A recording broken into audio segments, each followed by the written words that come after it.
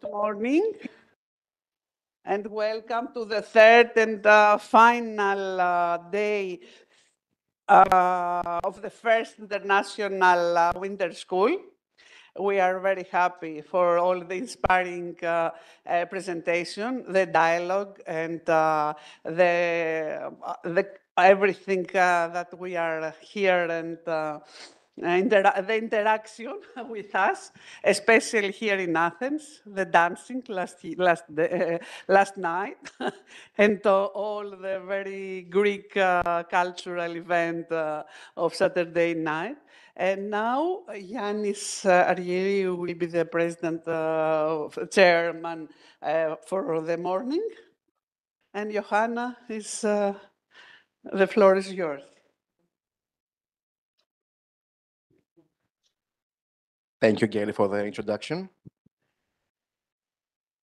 So, good morning, everyone. Our first presenter for today's session is going to be Joana Barossa from the Open University in Portugal. And her work is titled Emotional Connectivity and Public Participation in Portugal as Catalysts for Ocean Sustainability. So, Joana, the floor is yours. Good luck. Thank you, Yannis. Hi, everyone. Thank you to the organization. It's a real pleasure and an honor to be here with you. We know that around only 8% of the ocean is protected, which is quite far away from the goal set it to 2030, and generate science that can contribute to ocean sustainability. The UN launched a program which is the Ocean Decade that has seven societal outcomes and 10 challenges. For my research, I'm particularly interested in challenge 10, which is the restoring the relationship between humanity and the ocean. So going back to the 90s, there was a World Commission that gathered experts from around the world. It was the Independent World Commission on the Oceans, and those experts from lawyers to activists, diplomats, they managed to make a critical analysis and present that report about the ocean sustainability. And this is quite interesting, because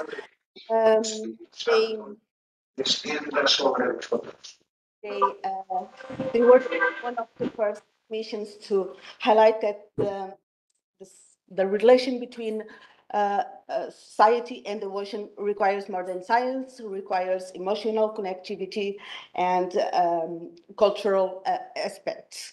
They were also a kind of visionary because they introduced public awareness and participation regarding the oceans, and also emphasizing that the humanity and the ocean are interdependent.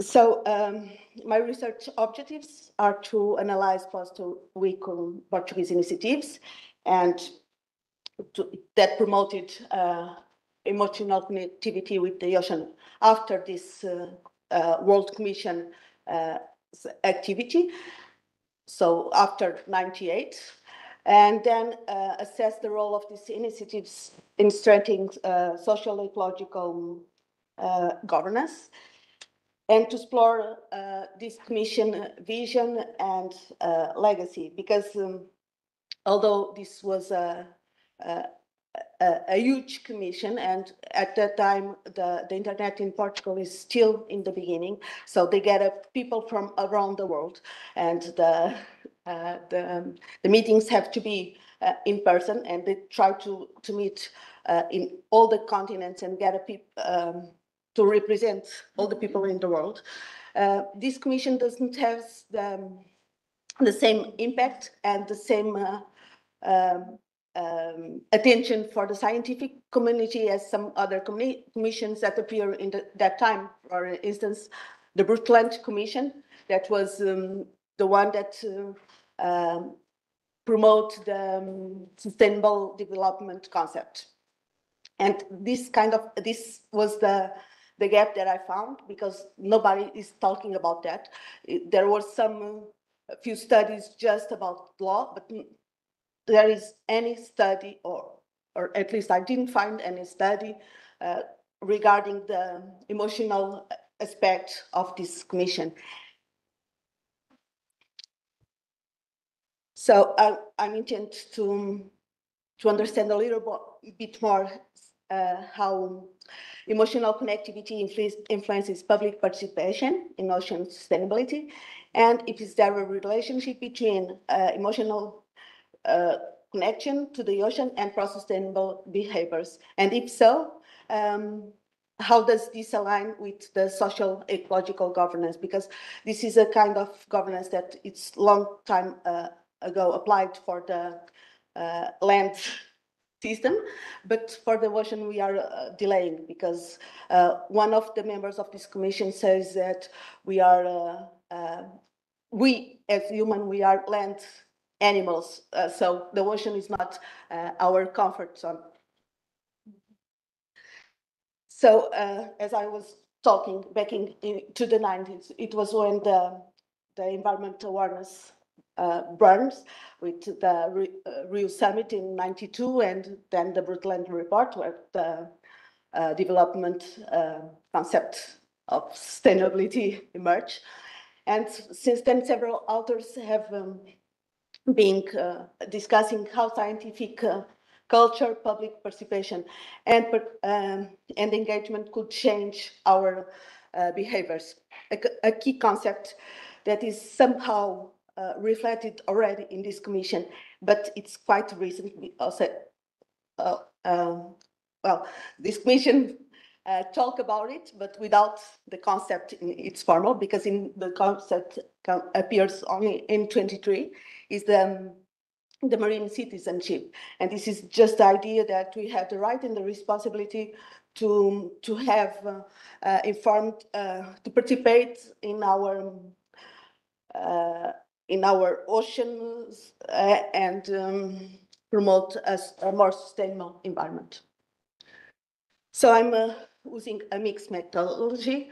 As some of you, I'm still in the first year, and this come as a legacy of my master thesis, because in my master thesis, I start studying public participation. And then here I'm more interested to know about the connectivity. So I start analyzing WICO's repository. It is based on Lisbon, but it is not cataloged. I don't know how to say it in English, and it's a lot of letters and facts and so on, and also great literature, because at the time we have to see the magazines to see how this affects. With this, I will try to understand the WICO's legacy, but also to make a map of the initiatives that occur after. Then I'm starting doing and planning my interviews. It will be semi-structured, and I'm choosing 15 people, and those will be people who were somehow active in this commission.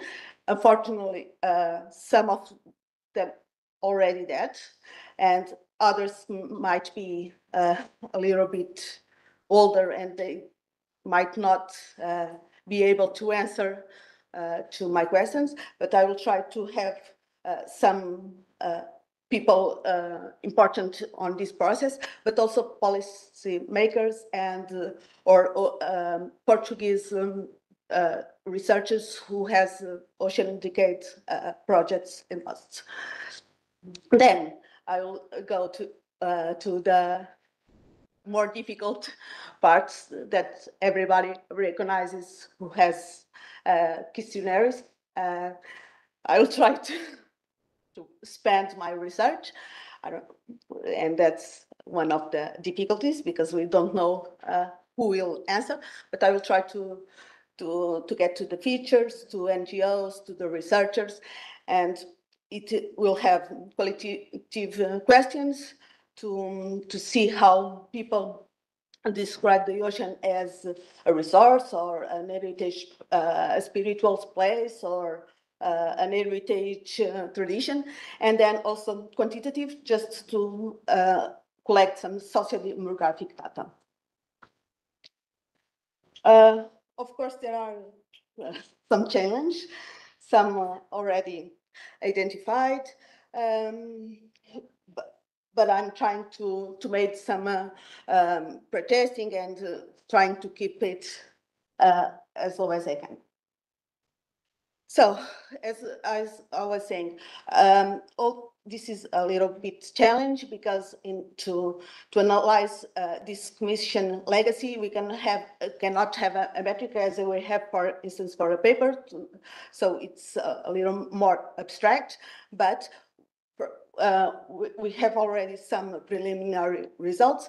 There were 3 big events in Portugal that happened in the same time. It was the wake-up, and from 95 to 98, the ratification of the law of the sea, which is the main law, and it's still valid, and the World Exhibition of the Ocean in Portugal. And those 3 events, it happened together because they have to, because the vision of one of this commission is like this. You have to go in all the ways to get people attention, and those events help to bring the ocean to the center of the political agenda.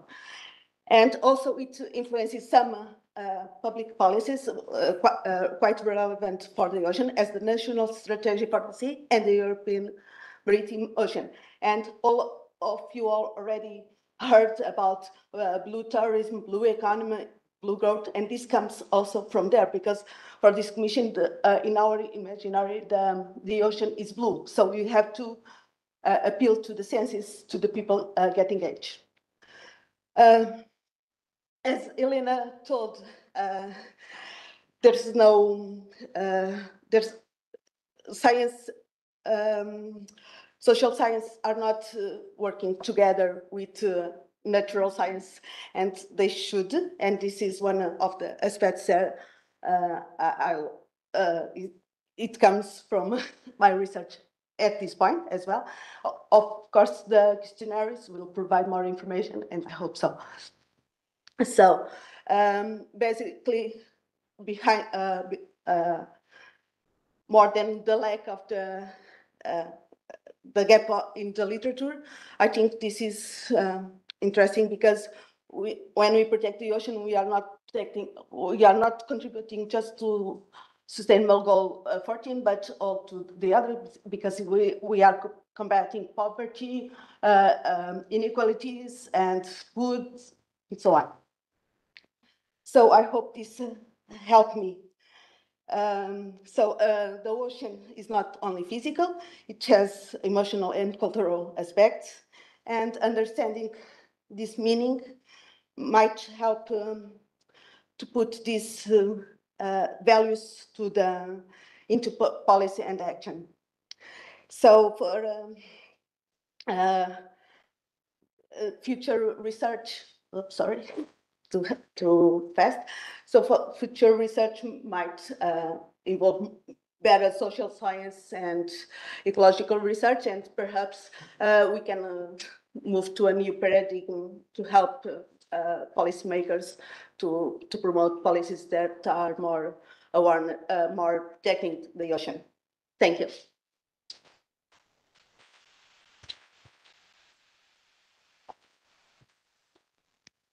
Thank you very much, Joanna, for your very interesting presentation. So let's check if there are any questions from our audience here. Anyone? Yeah.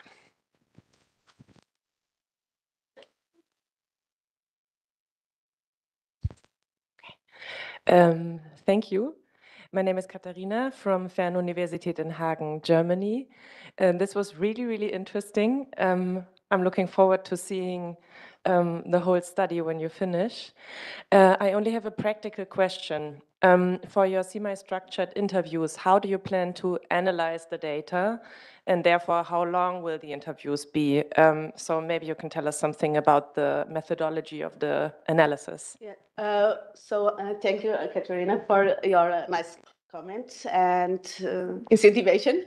For the interviews, I'll try to do content analysis following Burton's protocol. And the idea is to have semi-structured and but if I have a person that has a profile that is really relevant, that will be an open interview. And then I have some insights, but the main basis is content analysis. Thank you. Can I ask something? You write somewhere ocean and not ocean.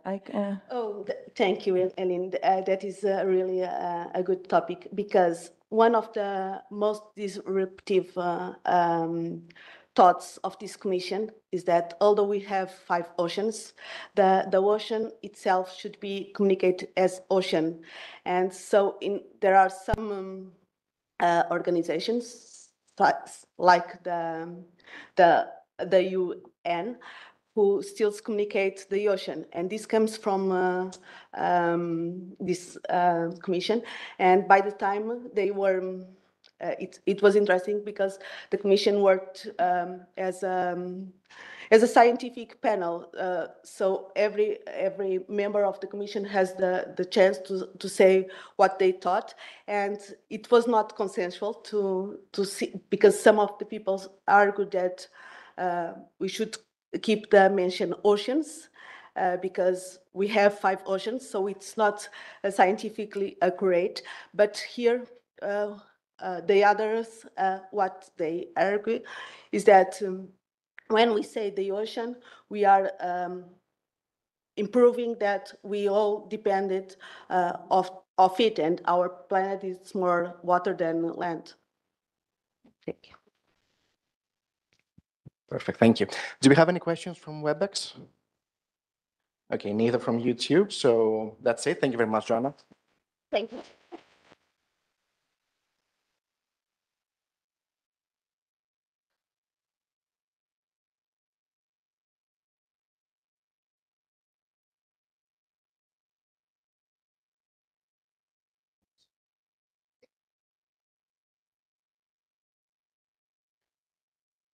You want to?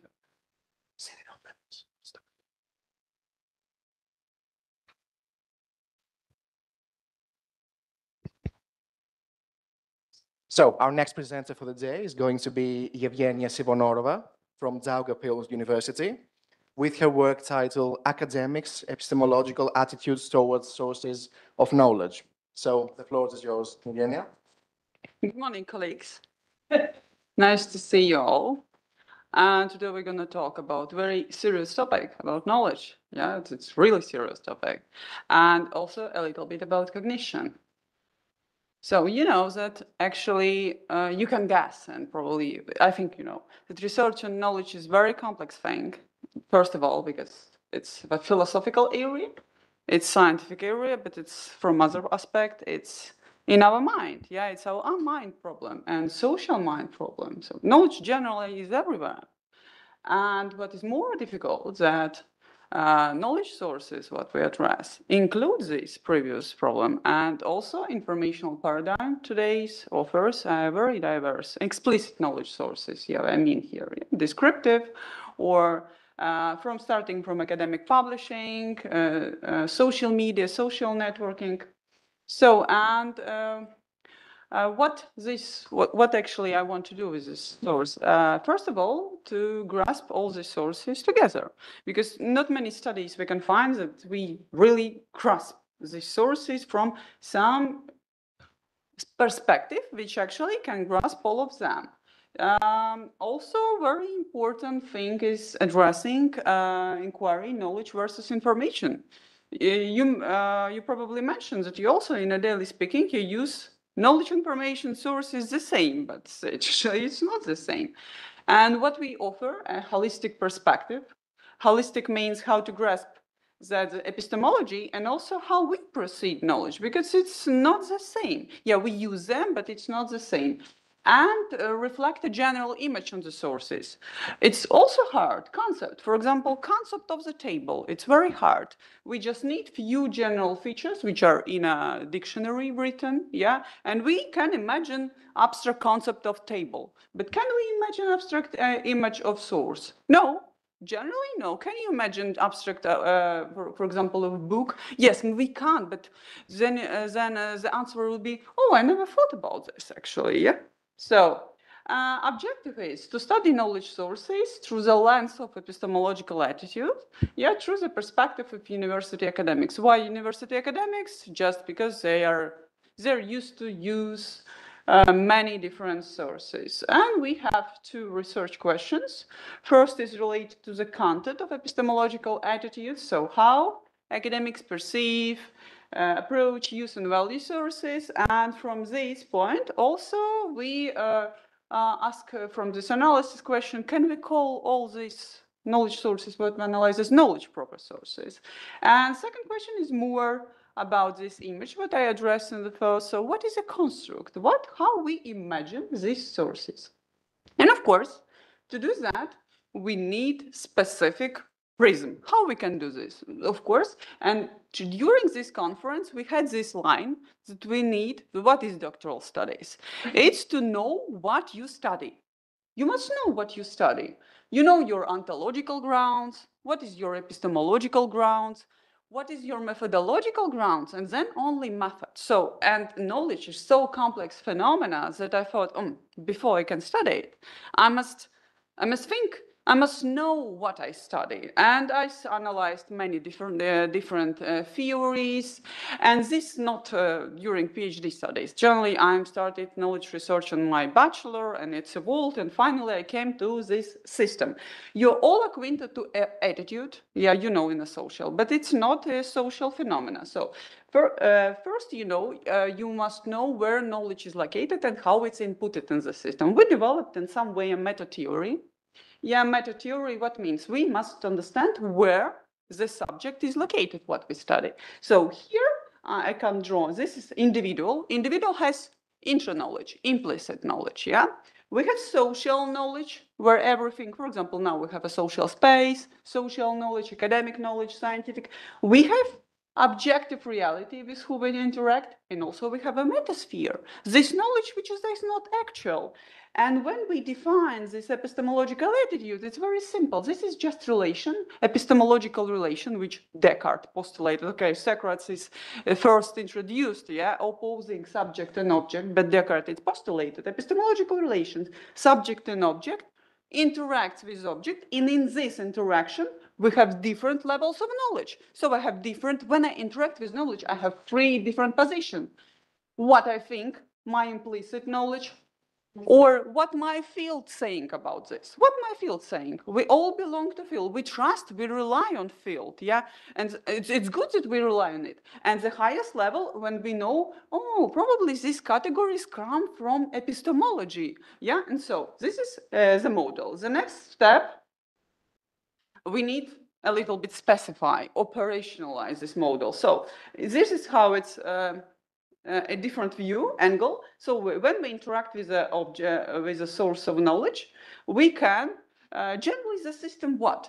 This is a systemic model that's not obligatory to study the source of knowledge. We can study how it's reflected in three different levels. Subjective, and we define it with activity principle. So why activity principle? Because why I cognize. This is most important. Yeah, why we write a PhD? Why we do this everything?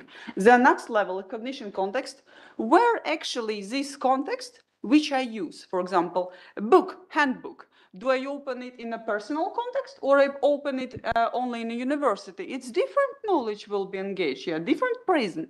And the meta-knowledge, yeah, generally, do I aware that this position in the book is just only one position, or I immediately start to criticize? So, and then we use epistemological strategy and approach. And generally, this is all principles, fundamentality, criticism. We use critical principles, but do we aware that these critical principles first introduced, for example, by Socrates, asking question, or fundamentality by Hegelian philosophy? Yeah, philosopher established for us criteria which we use, but we are not aware. And we can use how we analyze the sources from the three different perspectives. As per methodology, most important what you have to know is that 126 academics. We divide them into two groups. We develop two epistemological questionnaires. One is semantic, more in a category analysis. One is more this epistemological content. And we analyzed 7 sources. You see articles, monographs, university lectures, knowledge textbooks, popular science magazines, academic social networks, and social media. So first method for the first question, second method for the another, because there is more dimension analysis and other just the categories.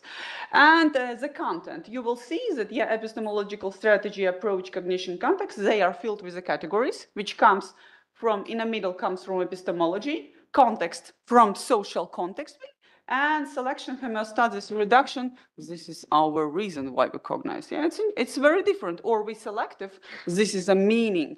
Or it's just a homeostasis for the task resolvement. Or it's just reduction to resolve the task fast.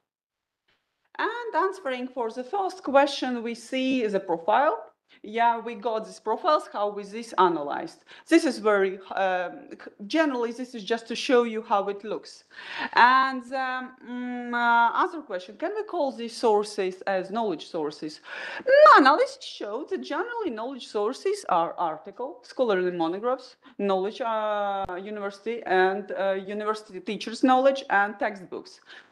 Knowledge-oriented social academic networks. Why? Because actually they contain articles, but we can't call them knowledge. And information-based sources, popular science books and magazines and social media. Generally, why? Because why these groups appeared? The first sources are strongly appear with these epistemological categories. Academics more or less are consistent in their answers. Yeah, with knowledge, academic social networks, they are skeptical, but they are still used. And information-based, they are usable, but very skeptical. But it's still a very important source in our life. And about the semantic constructs, what we revealed, we analyzed these constructs, we got this, we made this, got these 3 dimensions, 2 dimensions. We put them in a plot, and here appeared 3 levels: meta, inter, polar, inter, and inter. In distribution of these categories made this unique source construct for everyone. I just show one of scientific articles, how it appears. Yeah, the meta categories, desired knowledge, what we want to use, but generally they are not appear in a daily usage. It means that daily cognition and scientific cognition, they are not congruent. So it means that we don't use these criteria in our daily cognition. Yeah, we forgot about them. We just come and read something. We are not so fundamental to this. And generally, what we say with this construct, we can say that the knowledge source exists really in 3 spaces: in subjective, in objective, and meta. So when we interact with the source, why we can't grasp? Because immediately this source appears on these 3 levels. This is how we cognize. And what is the importance for this, what I've done? Just to show that epistemological attitude, just some of these phenomena, what I developed, can show how we actually cognize. Yeah, how this, through our cognition, these particularities of the sources appear. And really, the image of the source is phenomena emerging, yeah, from this interaction. So when we interact, we made this phenomena about the sources, and it's become our part of our social knowledge. And of course, the problems of juxtaposing knowledge exists.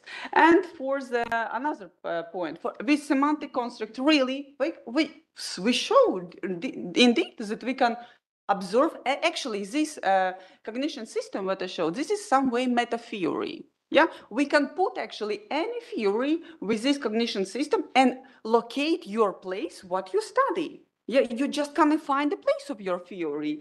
And of course, we can consider desired knowledge content, we can characteristics to analyze, and etc. Contributions. Of course, we offer comprehensive analysis of the sources. We want to arise awareness how we cognize, because academics who filled my questionnaires, they said, oh my God, there was things which I thought first time in my life about these sources. Yeah, critical consideration about the sources, excessive production, yeah, because we produce, but what are knowledge? Structural findings and some theoretical approach. Conclusions, yes, we achieved the goals, sources are different, but what is important, that really system approach shows that not obligatory to study source, the object itself. We can put in a system, we can put in a relation, you know, this Hegelian, yeah, system, and you can see how this object interacts in the system. And so you will got the information about the system, you will got the information about the object, and you will got the information about the subject a little bit. Also Gestalt theoretical approach, you know this, yeah? And limitation, of course, of all three phases. First of all, philosophical framework. It's really philosophical framework. Methodological limitation. I study with a questionnaire to study dynamic systems. It's impossible. This just because it's as a doctoral student, I can only afford questionnaires. Yeah, but it's a limitation. And of course, psychometrics shortcomings, very difficult questionnaires, very polysemantic, monocultural approach, and perspectives. That's why all findings is just trends. Yeah, this is just a trend to show, look, let's talk about the knowledge, yeah, a little bit. And the future direction, I will continue this cognition system, because you can, as I said, for example, you can put put your object, for example, we had this critical thinking. Critical thinking will be subject knowledge relation. You will put and you will find, from which point I study I'm studying from social perspective or from subjective or from maybe philosophical. You can just use this system to understand where you are as a scientist. And method refinement only if university will like it, because this method is very specific. Yeah, very specific method just for knowledge sources, and you need to analyze this. Thank you very much for your attention. I know it's hard for comprehension, but I try to make it very easy for you. Yeah, it's philosophical. Yeah, it's philosophical. Thank you so much, Evgenia. So let's check if there are any questions from our audience. No, I think people think. Anyone? Yeah, how about WebEx? And let's check YouTube. It's very hard to find question. No question from YouTube either. It's always all the time. So thank you. I hope that it was helpful for you, yeah, to reflect on your own position. Maybe it will help for you to understand, yeah, where you as a scientist in this theory, yeah, framework. Because PhD studies is awareness of your framework. Thank you very much.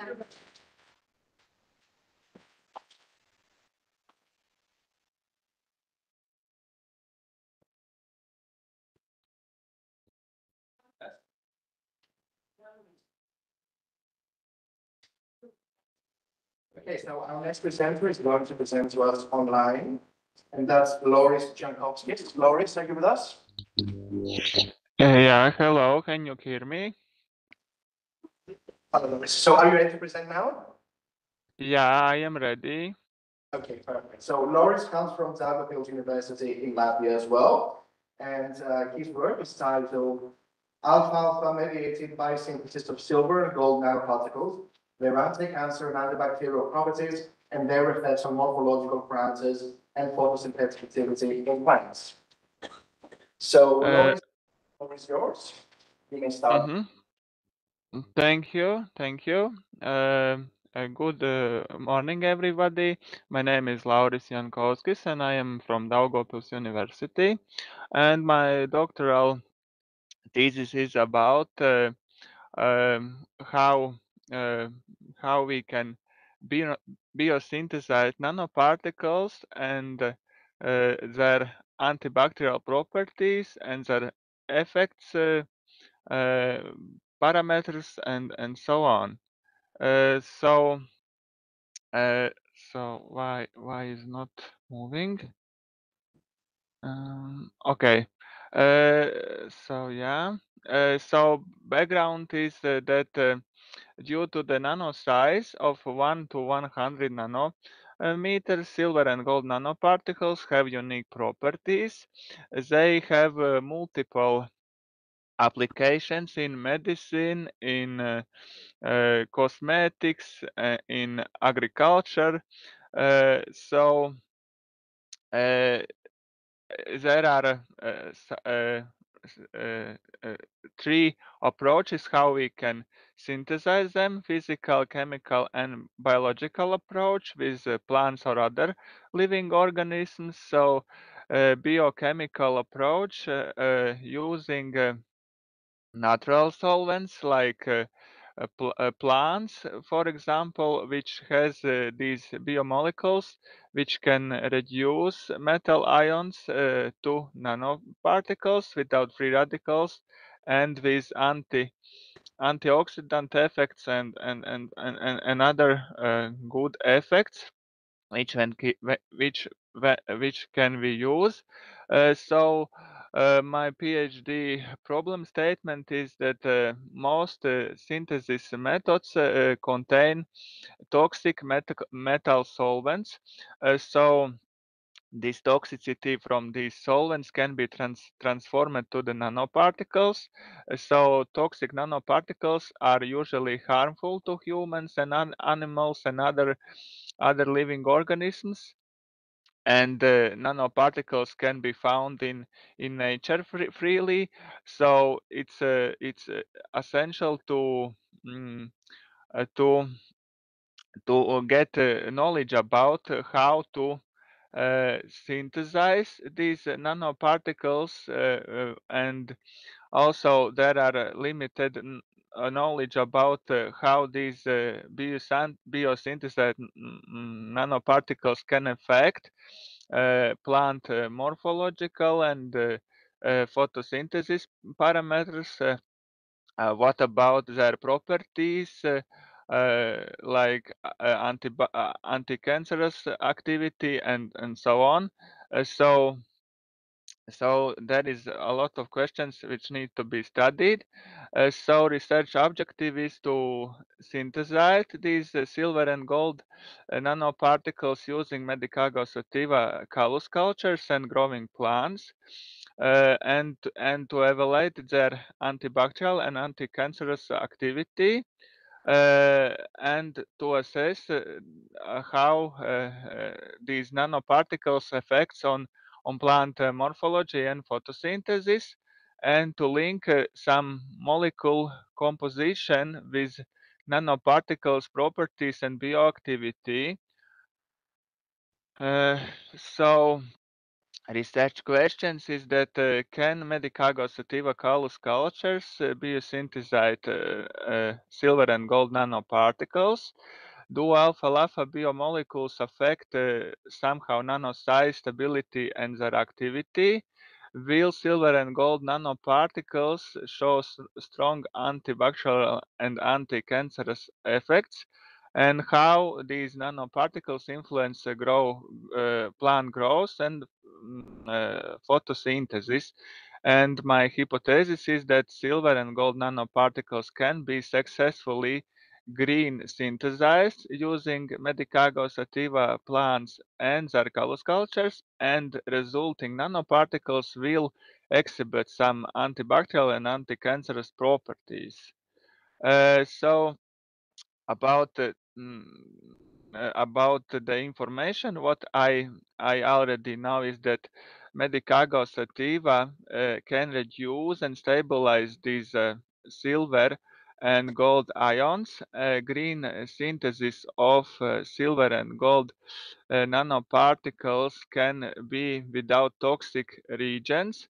Nano size and shape and activity depends on extract concentration, how much extract we used in biosynthesis, and literature reports that biosynthesized nanoparticles show anti-cancerous and antibacterial properties and also influence plant physiological effects. So there is some links between these things. So yeah, and in my studies, I already have like three publications published.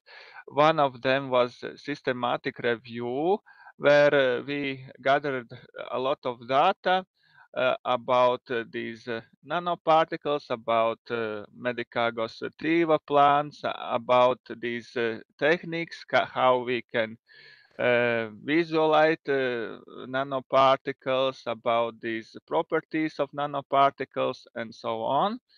Um, Another study was experimental study where we uh, cultivating these Medicago sativa seedlings.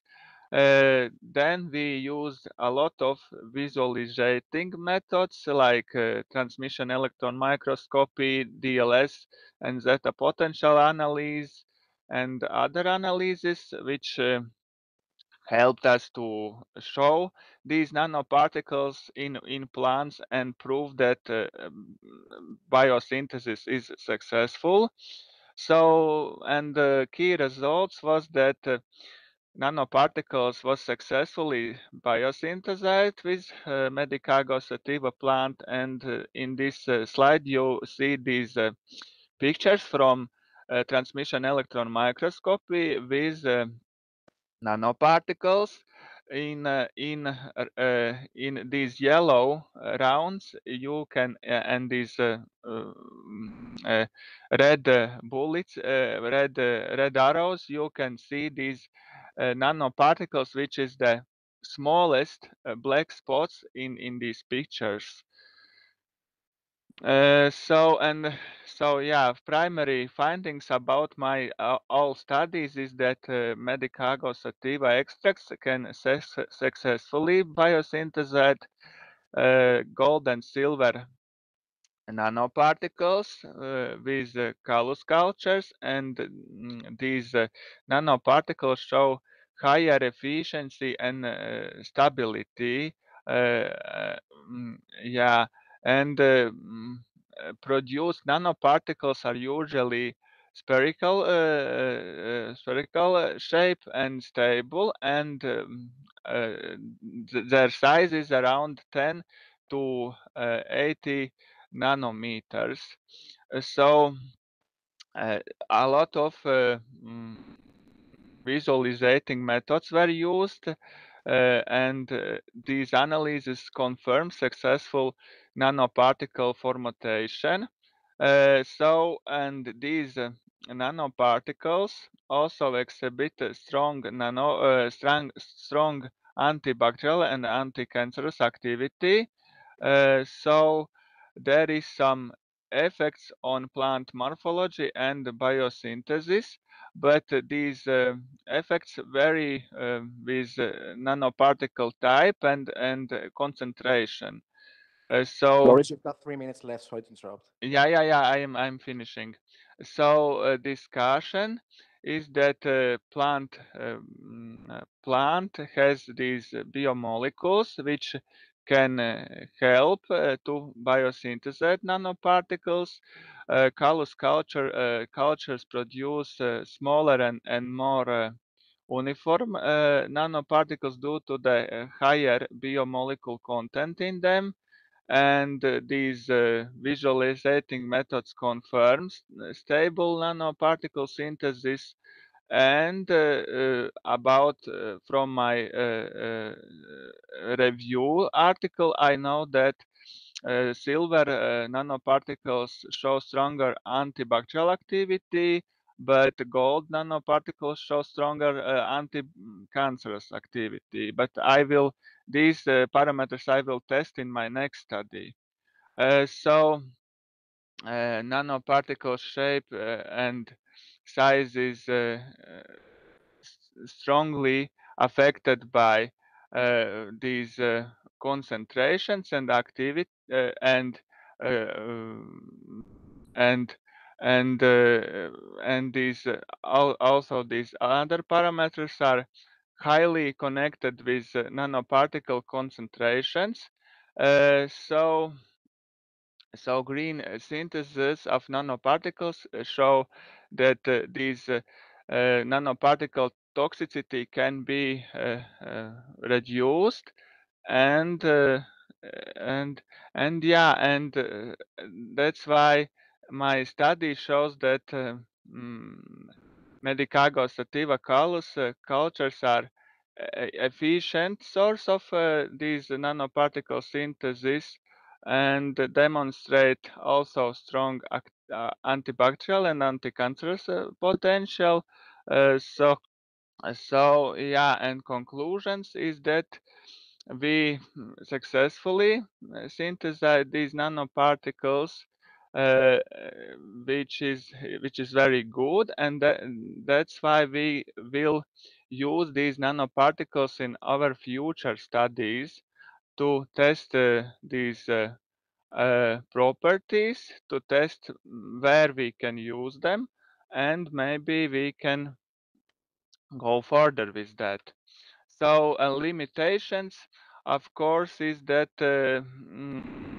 somehow these biomolecules properties needs to be studied longer, and also long-term toxicity measurements need to be studied in future, and also future studies should estimate how these nanoparticles influence some gene expressions and stress markers to the plants, and so on. So thank you for your attention.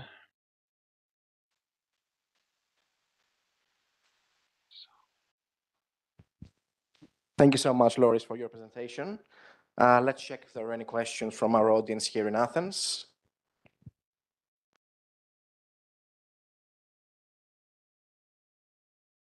Okay, it doesn't seem we've got any questions here in Athens for you, and neither in WebEx, as far as I can see. And let me check YouTube as well.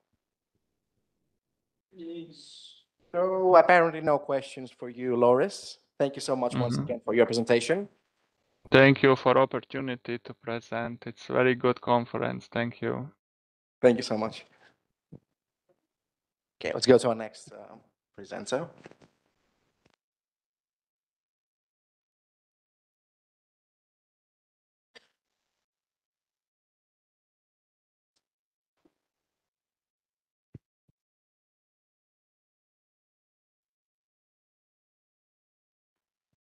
Okay, so next we've got Dionysios Klavenitis from the Hellenic Open University here in Greece. And his work that he's going to present today is titled Addressing Technical Debt in AI Machine Learning Research Platforms. So the floor is yours, Dionysios. Thank you very much. It's actually research competition platforms, but it's fine. So good morning, everyone, and thank you for being here today. My name is Dionysios Klavenitis, and I'm PhD candidate at the Hellenic Open University. In this presentation, I will share the key elements of my research, the problem, methodology, and main results so far on technical debt in AI, ML, and machine learning research and competition platforms, and why it matters for sustainability, reproducibility, and long-term maintainability. So artificial intelligence competition platforms are complex systems that manage data models, pipelines, and final results. Today, AI competitions such as Kaggle, AI crowd, and educational platforms like RL game function as real-world laboratories. Participants learn through rapid experimentation, but this speed often leads to hidden technical debt that remains unnoticed. Technical debt appears when shortcuts are taken or when good engineering practices are not followed. These shortcuts save time at first, but they usually create bigger problems later. In AI systems, technical debt affects not only reproducibility, fairness, and scalability, but also data quality, the model lifecycle, maintainability, and compliance with software engineering for AI and software engineering for machine learning best practices. Because of this, technical debt becomes a serious issue in AI competition and their long-term sustainability.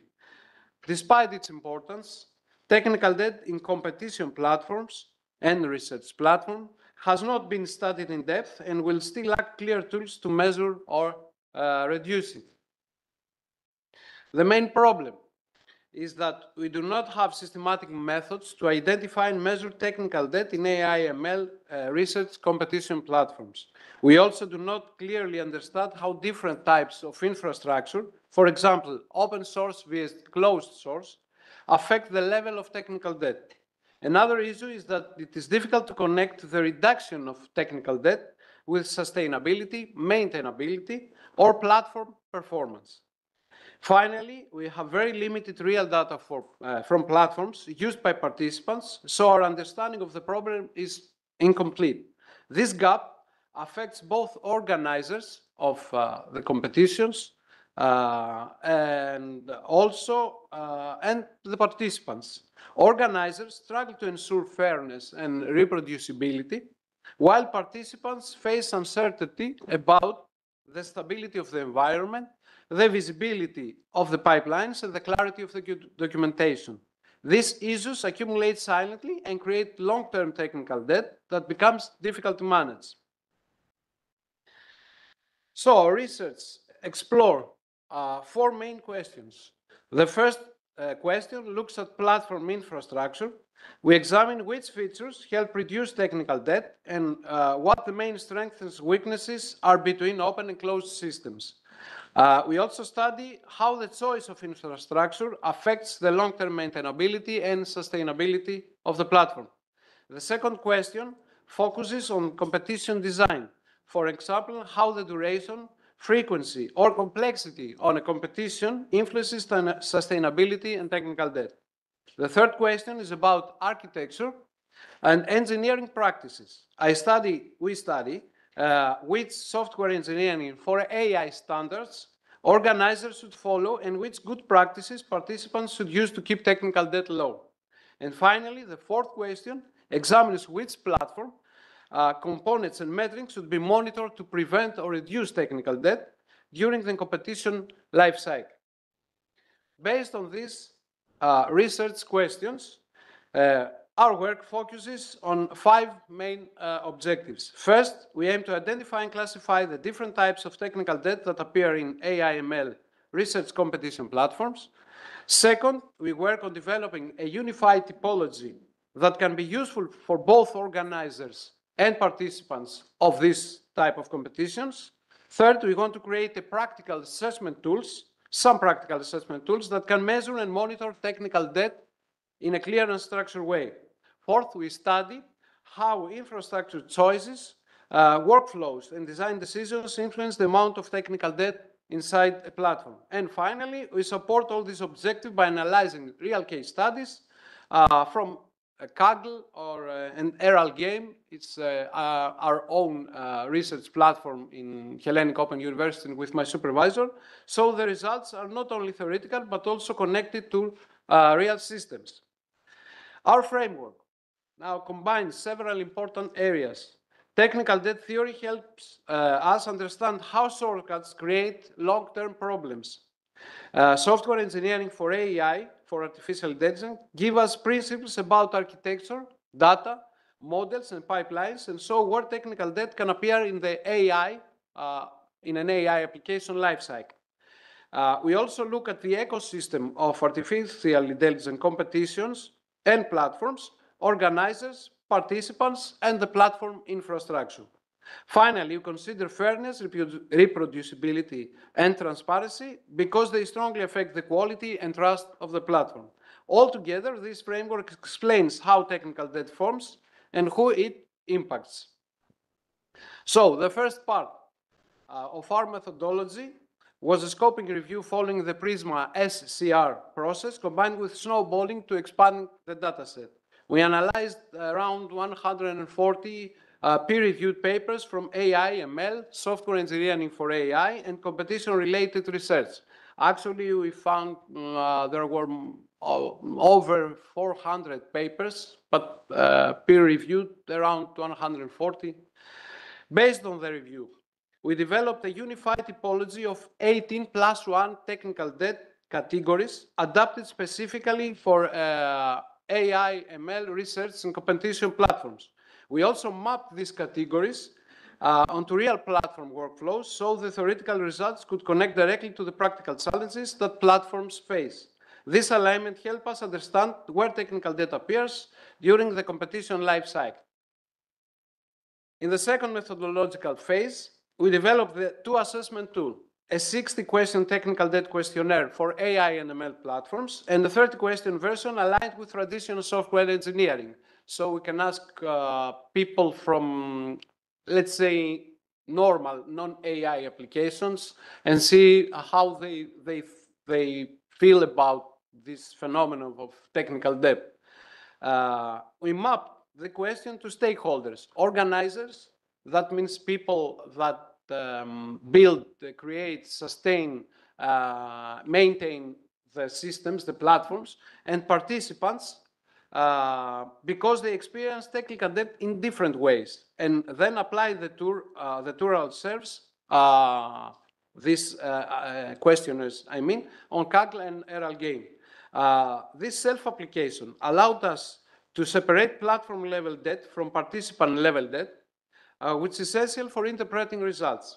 Applying the questionnaire ourselves on Kaggle and Eralgame also helped us separate platform-level debt from participant-level debt. This distinction is essential. Some issues come from the infrastructure itself, while others emerge from the design decisions made by users under time pressure. We also analyzed student responses from several Greek universities. We have something like 120 answers for the 30 questions questionnaire, and around 50 something thank you questions for the AI/ML questionnaire. It's more difficult, and we will try more. Okay, their answers show the repeated patterns of technical debt, especially in data handling, model stability, documentation, and environment setup. So, our preliminary findings are quite promising and show clear patterns across different platforms. We developed a complete technical debt typology, as we said before, tailored specifically to AI and ML research competition platforms. This typology helps explain where technical debt appears and how it affects the competition lifecycle. Second, during the analysis, we identified a new category called accessibility debt, which does not appear in the existing literature. This category shows how usability, documentation clarity, and platform accessibility impact both organizers and participants. We also found important differences between open and closed infrastructure. Closed platforms often hide internal behavior, making it harder for users to identify or fix technical debt, while open platforms give more visibility. Another key finding is that organizers and participants focus on different technical debt hotspots. Organizers worry more about infrastructure stability and system-level issues, while participants struggle with data handling, environment setup, model stability, and unclear documentation. Finally, the case studies and the questionnaire results show consistent patterns across all groups: problems with data preparation, reproducibility issues, unstable pipelines, and missing or unclear documentation. All these findings confirm that technical debt is a common and serious challenge for AI ML research competition platforms, and that better monitoring and clear documentation are essentials. This work provides several contributions. It presents the first comprehensive technical debt framework specifically designed for AI ML competition research platforms. and help us describe this work, where technical debt appears and how it affects the whole platform lifecycle. It offers practical assessment tools, the 60 and 30 question questionnaires that can be used for organizers, participants, and educators, which allows to measure and monitor technical debt in a structured way.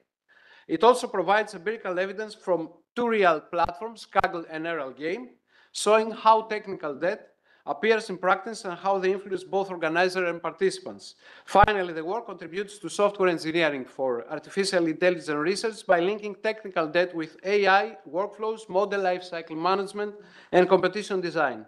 Overall, these contributions support more sustainable, transparent, and reproducible AI competition platforms. And like any research, our project has some limitations. First, we had restricted access to closed source platforms and internal logs, which limits how much technical debt we can observe directly. You know, Kaggle, it's not an open platform, okay, for instance. Second, the number of participants who complete the questionnaire is still small, I consider, so need a larger sub to confirm the findings. Third, we need more longitudinal validation, meaning we have to test the tools across more competitions and over time. For the next steps, we plan to apply the tools to additional AI ML research platforms and continue the deeper analysis of RL Game and Kaggle workflows. We will also run a new round of fieldwork with students using the questionnaires to evaluate their application and improve the tools. In addition, we will organize a real competition on the RL Game platform so we can observe technical debt issues directly from both organizers and participants. The long-term goal is to build a complete and operational evaluation framework for the real AI competitions. And to conclude, technical debt has a strong impact on the sustainability and reliability of AI ML research competition platform. Our research provides new tools and real evidence to help understand and reduce these issues. Thank you very much for your attention. I will be happy to answer any questions. Thank you very much.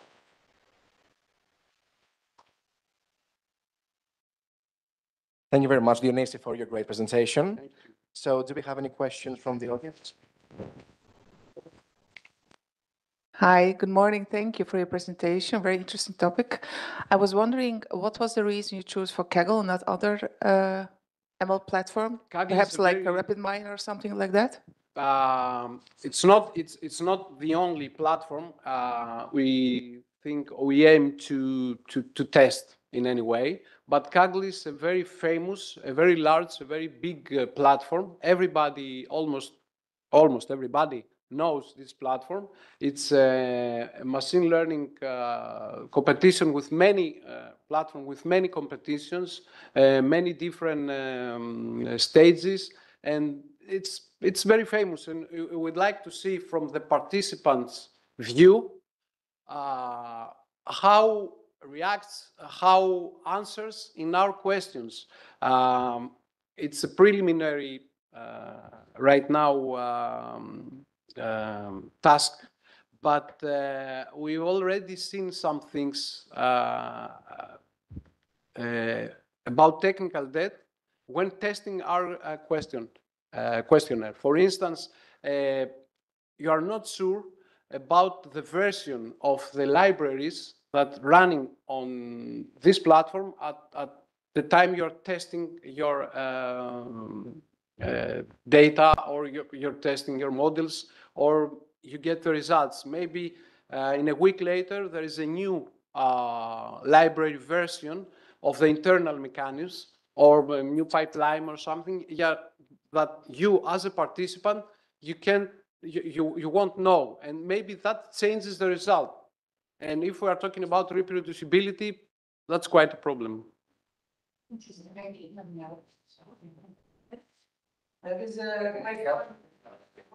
So yeah, we've got a question online on WebEx for you, Dionysis. Yes. So could you tell us a bit more about the accessibility depth?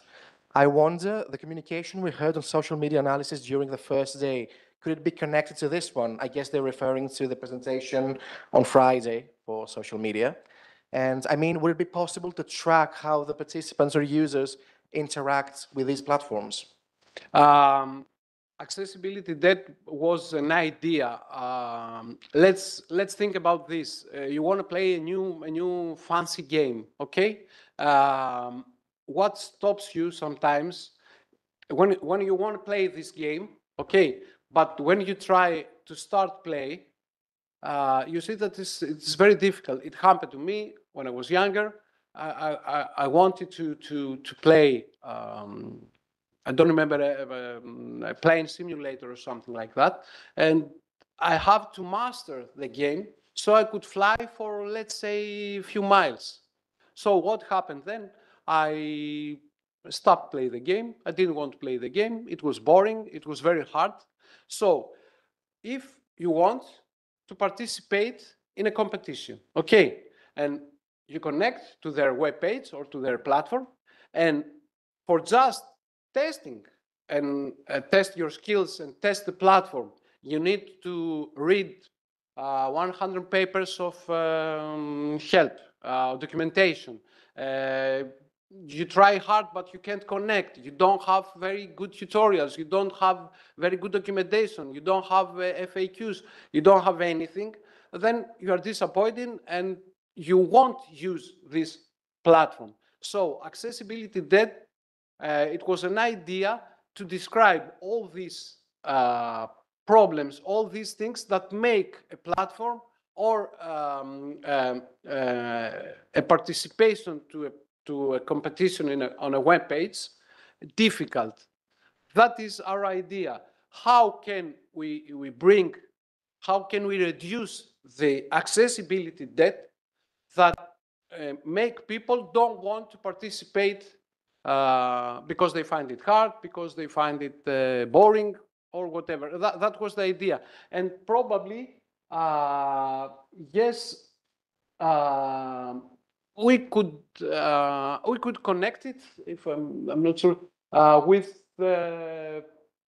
our first day, you mean social media analysis.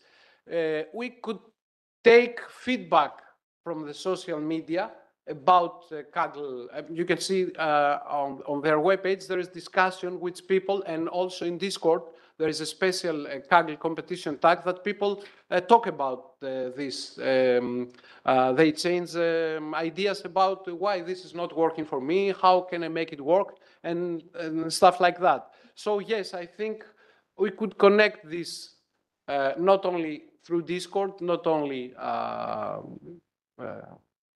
but with other platforms. Let's say X, if I get it right. I don't know if I answered right, if I got it right. Okay. Thank you very much. Yes, thank you. Thank you so much, Yunus.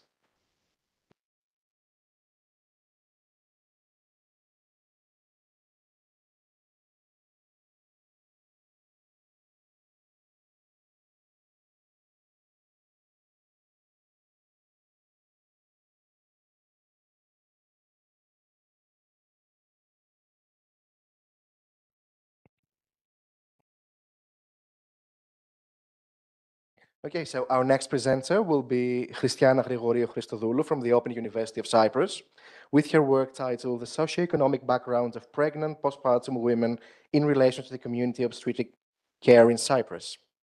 So the floor is yours, Christiana. Thank you. Thank you.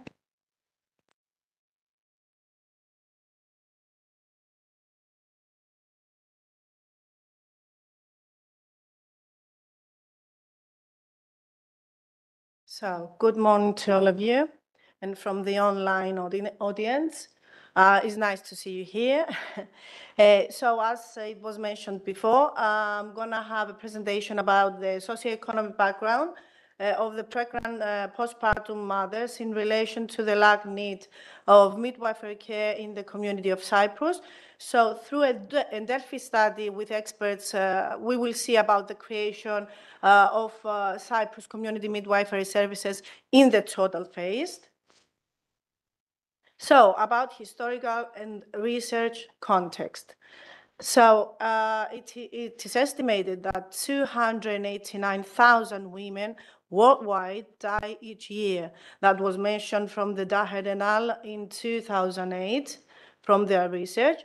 Also, in another research, it was mentioned that 2.9 million infant deaths per year had outcomes from maternal and neonatal care. Also, 99% occur in low and middle income countries had also maternal and neonatal deaths mentioned worldwide. Almost 40% of women experience postpartum complications, and about 15% develop potential life-threatening problems. So midwifery has to manage with all these, has to manage with the community support services, family planning, medical services, domestic abuse, welfare, obstetric services, neonatal services. It has to see it globally. It has to see totally the mother and the whole family. So a little bit review of the scientific bibliography, theories and basic concepts. So by WHO in 2015, it was mentioned that midwife in a community plays an important role for the general health of the population, as it provides holistic perinatal care to the newborn babies, to the mother, and to the whole family. Also, it was mentioned that the role of the community midwife is related to the provision of advice and education to women, but also to the whole community totally. Also, who mentioned that every mother and every newborn should receive postpartum care within the 24 hours of the birth, after the birth.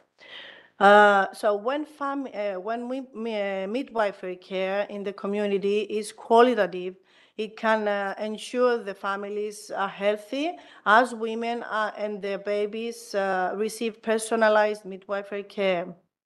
So what's the gaps in the existing knowledge?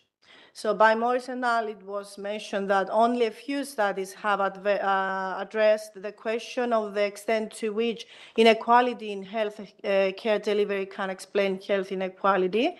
So due to that, from this gap, the present study is gonna check how is the socioeconomic parameters are involved or affect these postpartum mothers or the new mothers to just ask for help from the midwives actually in the community of Cyprus, and we can see that for globally after. So about Cyprus now. In 1980, the midwifery in the community was stopped. Before 1980, we had the midwives with the diploma or without the diploma, from mother to daughters and from daughters to the new babies. So they continue delivering babies, helping other women out in the community. But in 1980, that was stopped. So in 2000, we had the community midwifery in Cyprus was back on discussion.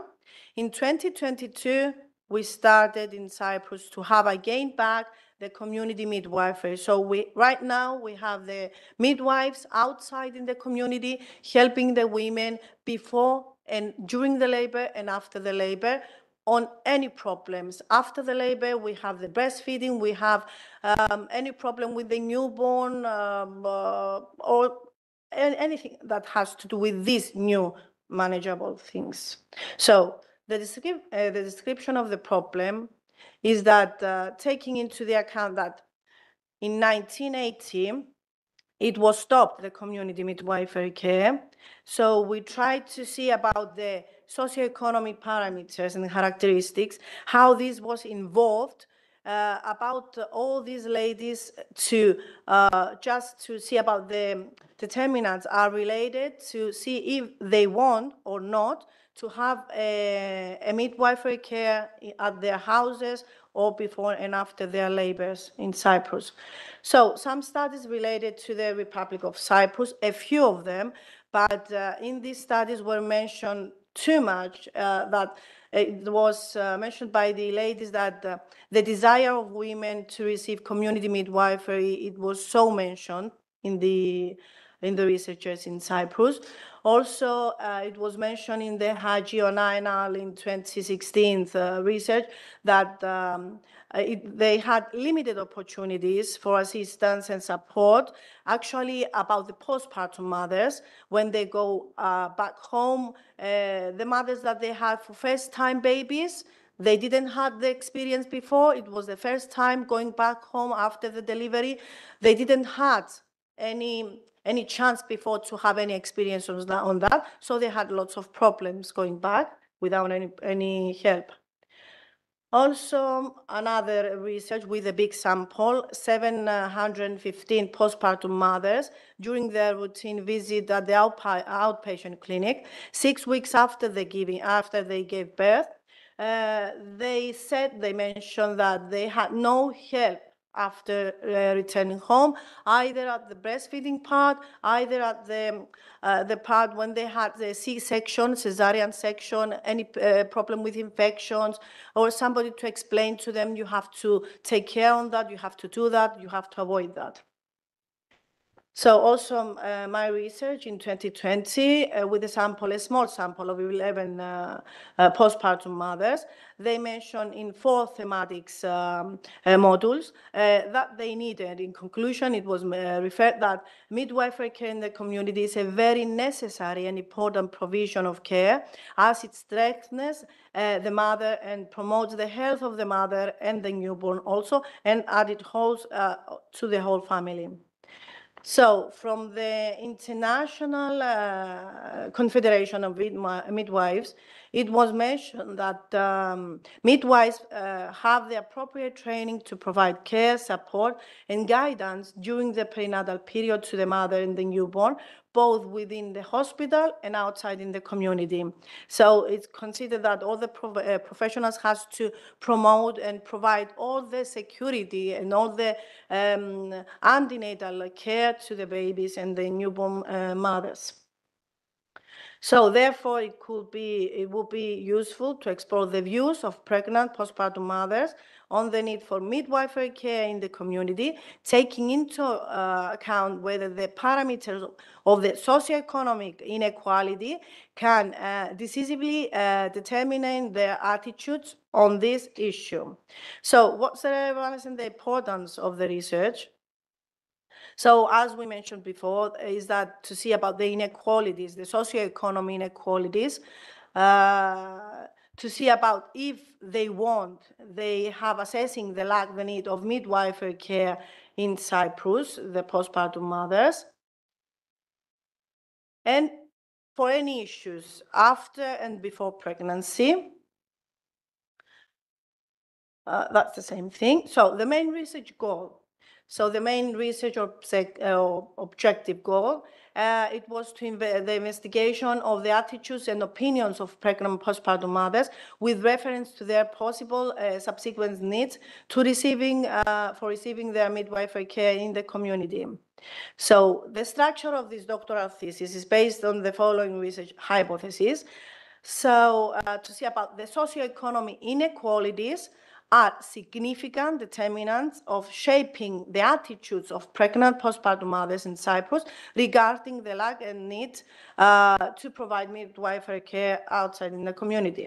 So the methodology part, the design and the methodology part, it was approached with a mixed method with a qualitative and quantitative research. We took a sample from 258 actually pregnant postpartum mothers in Cyprus on the quantitative research, and 150 health professional midwives, obstetricians, gynecologists, pediatricians for the qualitative research. And now we are at the part of taking the sample of the 50 experts to see about their opinions, their views, and to see if through a Delphi study to include and have their views about this problem outside in the community about the midwifery. So any people that they don't have anything to do with the field of this subject considers to be excluded. So the sampling, it was proposing sampling So through questionnaire and in the interviews, the tool, data collection, it was based and carried out in Cyprus, both in the public and private sectors. We had the sample distributed by pregnant postpartum mothers working and living in Cyprus who have recently given birth the last 5 years, so they can remember their labor and their problems afterwards if they had, and through the Delphi study with the relevance of from the experts to see about the opinions for the creation of CCMS. CCMS would be the Cyprus Community Midwifery Services. So the data analysis of the present study will be analyzed qualitatively and quantitatively according to their texture. And the expected results, that's my last is to see, to do the mapping of the effects of the determining parameters of the socioeconomic texture in relation to the formation of the attitudes of pregnant postpartum mothers with regard to the resulting from the lack or need for the provision of community midwifery care, as well as to the determination of the factors which may to optimize the services provided in the field of research regarding what is happening in the Republic of Cyprus. So if you have any questions, I am here for you.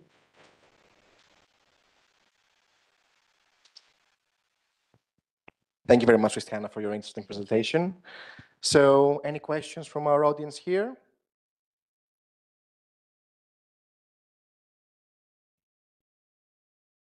How about on WebEx, perhaps?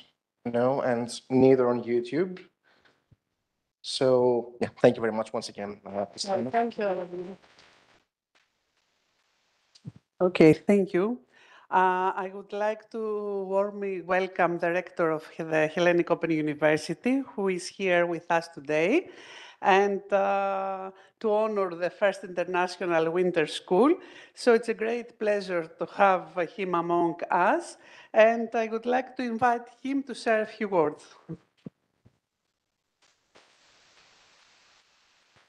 Thank you. Hello and good morning. By no means, I don't want to interrupt your school. Okay, and of course, I don't want to repeat. Okay, and I don't want to repeat myself. So what I said yesterday. Anyway, I attended two very interesting topics, and I'm glad that in the research proposals or anyway research presentations. And I'm glad that in the last one, I didn't have so many unknown words as in the first one. Although I consider myself as, a good English speaker, I think half of the terms were completely unknown to me. But anyway, so you are very kind with your colleagues, I must say. My advice is, challenge your colleagues here, and that will prepare them very well for the other challenges that may face that will be more formal, when they have to defend. So don't be afraid that, this is not very comfortable for them. You're helping your colleagues to prepare themselves for more frightening situations later on. Apart from that, let me welcome everyone here and wherever you are. It's a great honor for us to have you here and to host this first winter school. As I said the day before yesterday, we support here at the Hellenic University. We support the whole that project, that great European alliance. And we really hope that this is going to end up in something very, very good and nice. So welcome here, welcome there. Congratulations to my colleague Geli Menusi and all the staff here who support that. I hope you have a nice time here. I hope you have a fruitful time here. And I think above all, good luck with your dissertations. And I hope to see you again as doctors here. Okay. Bye-bye.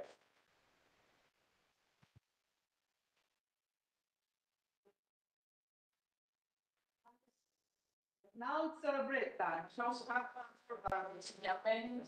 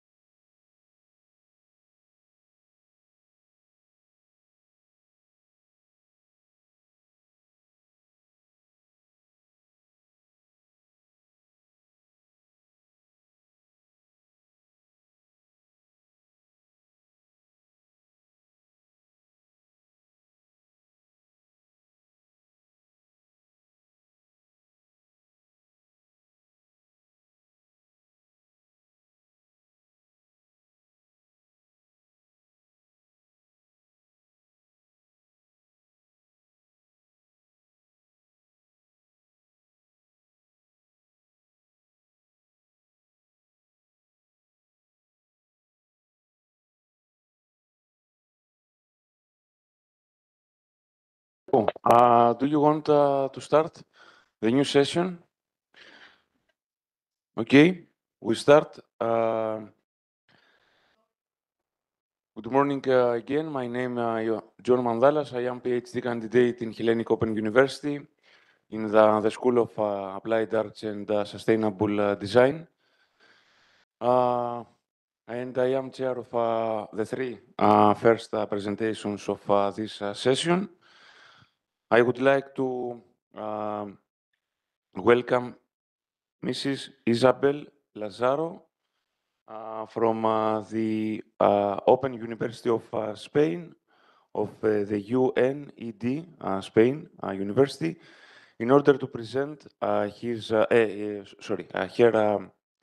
thesis about language as a vector of discrimination, LGBTIQ+ inequalities in Spain from an intersectional and multidisciplinary approach. Isabel, you have the floor.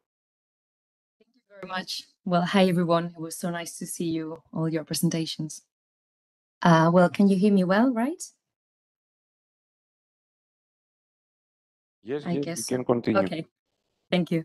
Well, hello everyone. My name is Isabel Lazaro Bueno. I am a PhD student at the National University of Distance Education in Spain, as you said.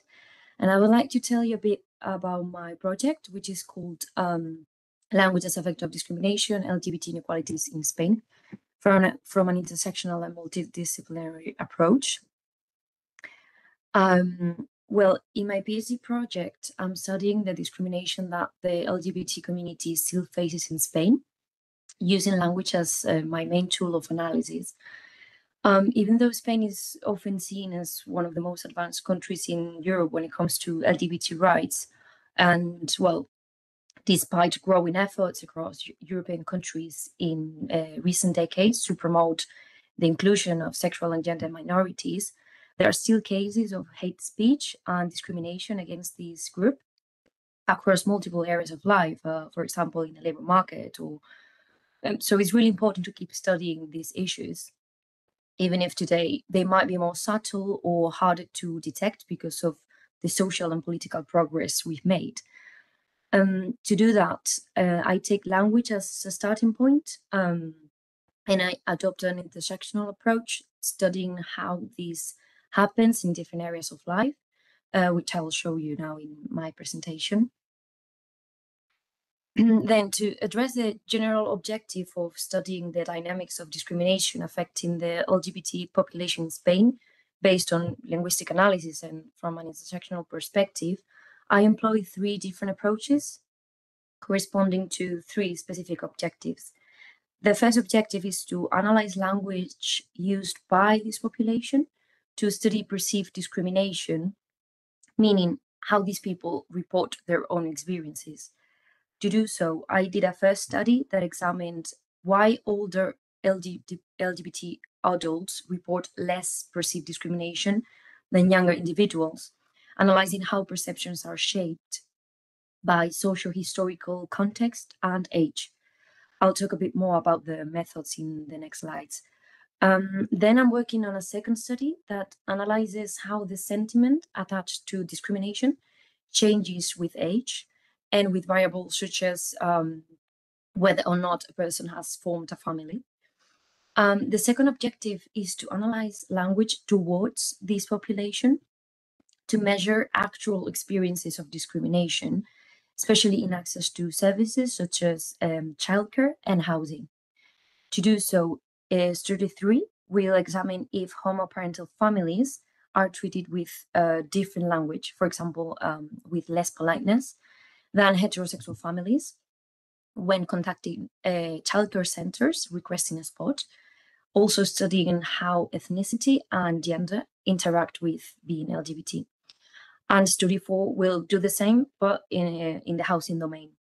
As experiment will request a viewing of a rental property.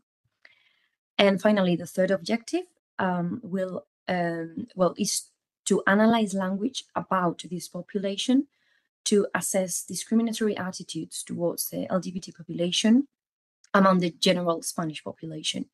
And for this, Study 5 will analyze public comments on social media by the general population regarding LGBT issues, such as events or laws, focusing on sentiment and prejudices, and also considering gender and ethnicity as intersections.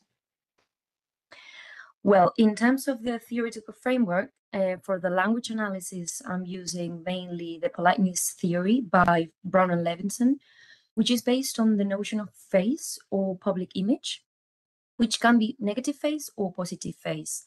This framework allows us to analyze speech acts based on the interaction between the speaker's images. For example, an insult or disagreement would threaten the receiver's positive face because it goes against what that person feels or wants. This is why it's very useful for studying social dynamics.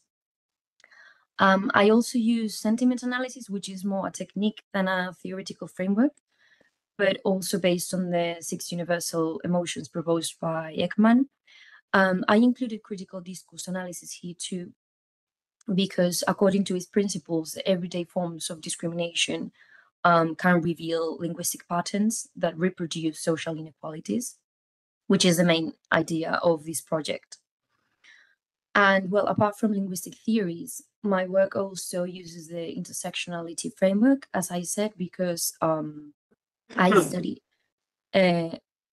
study how being part of the LGBT population is not isolated, but also interacts with all the social categories, creating specific forms of discrimination, such as with age, which I explored in the first study, or gender and ethnicity, which will be included in objectives 2 and 3. Then, regarding methodology, for the first study, we combined quantitative data from a survey of 600 LGBT participants conducted in Madrid in 2021, with 20 interviews carried out in 2024, both with participants aged between 18 and 75 years old, because we wanted to study perceived discrimination across different age groups. And then, well, I used linear regression with 5 independent variables corresponding to 5 hypotheses that I won't develop now, but we can discuss later if you're interested. To analyze the qualitative data, I used grounded theory to categorize the experiences narrated by the participants. And then in study 4, I will, which is what I'm doing right now, I will analyze a script from those interviews using automatic sentiment analysis with artificial intelligence using 2 methods: traditional use of natural language processing and large language models such as GPT from OpenAI. This way, I will analyze how emotions differ in the interviews and if there are any differences when age or forming a family change. And well, for the following studies, I will be using data from the experiments made in the European Equal Strength Project, where I'm involved in, where different types of families contact either a childcare center or a property through a rental platform, requesting a spot or viewing a viewing of the property. So we're collecting the data now, and when we have all the responses, I will analyze politeness in the responses together with other linguistic analyses to see if homoparental families, for example, with 2 mothers and a child, receive different tone in the responses than heterosexual families. I will be using machine learning techniques again, and also large language models like GPT. So it will be interesting to see if these methods are also valid to analyze tone in Spanish texts, as it has been done in many other contexts. Finally, for study 5, I will be doing a sentiment analysis on Spanish tweets, mentioning the LGBT population, possibly regarding specific debates or recent laws or events. Well, I have to think a bit more about this. I'm planning to also use the Eurobarometer, which captures public opinion to complete the picture of attitudes towards this group from the general Spanish population, and also how gender and ethnicity interact with this. So in terms of results, well, I'm only going to talk about study 1 because it's the only one I finished. As we can see in the figure, older LGBT people reported less perceived discrimination than younger ones. And they also reported having less discrimination experiences. This should be a paradox because age and LGBT identity is supposed to mean more discrimination according to intersectionality. And it's a paradox that's is been observed in other similar studies. However, when I analyzed the way younger and older participants in the interviews talked about their discrimination experiences, I observed that both resilience and the resilience that came with age and different social historical context affected the way they defined and perceived discrimination towards the LGBT population. Just as an example, when they were asked if they considered themselves as a strong person, which is a sign of resilience, all younger participants were hesitant, like in the first quote, but all older participants responded with complete confidence, like the woman in the second quote. So our analysis showed that older people tend to report less discrimination than younger ones, but that doesn't necessarily mean that they experience less of it. And I think this is significant because when designing social services, for example, we should keep in mind that fewer reports might reflect generational differences or resilience, not a lower exposure to discrimination. Well, so to wrap up, what my work tries to add to the field of discrimination studies is a bit more understanding of these really complex dynamics. For example, in study one, I found that surveys alone might not capture the full picture. Older people, for instance, report experiencing less discrimination, but that doesn't necessarily mean that they're not discriminated against. And now that open discrimination is not common, this may take more subtle forms. And that's why we need more fine-tuned tools like text analysis to uncover these hidden patterns. Also, now that we have an extraordinary rise of large language models, more accurate than ever, like GPT, as I'm sure you've all used at some point, this is a great opportunity to use them for our field and to analyze huge amount of texts more objectively or at least more consistently. Well, of course, the many limitations, but I'll mention two. LGBT groups are very diverse. As we know, it's not the same to be a trans person or a homosexual person, for example. And they are here studied as one single group. And also there is a selection bias in the interviews and surveys to the LGBT population because they represent a specific profile who are comfortable with participating in studies, and there's no census data to rely on like with other minorities, which is more challenging. Well, anyway, I hope you found my project interesting, and I'll be more than happy to answer any questions or receive any feedback you may have. Here you are the references I mentioned, and well, thank you very much for your time. Thank you, Isabel. You were accurate in the time that you had. Is there any question from the audience? Yes, we have two questions. Just a moment. Please, if you may, to say your name and your constitution and other. Yes, thanks for your presentation. I have two questions. The first one is for example, the response bias. Are you also aware that some people may give an answer that is not truly correct because they are, for example, scared? That's one. Two, you always have some confounding variables. Did you take them also into consideration? And I'm also wondering, since I'm asking the second question, are you also investigating if the discrimination level in, for example, southern part of Spain is higher than the north part? So that's it. Thank you very much for your questions and your interest.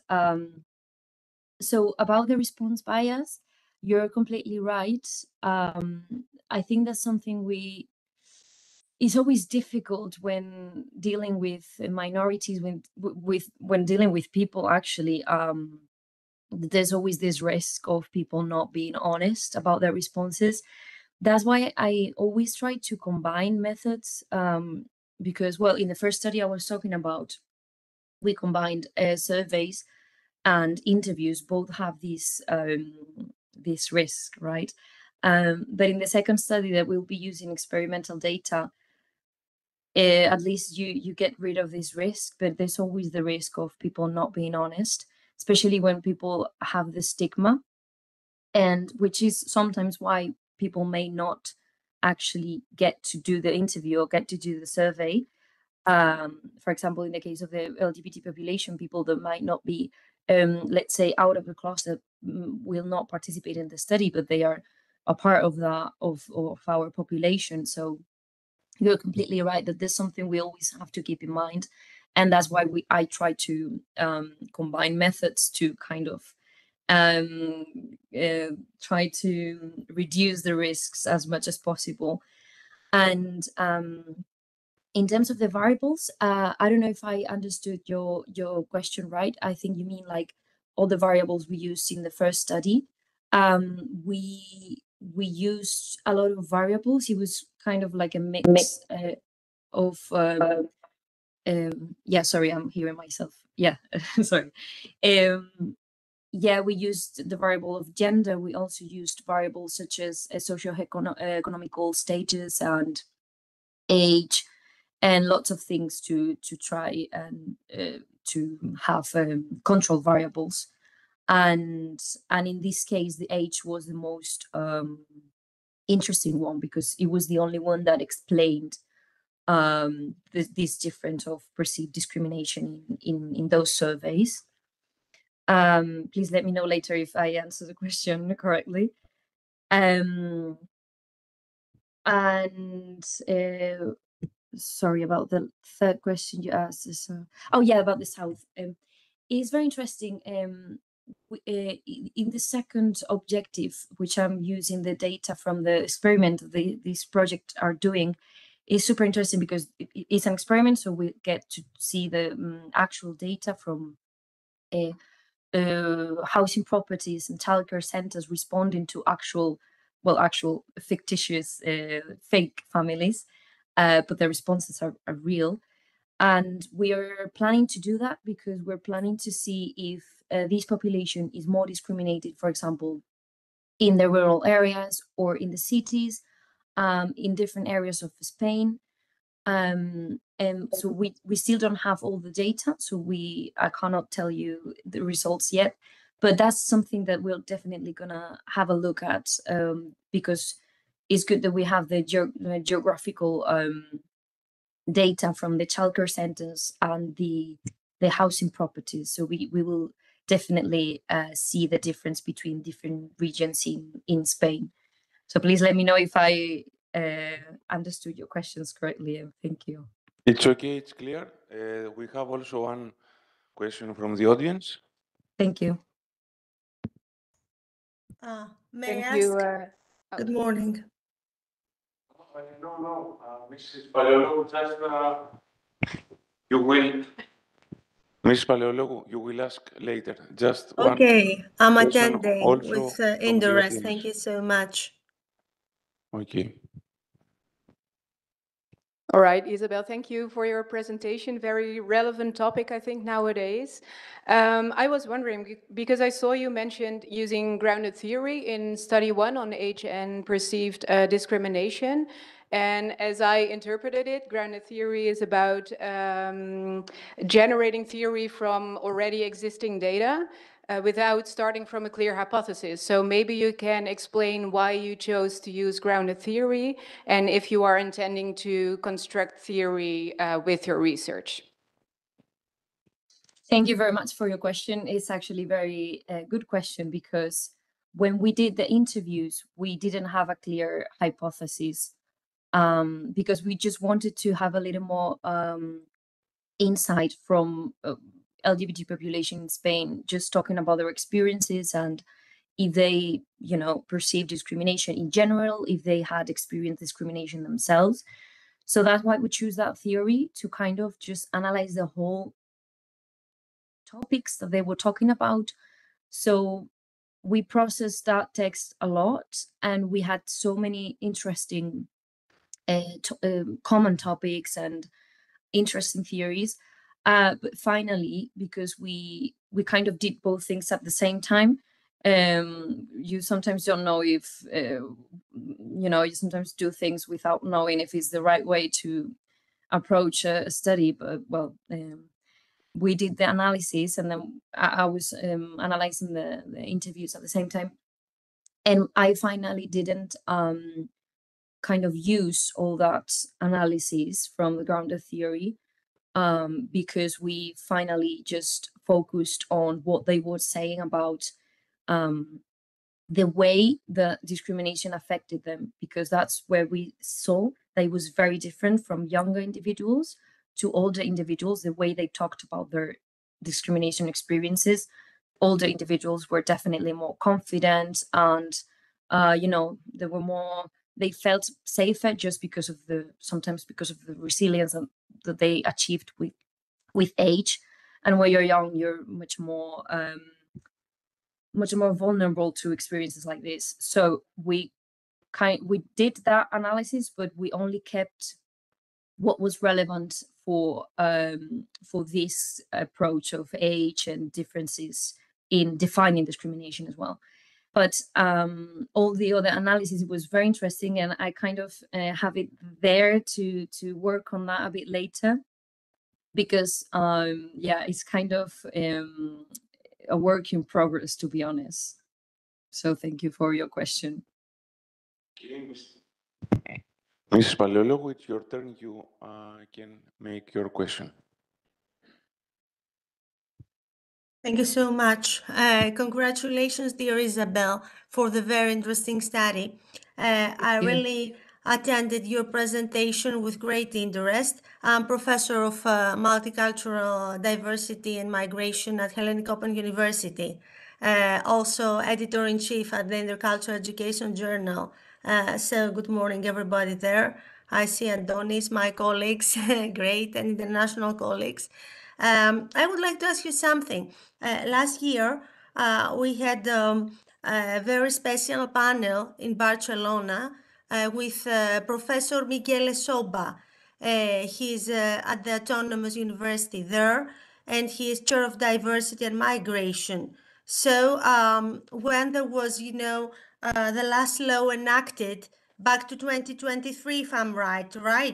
The last law about LGBT issues in Spain, right? That was the first meeting of our students from Hellenic Open University. We went to Barcelona. So about diversity, what the postgraduate students attended as a first session was about LGBT issues. It was for us really a surprise, because it wasn't the classic, let's use this, or the normal topics of intercultural or diversity. And I would like to ask you something, because I haven't seen the survey. It was a very good question here, the survey and the quantitative data analysis. All the questions were very good that were posed to you. So did you change a little the normal, or what we use as personal data at the questionnaires for asking, rather than the taxonomy, female, male? Did you put something more? How did you ask that? Because we had an issue there. If we are going to create a new, let's say, division or scale for this personal data, rather than what you are using so far at the studies, female, male, or I don't respond, I don't want to respond. How did you treat that? Well, thank you very much for your question and your interest. Well, the survey wasn't actually designed by me, but I have the questions. Obviously, it was made in the community of Madrid, more and let's say at a city level. It was made kind of by the company working for the government. Anyway, it was so the data was available, and that's what I used, but I didn't do the survey myself. I believe I'm trying to open here because I saw the question as well in the chat to show you the survey. There were many options, as you say. Sometimes the classical male-female surveys for demography or any other studies in this case were not really relevant, because you want to actually capture the whole population and the way they identify themselves. There were many options. I think they couldn't write themselves. I think there were like many options and then another like other option. If you give me a second, I can maybe open I'm trying to find it. Thank you so much. I don't want to take more of your time. If there isn't time No. there, you can share that later. But it's really interesting because it's classical or norm, not normal, norm canon, as you know, type is not anymore. Yeah. Oh, and also maybe it's relevant. There were actually 2 questions about this now that I remember, because it's been a while since I haven't like read the actual survey. But yeah, there were 2 questions. One of them was, what is your biological sex? And that was man and woman, and or intersex, I believe. But I think it was only 2, like biological sex, and then there was one about gender identity. I'm opening it now. So yeah, it was this. Yeah, one of them was men and women, and the other one was gender. Isabel, can you please come to an end in order to Yes, lead to the later. next presentation, if you may, please? It's not an Yeah, issue. of course. Okay. Just Thank about you. the normative, let's say, frame, if you can send it later. I can share with you also an article here at the chat. You can have a look. This is for us at the Intercultural Education. We use it for references for LGBT. So I would like to see your work. Okay, you're very welcome. I will share it with you later. Thank you very much. Yes, thank you so much. Congratulations. Thank you very much. We proceed with Mrs. Gloria Aplugi from the University of Open University of Portugal. She will present us in situ her thesis about personalization of a learning environment for vocational training. You have 20 minutes and you have the floor.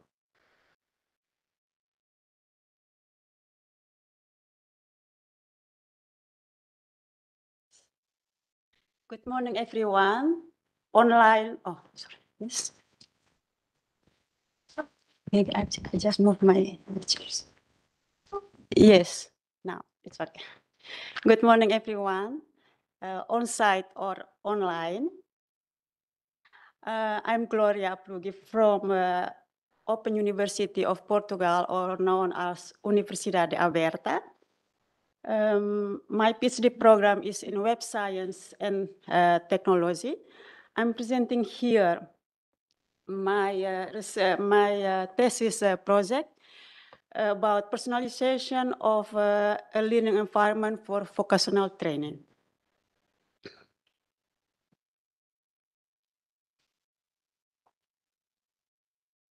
Yes.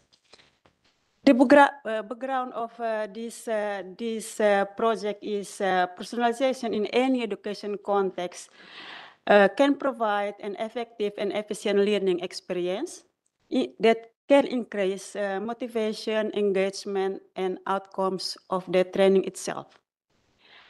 Our work is really focusing on personalization of training within enterprise context.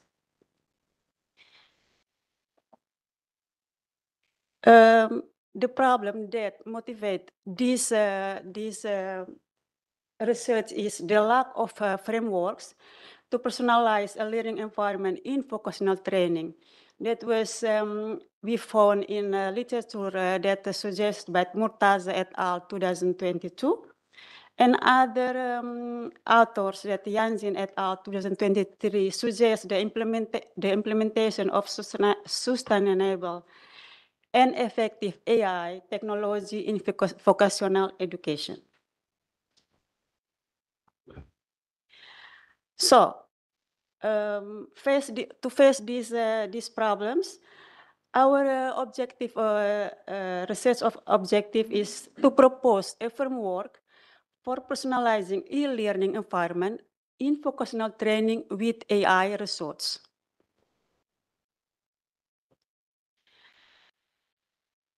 To start our research, we had formulated 3 research questions. That is first, what is the importance of personalizing e-learning environment in vocational training? The second one is what framework or model exists to personalize a learning environment? And the third one is how can a vocational training learning environment be personalized with AI research? After SLR or systematic literature conduction, we had arose a new question that we will base it on this question to our further research. That's one. How to personalizing a learning environment in vocational training with AI research to provide training based on skills required for a specific role.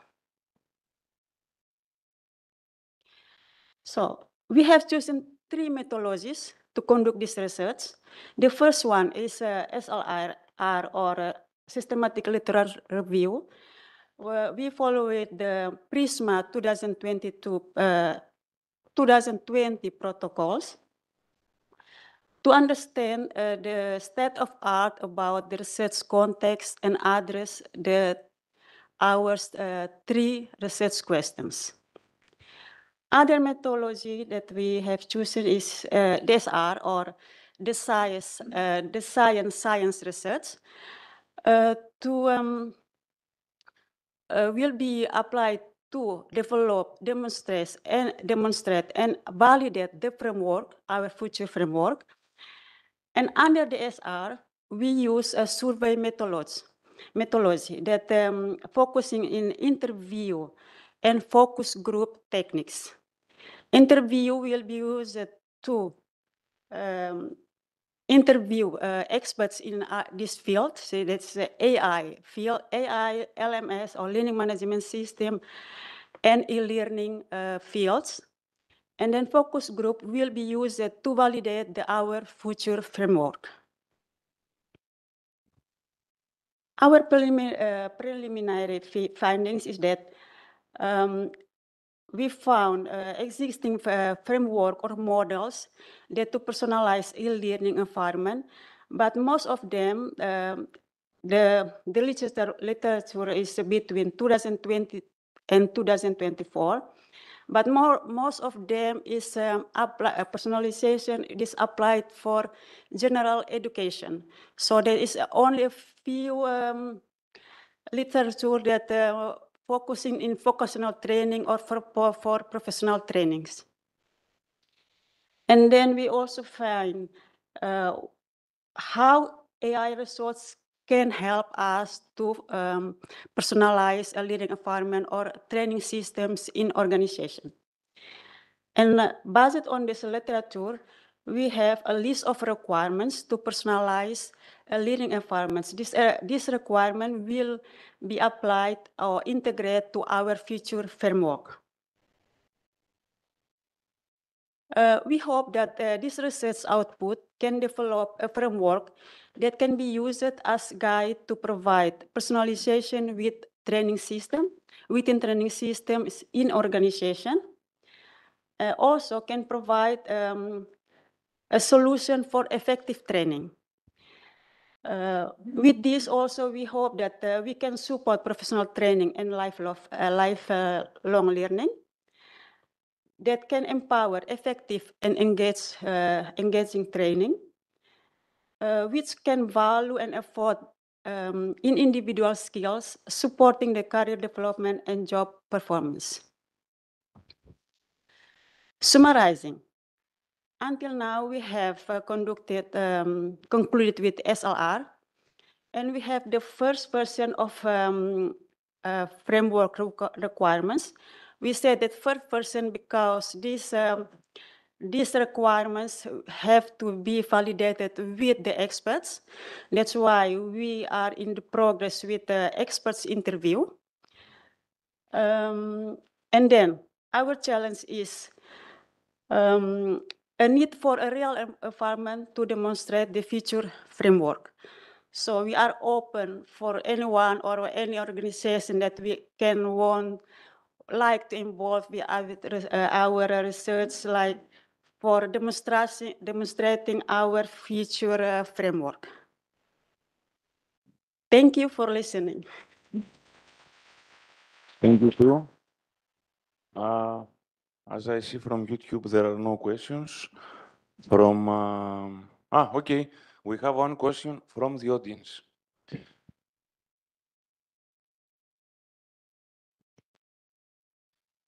Thank you very much for your interesting presentation. I'm Dionys Klavenitis from the Hellenic Open University, and I would like to ask you, would this framework would be generic for any profession, for any job? I mean, you're making something like an application or a web page that can give it to a company, and with an AI way, can understand the needs of each and everyone individual employee and give him the training that needs. That's the whole idea. Yeah, the whole idea is not a system, not will be a system itself. It's a framework that organization can use to apply to their training system. So they will follow some process to can personalize their training systems. The objective is when they have this personalization in their system, they can provide personalization for their employee. Like, I am from human resource, I have logged into my training systems, and the system recognizes my roles in my organization, and then AI, in this case, will try to or help to analyze what's a kind or what skills that I already have. Yes. So you have a profile for each and every one of your employee. Yes, but this is what you feed to the system. yes, Okay. Because when first time we in the cold start, we need to gather some data from your employees, what skills they already have in currently, and then what they need for to perform their roles. In this way, AI can use, okay, you have this role and then you need, you have this role and you need that, you have that skills and you have no that skills. So the AI can guide you to get that skills from training with a training resource that I also can find. But yeah, I know it's a lot of. Would AI decide if you're capable after training to do your job? Yeah, because there is a risk there No, that no. maybe AI takes out as a result that you can't manage to be trained and do your job, and maybe you would be fired or something like that. No. That is not the objective. The objective is we can provide to employee the trainings what they really need to perform their roles. But AI will not say, oh, you don't have skills for that, you are fired. It's not the objective. The objective is we get, the employees get the personalized training to perform their role. Thank you very much.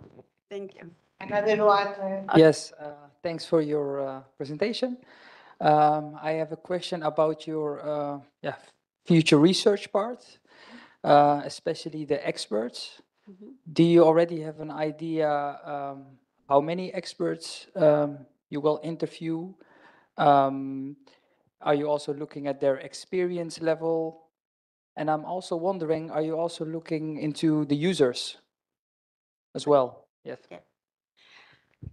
Okay, in this phase, we only focus for interview the experts because this like technical skills that we need. We need the experts because they know what is kind of the components that have to be integrated in a framework or internal system. That's why we need the experts in this, not the users. In this time, the interview is in progress. This moment, we have 15 experts from AI, learning management system, and e-learning fields. Is from some countries like Portugal, Peru, Brazil, and UK, I think, something like. Thank you. Okay, thank you very much for your presentation, and we proceed to the next May I ask presenter. a question? I was also waiting. Okay. Okay. Yes, we Thank you have so much. question from. Hello, congratulations for the work. It's really very interesting and very practical. I would like to ask you, because currently you are trying to implement something similar at Hellenic Open University, a platform for training in vocational and different jobs, refugees and migrants. Together with GELI. This is a program from the International Organization for Migration. So we are trying to see the profiles of the different, let's say, potential working staff. As I said, these are refugees and migrants. Do you think that you can help us with this? I mean, like a patent or something that we can know, depending on their profile, which profession or which job would be better for them. How can we do that? Because we are, just using the interviews and nothing more. But if you have a tool that automatically we can put the profile and give us the 2 priority sectors in tourism, in construction, in emergency crisis, these are the jobs. I don't know. An insight would be also useful for us. Thank you. Thank you very much for suggestion. I am glad that you have suggested this collaboration. Yes, for now on, I need to first validate the requirements that I have now with the experts, and after the validation, I may decide redefine the requirements, or if your experts said, okay, the requirements are good to go, and I will design my frameworks. After the design of the frameworks, I will demonstrate this framework in real environment. Maybe in that phase, we can talk and we can see what I have and what you need, and maybe we can work together for that. Excellent. Thank you so much. Thank Keep you. going on the good work. Great. Thank you. Thank you. Okay, so thank you very much. And we proceed to the next presentation by Mrs. Aida Huskic from the Open University of the Netherlands. She will present her thesis about staying aligned, early detection of misalignments in IT sourcing partnerships. You have the floor, and you have 20 minutes to present your thesis.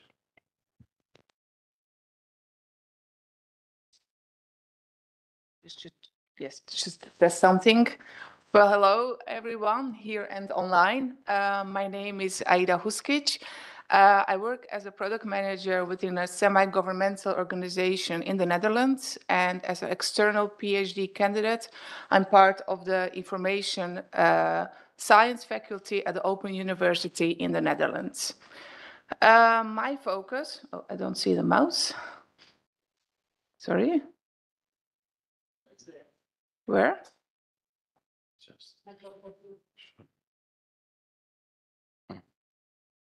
Okay.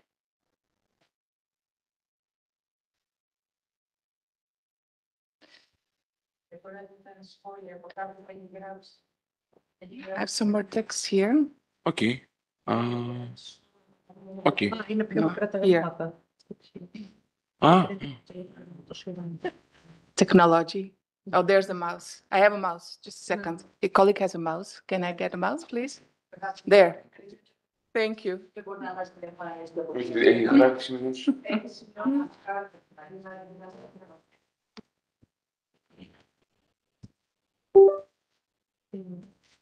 Yes. Like this. No. Put here. It. Yes. Okay, thank you. Yes, thank you.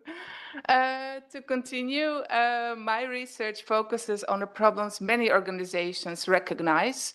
Strategic IT partnerships often fail, and this is not because of one big mistake, but of actually small divergence that aren't noticed in time. And what I'm developing is a real-time methodology to detect those early signals while the collaborations is still healthy enough to fix. Let me start to sketch a situation I often see actually very many times. A partnership is an escalation meeting and people are frustrated, trust is low, and everyone claims they were like surprised how fast things deteriorated. But when you talk privately to the same people, they just say, actually, I already sensed something was off months ago. And the signals were there, but they just weren't recognized, shared, or taken seriously. And that silent period where the relationship is drifting, but still fixable, is actually the space my research focuses on. In almost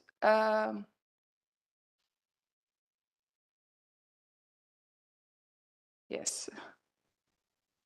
In almost every case, the same pattern appears. It starts with tiny signals like delays or changes in tone or unclear responsibilities. And initially, nobody thinks it's serious, so nothing is said.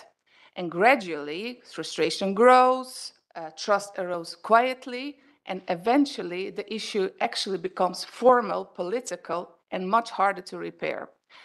And some examples, other examples for the literature are also here meant.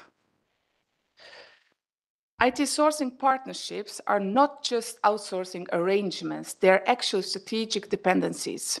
And organizations rely on partners to innovate faster, reduce cost, and stay competitive. Because the relationship is long-term and high stake, keeping alignment stable over time is crucial.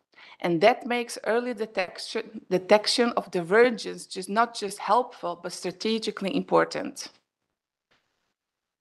Despite decades of experience, literature shows that the problems arise in 30 to 70% of IT partnership in the first year, and that approximately half of these partnerships actually end prematurely. And this is not because of technical failure, but because early signals of divergence are ignored or misinterpreted. And research repeatedly shows that communication issues, assumptions, and relational drift are root causes and not tools and contracts. And yet we have no structured way to detect these issues before they escalate. Most research and most management tools work retrospectively, and they look backward and explain what the reason was after the failure has already happened. And that's valuable for learning, but not for prevention. And the missing element is a way to see divergence while it's unfolding and not like 6 months after the partnership collapses. And that's why a different approach is needed. One that works as close to real time as possible, is done with the practitioners, and that it's rather not about them, and helps capture, interpret, and act on signals of divergence early. And the aim, therefore, is not to dictate a rigid model in advance, but to design a methodology that grows actually with practice. And we follow an inductive and exploratory path, bottom up, in which we learn as we build. Therefore, my research question is, what is a suitable methodology for identifying when a strategic partnership needs realignment in IT sourcing collaborations? My research aims to develop a methodology that can detect early signs of divergence in real time as possible, of course, indicate where small issues can be corrected and might escalate, and enable those practitioners to act on these signals. And by methodology, I mean actually a structured protocol for identifying these early signals. And to answer these questions, I combine some foundations. Action design research, which lets me build and refine the methodology while working in real organizational settings. Citizen science principles, which place practitioners as co-researchers in that role and just not as passive informants. And I use a case study approach to study real partnerships over time. Action design research, or ADR, brings together action research and design-focused research. The aim is actually to develop and refine a practical solution or artifact, as is mentioned in the literature, but at the same time studying how that process unfolds. ADR combines systematic design cycles and artifact-oriented evaluation, and a dual focus on both practical usability and theoretical relevance. ADR fits for this research because it combines design and intervention. And with the intervention is meant demonstration and testing of the artifact we built. And I'm not just studying the problem, but I'm also actively building a solution while testing it with real stakeholders in real environment with all these stages within the ADR. And each iteration teaches us what signals matter, how to capture them, and how to refine the methodology so it becomes also usable in practice. Practitioner-centered or citizen science approaches focus on close collaboration between researchers and practitioners and are meant to connect academic ideas with real-world practices. Citizen science takes this a little step further by involving a group of non-academic participants, and it gives practitioners an active role in collecting data, reflecting on what they see, and evaluating the outcomes. And this means knowledge isn't created by the researchers alone, but it's built together in direct interaction with the settings where it will be used, and it increases the ownership of the participants. And citizen science connects well with design-oriented research. It doesn't just involve professionals, like I said, but it makes sure the knowledge we create matter for their work. And we pair this with the iterative method like ADR, the participants aren't just giving input, they become co-owners of both the design and the knowledge we produce. Well, I'm responsible in this research for the design, the methodology, and keeping the research coherent. I make sure the theory like ADR, citizen science, and ethical aspects all fit together. I discuss the results with my supervisors to stay objective, especially in cases where I'm involved, like with the CAK, the organization where I work in. The supervisors act as mentors and sparring partners. And professionals, practice professionals, take on the role of the co-researchers and are involved throughout the entire research process. Key principles here are also active participation across multiple phases, openness in data and reporting, and clear recognition of everyone's contribution. Now, how does this work in practice? Given the limited time, of course, for my PhD process, my research takes a focused approach with a clear methodology proposal. We use a logbook, and not just randomly, but based on our assumption about the methodology and insights from the literature and the previous master's research. In co-creation workshop, participants act as co-researchers, giving feedback and suggesting improvements to ensure design fits their daily practice. And the design is developed in iterative cycles. The original plan guides us, but we stay flexible to make the artifact both practical and well thought out. Academically, this work offers contributions in several aspects. A real-time perspective on divergence, instead of retrospective analysis, an extension of governance theory with early detection mechanisms, a methodological innovation, the systematic combination of ADR and citizen science, and finally, it provides empirical insights into early divergence in strategic partnerships. This research provides for the organizations with concrete strategies for better managing IT sourcing partnerships. It helps to identify problems at an early stage and adjust collaboration and increases the chances of success.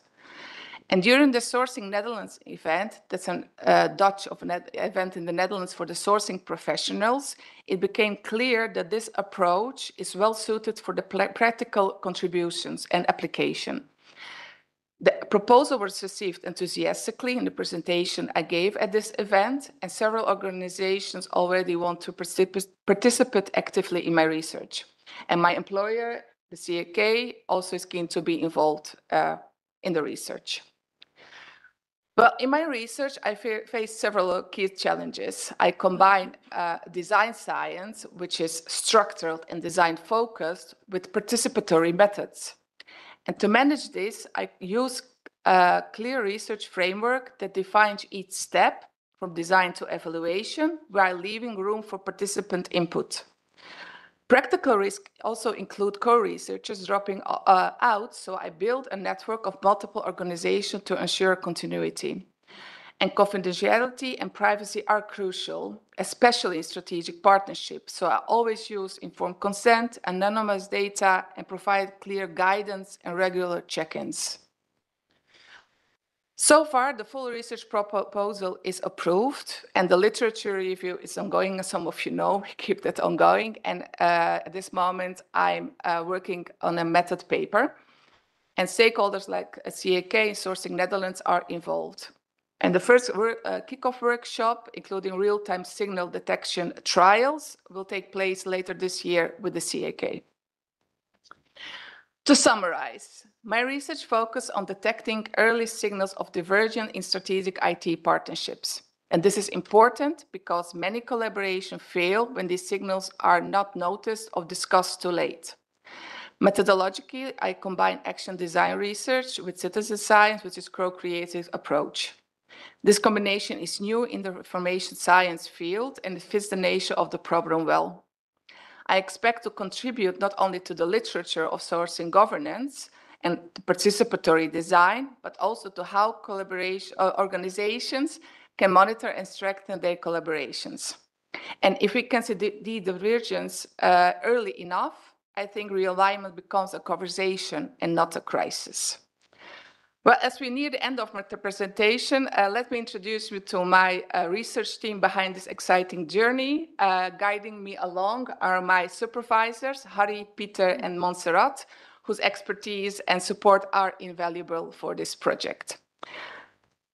Before we turn into the questions, I have some questions for the audience, which I hope you will engage with me too. I'd love to hear some thoughts of these questions. How do we balance academic rigor with practical usability? And what forms of engagement keep practitioners involved without overburdening them? Well, thank you. I'm end of my presentation. I would like to, if you have any suggestion for this, to discuss with you or the audience online. Thank you.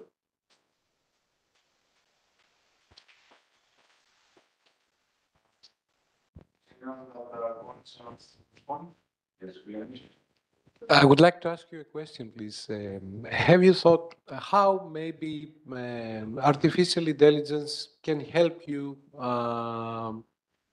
fix these misalignments, these divergences? Sorry. Yes. It's a lot of, thank you. I thought about that, thank you.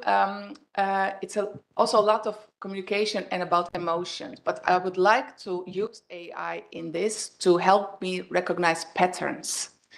But I don't know how it's in your government, but the Dutch government is not so keen to use AI. So we are now in a procedure within using like AI within the companies, and I have to wait that to introduce it. We also would like to use AI within other applications, but they are really careful about that because a lot of privacy and some actually sensitive information here. But AI would help in the end to use for example, patterns. Yes. Thank you.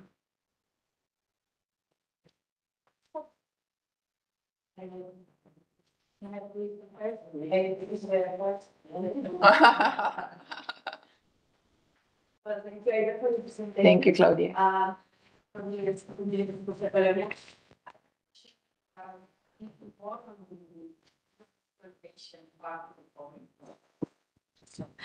No? Okay. Nowadays, yeah. Nowadays, okay.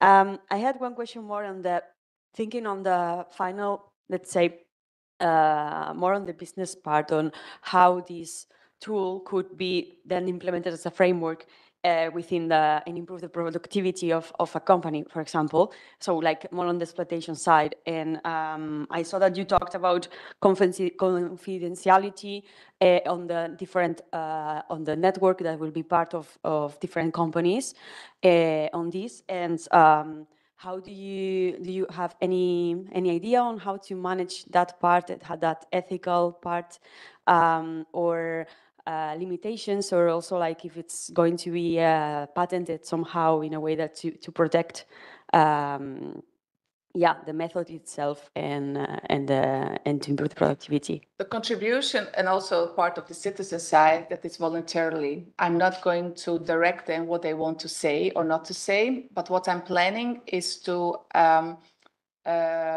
structure this in some phases also.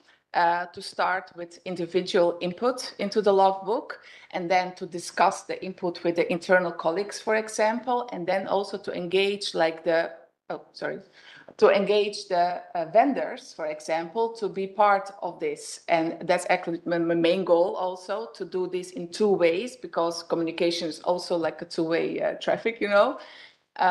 So that confidentiality will be just like a part of the collaboration they have. And I think it's in their both, how do you say, voordeel? Help me. Yeah, it's both benefit of the vendor and the organization itself to have those collaborations go smoothly, even though if they decide to break up of some way or other, just to not have like a clash meeting or something. So that is a part, but that's especially like the ethical side of is something I also think about it, because not everybody will be open, and I want it to also to be useful. So that's like a big part of it. Yes. Thank you. And another one question, please. Yeah. Yes, I know Ida for a few years now, and I think this is one of the nice things about academia, that you always have some questions if you hear the story again.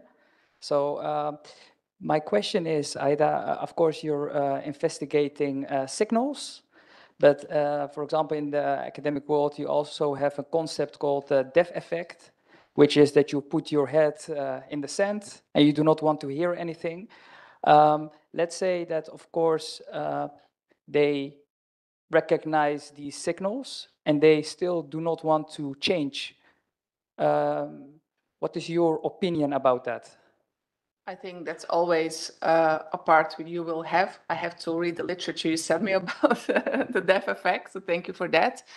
I think it's about the conversation. You know, is everybody stubborn not to work? Then maybe you're just not in the partnership you think you're in. So the one party or the other or together then can decide to part, and that's okay. That's maybe not a problem, but it's in their benefit. Thank you for the check-in. To make a success, because it's a partnership. It's not like a surface you take, you know, and then at the end of the contract we are done. But it is a partnership you go, and when you have a partnership, when it's a maybe relationship you have with your community also, you know, partnership is really a strong word. But thank you for the literature. I will read it. Thank you, Colette. Yes. So, if we don't have any question, and we don't have any question from WebEx and from YouTube, I would like to thank you for your presentation.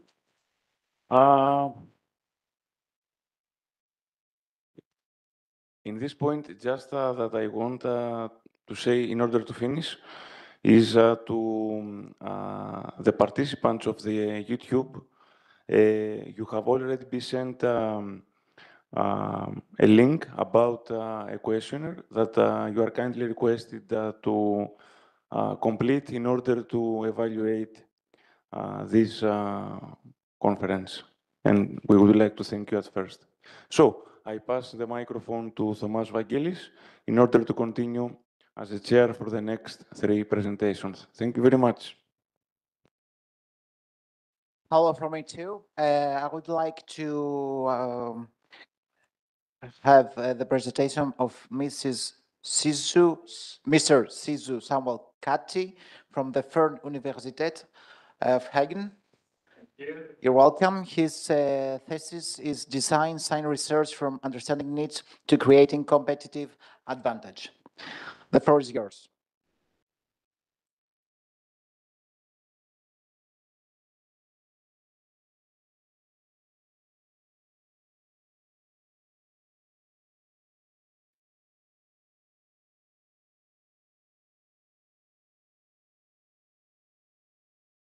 So thank you very much, everyone.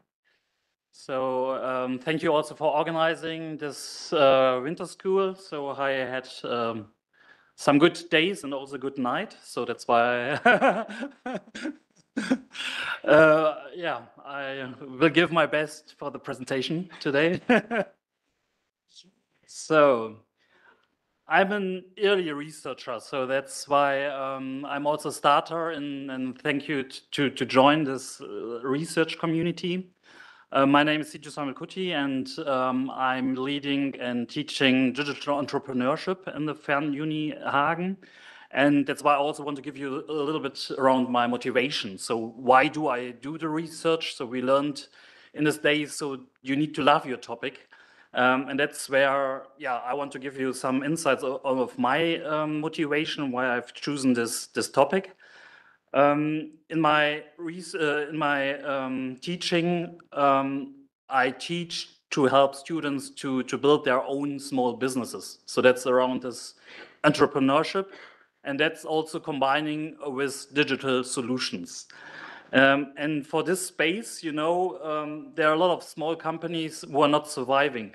And that's why it's very critical for them to build products that can survive on the market. And so they need to use also research, use creativity, use technology to build these products.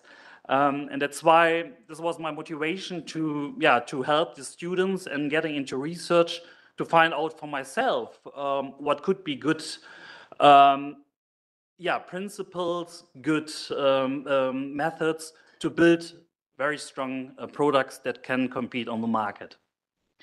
And then I thought, okay, what could be a first product or a solution that could be relevant and has an impact?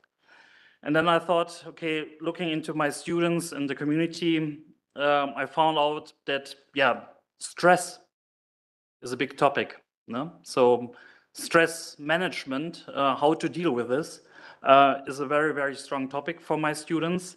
And that's why I thought, okay, let's focus on stress management for my distance learning students and how to really can they manage learning, work, and if they have families, the families. And that's where I got to my problem statement. So you all know we have more crises everywhere. Now, we had COVID as a big crisis.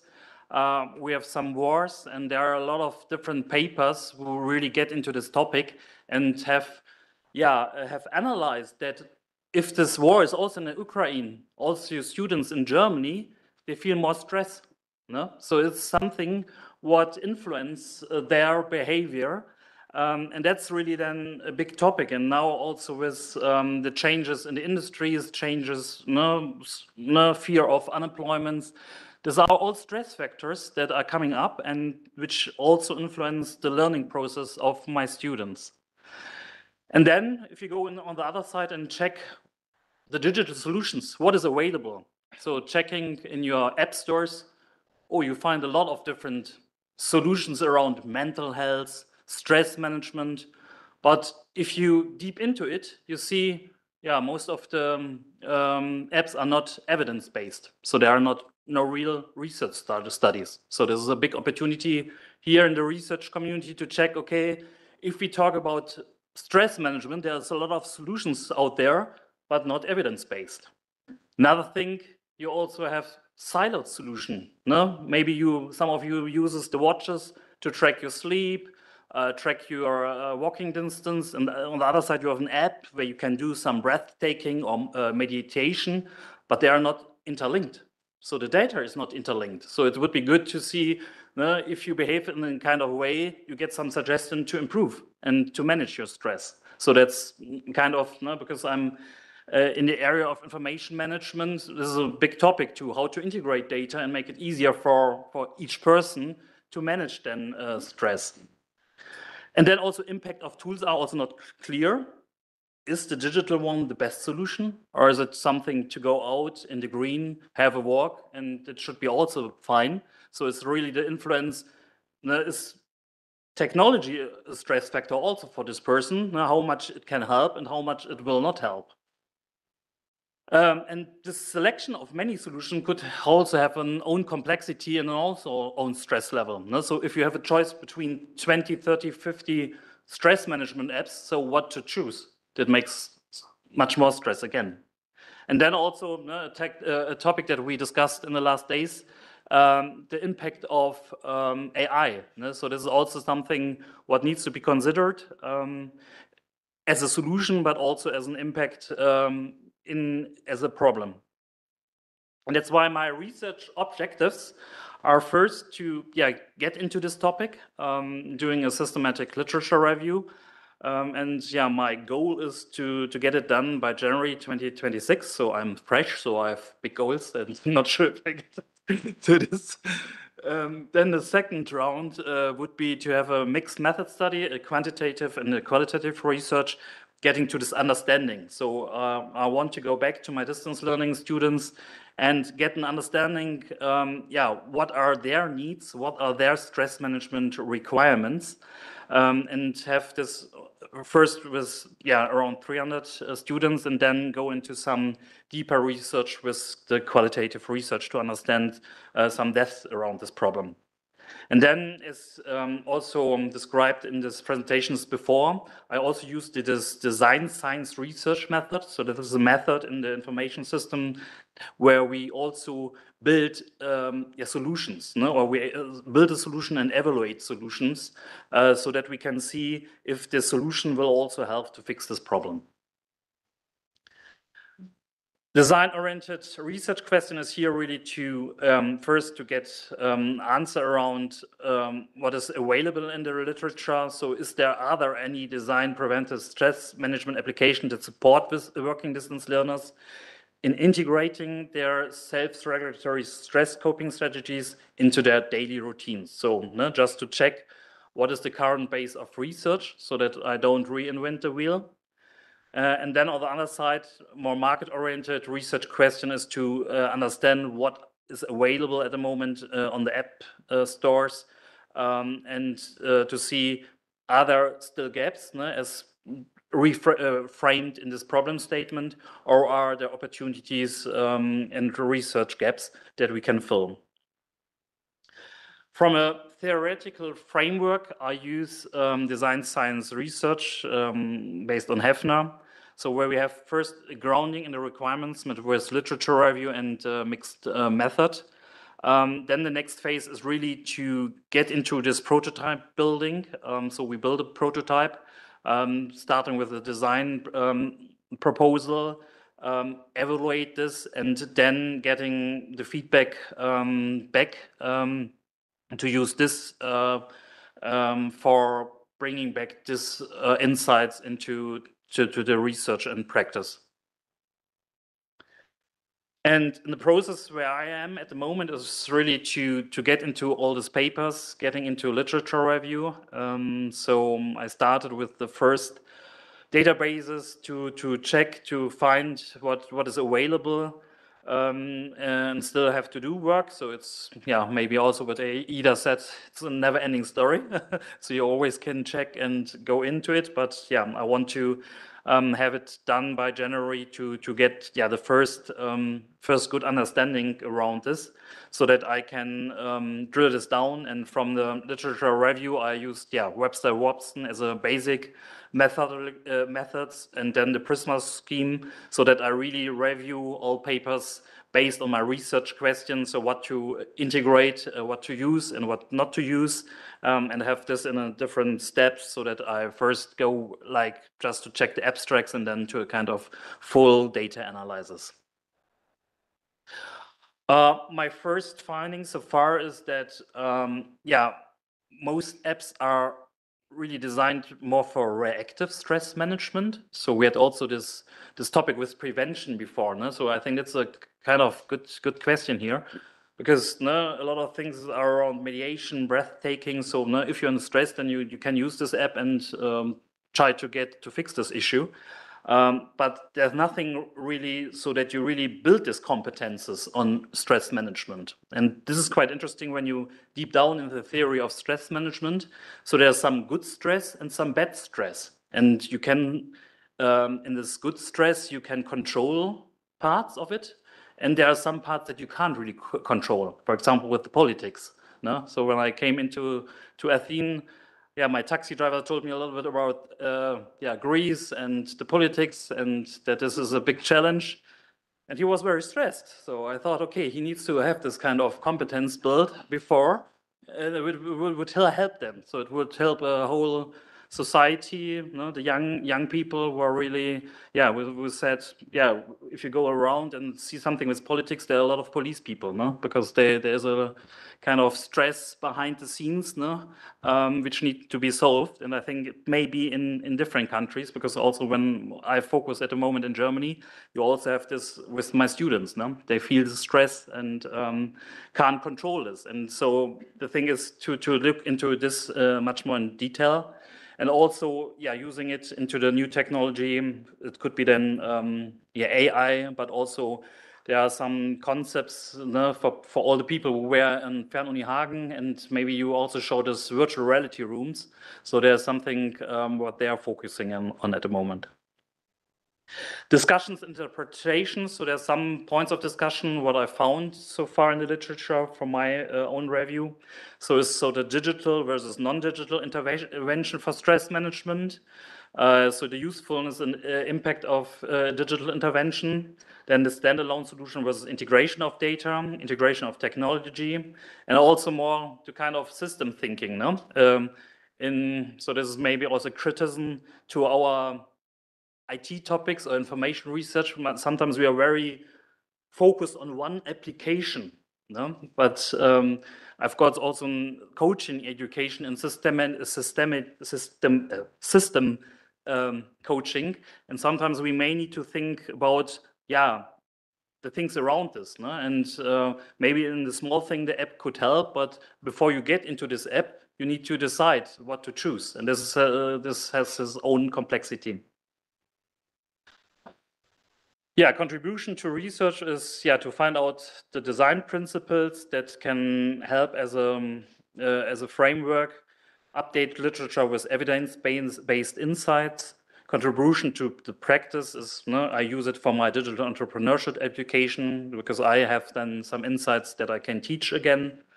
But it also can be used then also for implementing in companies. So if they are in the area of digital product development, so I think that was your question, Aida, with the balance between usability and research. So with the design principles, could be a good way to reuse it then for implementing solutions. And to give a better guidance on user experience and integrating new technology. My conclusions, should help to the research to help students to better manage life, work, and learning. And it could be then a vehicle for all people to be more stress resilient. And it could be also, so as an idea, as a basic future skill, to be teach preventive in all universities. So when we go into universities, why should not be stress management one of the basic things to learn before they get into this let's say, teach studies and get in on all these problems. And then also to double check with or integrate digital and non-digital solutions. Limitations at the moment for my research, what I see is, yeah, at the moment I focus very hard on Germany with my students. And I have not included students who have finished or stopped studying. So that could be then also kind of interesting group. No, maybe then they had so much stress that they stopped their distance learning. And at the moment, I've not included them. And then the resource limitation for prototyping. So for all people who are using this design science research, for this prototyping, it also costs some resources. And at the moment, there's no budget assigned. So that's why I also need to double check how I can really get into, how far I can get into a prototype with free solutions.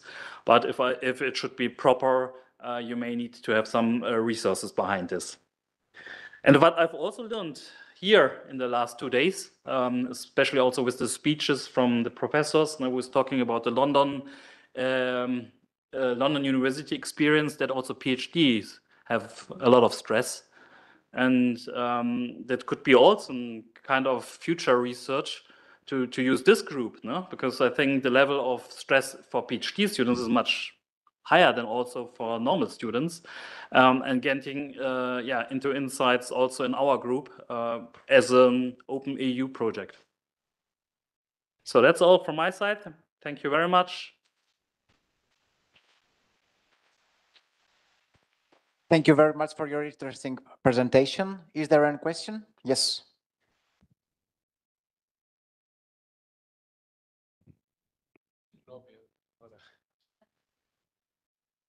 Thank you very much for your excellent presentation. I'm Dionys Klavenitis from the Hellenic Open University.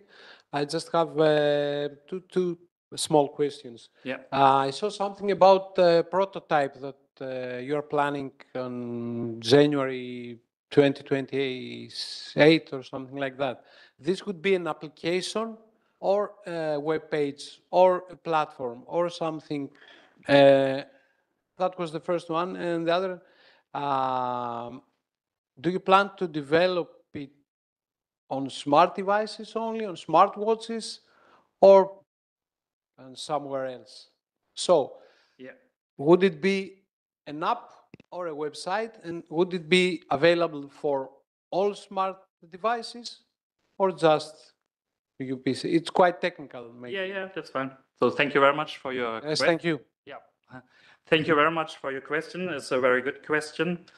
And this prototype is linked to my limitations. So at the moment, there's no budget. So the first step, what I was thinking is around to have a kind of design mock-up, no? Because I'm getting into the research, looking what are the design principles, and if I don't get any fundings, it will be the design mock-ups.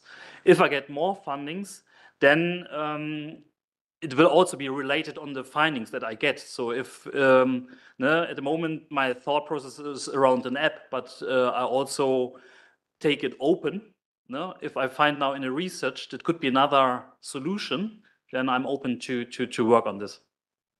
You're welcome. Okay, another one question. Yeah. Yes, Kulat Bar. Thanks for your presentation. I really liked the approach. Sorry. I was wondering, since you're using design science, I'm quite familiar with that approach. And of course, as you know, Hefner argues that you should incorporate rigor and relevance. And since you mentioned AI, and this AI landscape is moving quite fast, how do you see that happening? And do you see some challenges in that aspect? Yeah, thank you very much. Also very good questions. And that's where I titled this topic from understanding to solution. And so this is really the part of understanding. And that's where I need to get this understanding from the distance learning students. And that's why to build in this relevance and rigor there, to use this insight more deductive so that you get there the insights that you can use then for the further development. Thank you. Is there any question? from YouTube, I think. Okay, okay. then So now we're done. it's- Thank you very much. Thank you, thank you. Excellent. So my last comment, that I would say, do all the night out, then it would help with the presentations. You're absolutely right. Thank you very much. Now we move on the next presentation from Jacqueline Dulce Moreira. But her presentation has been recorded because she couldn't be here due to personal issues. So we will hear her presentation. She is from Universidade Aberta de Portugal, and her PhD thesis is Transmedia Narrative as a Communication Strategy Between Museum and Child, a Relationship Beyond Physical Space. Hi everyone, my name is Jaqueline and I will present my work in PhD in Digital Media Art. Today, I would like to present my doctoral project in Digital Media Art, which aims to identify and analyze how a transmedia narrative project can contribute to more effective and engaging communication between museums and children. In recent decades, museums have undergone a significant transformation. The incorporation of digital technologies as tools for cultural mediation has accompanied a broader shift in the museum field. Whereas museums once focused primarily on conserving and displaying objects, today there is a growing emphasis on the visitor's experience. Within this context, new ways of communicating and interpreting heritage have emerged, approaches that seek to create more meaningful, interactive, and accessible connections. And when we consider child audiences who play a strategic role in the development of cultural and social historical values, it becomes even more essential to offer experience that combine learning, imagination, and active participation. Exploring the potential of transmedia narrative in museum settings, particularly in archaeological sites, allows us to understand how multi-platform storytelling strategies can enrich the dialogue between institutions and their audiences. It can also help spark children's interest and strengthen their social and educational role that museums are expected to play in the 21st century. The importance of analyzing whether a transmedia narrative project contributes to communication between museum and children lies in understand how new languages and technologies can bring the child audience closer to cultural heritage. Childhood is a crucial phase for the formation of values and historical conscience, and traditional mediation strategies are not always able to capture children's attention or simulate their involvement. By investigating the impact of transmedia narratives, it becomes possible to assess whether different platforms and narrative formats favor children's understand, interest, and active participation in the museum experience. Furthermore, these analyses can guide museums in developing more inclusive, accessible, and interactive communication practices, strengthening their educational and social function and fostering a more lasting relationship between young audience and cultural heritage. The main objective of this research is to identify the contribution of transmedia narrative project to effective and engaging communication between museum and children. To this end, a transmedia narrative project focused on the child audience will be created, which will be implemented and tested in the ruins of the Roman city of Coimbra, which make up the collection of the National Museum of Coimbra. The project, Roman Explorers, will be composed of various adapted resource and information that together aim to assist the explorer in discovering the city's ruins, its structures, and its way of life and its history. Based on the main objectives are intended to be achieved. Contribute to cultural space in communication with the child audience. Verify whether a digital media art project interferes with the relationship of discovery of the space and collection, encourage autonomous discovery. Evaluate the capacity of a digital media art project to contribute to learning during the experimentation of the cultural space. Verify whether a digital media art project helps in the interaction of children with collections that have strong subjective characteristics. Analyze which resource best contribute to a constructive experience for the child audience during a visit to a cultural space.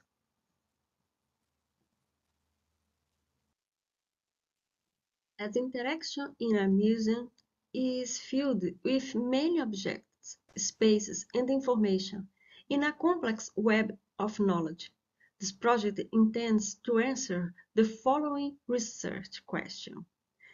Can a transmedia narrative project positively affect the communication of museum with the child audience? Based on the central question of this research, sub-questions and hypotheses were raised with the aim of answering the main question.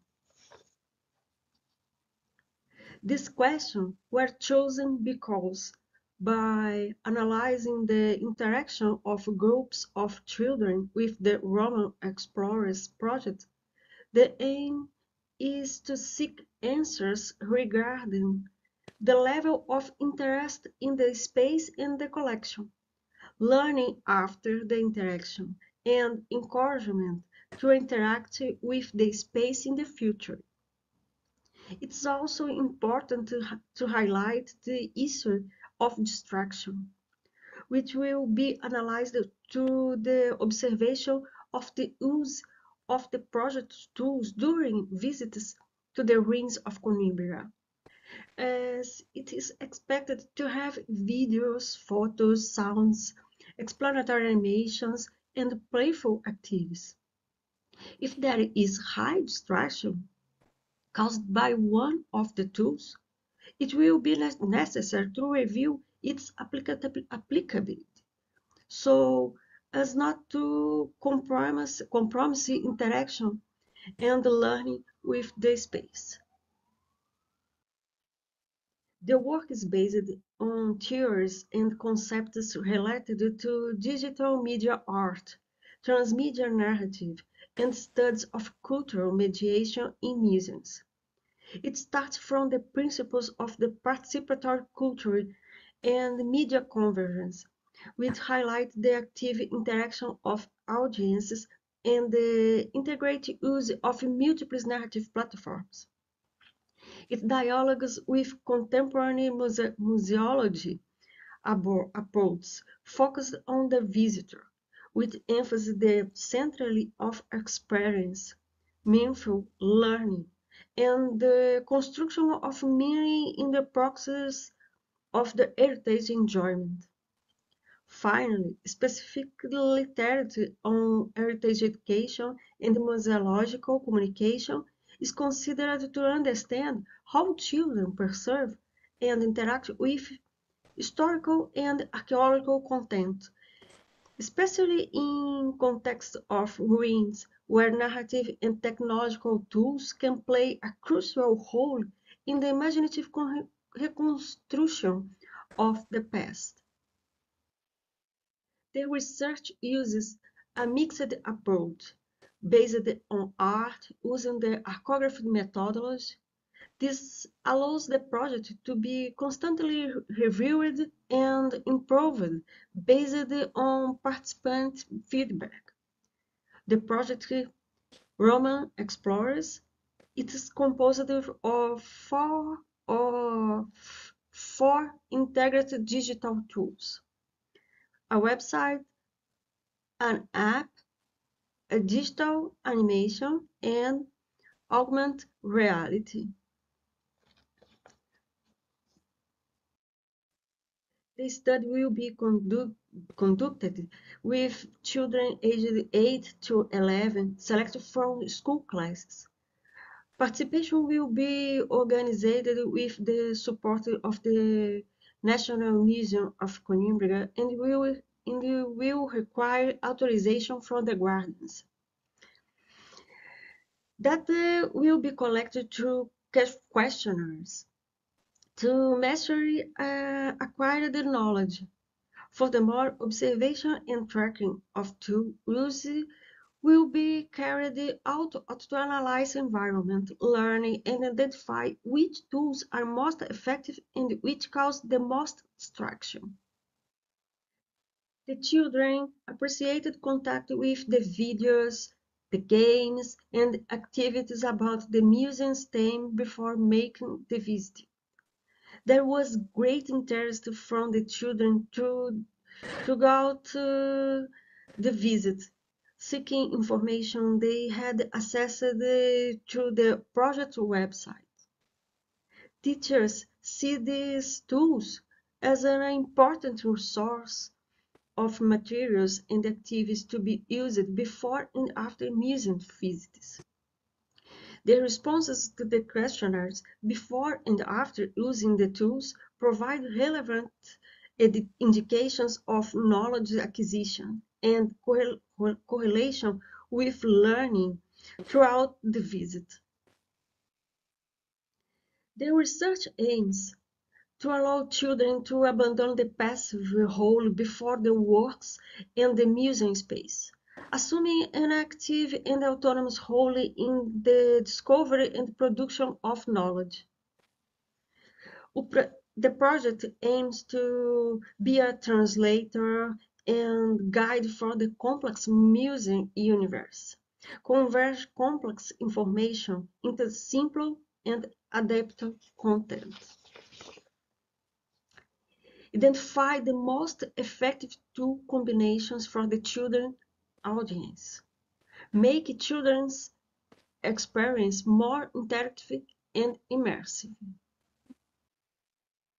The results obtained show that the use of a transmedia narrative contributes to increasing the involvement and understanding of children in archaeological museum contexts. The integration of multiple narrative platforms and digital resources, combined with playful and participatory elements, provide effective in stimulating curiosity, favoring the construction of meaning, and facilitating the visualization of the historical past, especially in spaces like the ruins of Coimbra, where imagination plays a fundamental role in cultural mediation. From a theoretical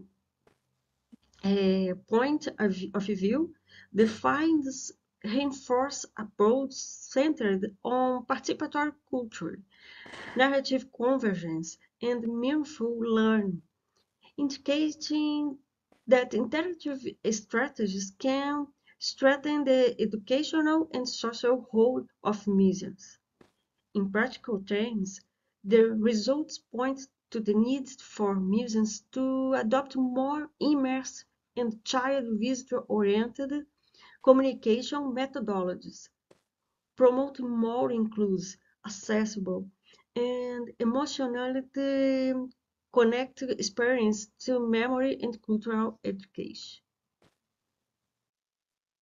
The main value and innovation of the research lie in the exploration of possibilities and the new uses of existing technologies through a transmedia approach to generation interaction and communication with the child audience, filling an academic gap.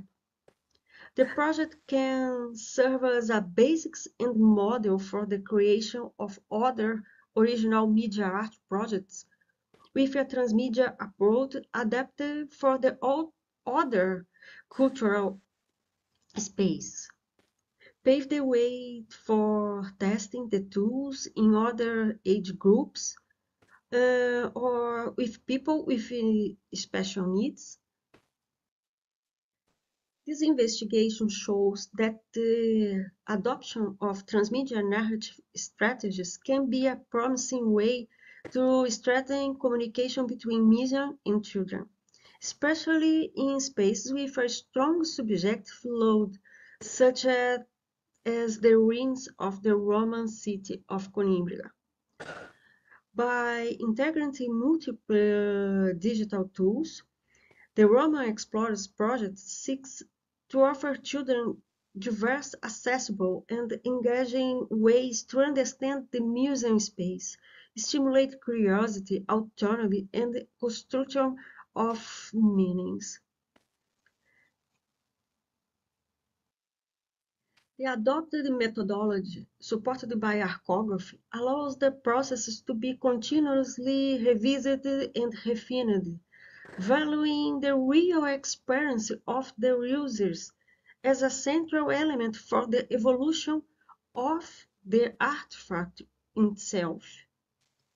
In addition to answering the research questions, the proposal opens the way for future explorations, adaptations, and expansions of the model, both in other cultural spaces and with other visitor profiles. Thus, the project is not limited to offering a specific contribution, but points to new possibilities for dialogue between heritage, technology, and education. Reinforce the potential of museums as living, inclusive space capable of inspiring new ways of knowing and experiencing the past. This research presents some limitations that should be considered. The study was developed in a specific space, the ruins of Coimbra, which way limited the generalization of the results to the other types of museums or audience. The sample of participants, composed mainly of school-age children in the limited age groups, also restricts the scope of the conclusions. Furthermore, the time available for the application and observation to the transmedia project may have influenced the level of exploration and appropriation to the narrative platforms by the children. For future research, it is recommended to expand the study to other museums and heritage contexts, as well as to include different age groups and social cultural profiles of visitors. It would be relevant to explore comparative analysis between transmedia approaches and other educational strategies, as well is to investigate the long-term impact on memory, cultural interest, and the music experience of children. Additional studies may also integrate emerging technologies such as augmented reality, artificial intelligence, and immersive environments, deepening the potential of digital narratives in cultural and educational mediation.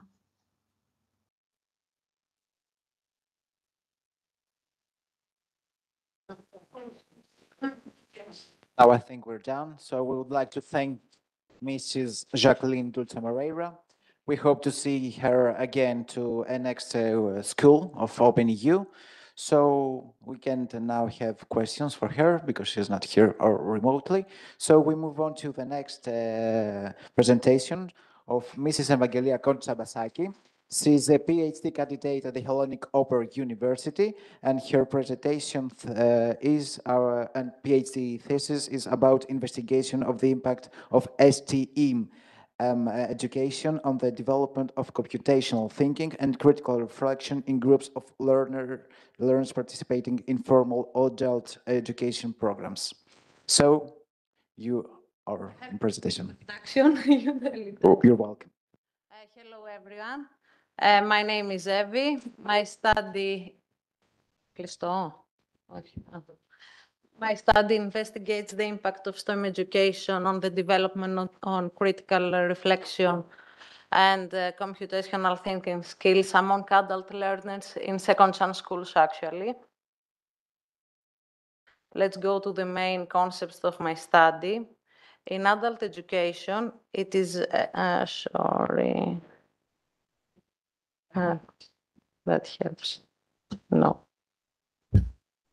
In adult education, it is essential to design learning processes that foster transformative learning. Critical reflection plays a central role in this process as it involves the examination of assumptions, the questioning of established beliefs, and the formation of new ways of thinking.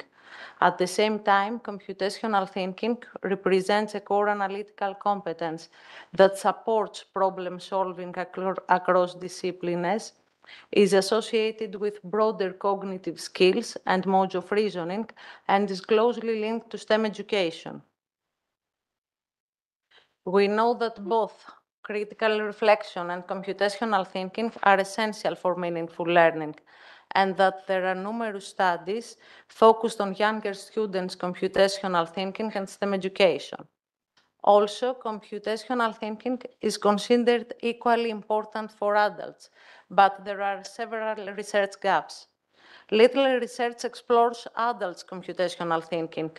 Especially in second chance schools, there is a lack of research on computational thinking and STEM education. Most importantly, there is a research gap regarding how computational thinking, critical reflection, and transformative learning may be connected. So the main objective of my study is to contribute to the exploration of how computational thinking, critical reflection, and transformative learning interact in STEM-based adult education. Research questions that guiding the study are: what is the impact of STEM education on the dimensions of computational thinking among adult learners attending second chance school? Can STEM education facilitate critical reflection and transformative learning? Can potential changes in the dimensions of computational thinking contribute to the development of critical reflection or a perspective transformation? Computational thinking concerns everyone, not only computer science experts. It is a cognitive process that leads to a form of automation of thought and can be developed through its core dimensions: algorithmic thinking, abstraction, decomposition, evaluation, generalization. Regarding STEM education, I must clarify that it is not a simple accumulation of knowledge from different fields, but a transdisciplinary, holistic approach that integrates sciences, technology, engineering, and mathematics. Grounded in complex, real-world problem solving, real-world problem solving, learners use tools from multiple fields, emphasize connections among them, and thus achieve a deeper understanding of concepts. As a result, their way of thinking becomes more rational, systematic, and open-minded. Mezirow starts the transformative learning theory from the idea that we all have formed assumptions, our own constructions of reality that we take for granted. When perception is not in harmony with experience, perceptions might be transformed. A transformative process goes through 10 phases, from a disorienting experience we call disorienting dilemma to reintegration based on new perspective. Critical reflection and critical dialogue plays crucial role to this process that leads to social functionality and stability.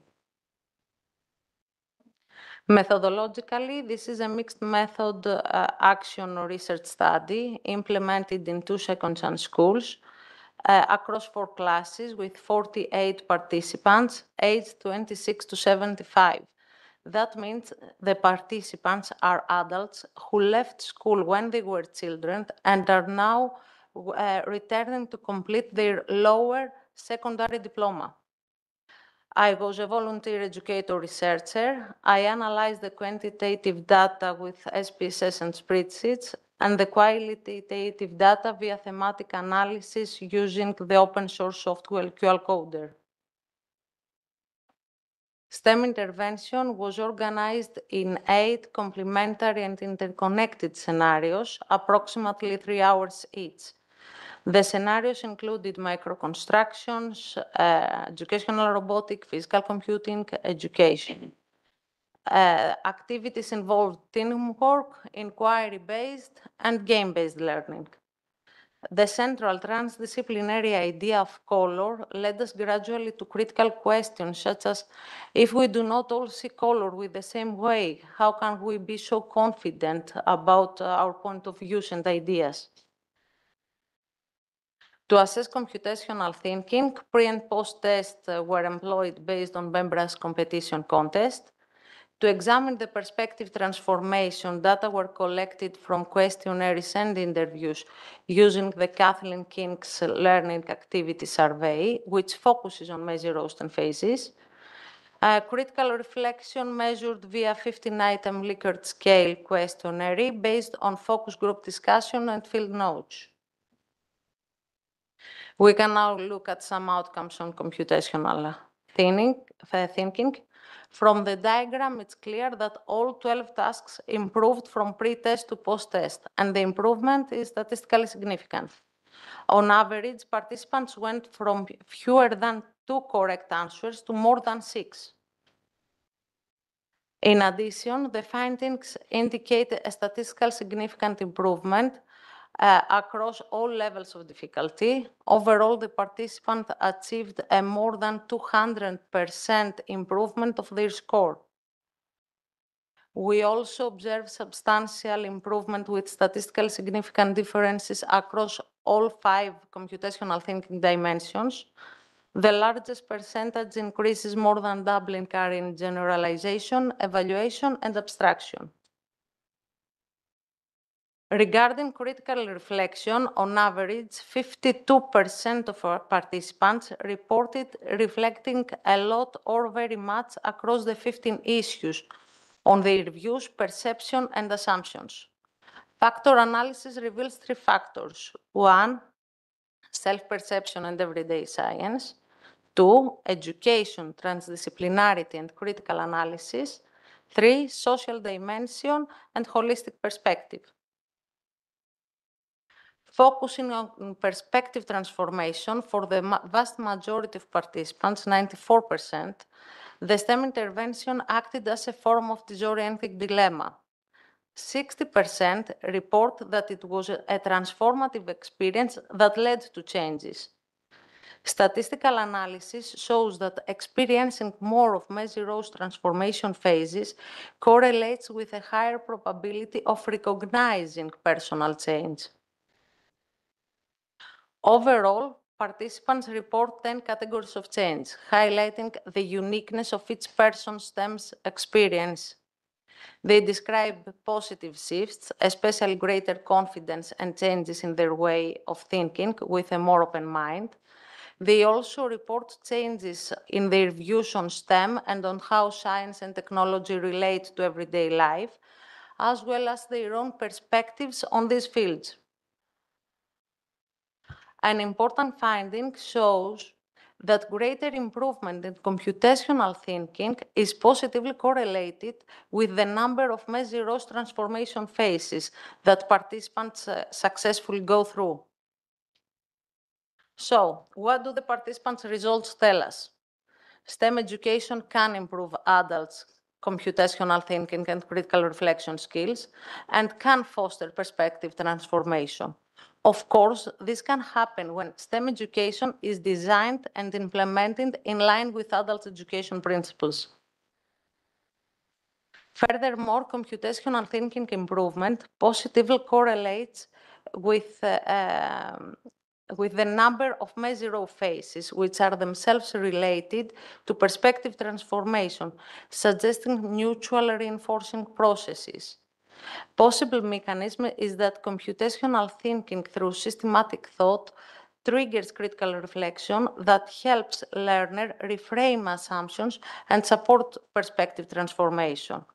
However, this remains an interpretation, not proof of causality. As a novel study, it contributes to reducing research gaps, such as measuring adults' computational thinking, also investigates STEM and computational thinking in second chance schools, and the connection between computational thinking, critical reflection, and transformative learning. Furthermore, the study provides a STEM intervention especially developed for adults focusing on critical reflection. To conclude, study proposes a STEM CT-CR model for STEM in adult learning. In the figure, STEM education is the experience, and the computational thinking and critical reflection are complex cognitive processes that can foster transformative learning. About limitation, this is an action research study, so we cannot generalize to broader population. And there is a limited literature connected to the main concepts. For future research, I suggest larger multi-site samples and examining the direction of effects between computational thinking and critical reflection within transformative learning processes. Thank you for your attention.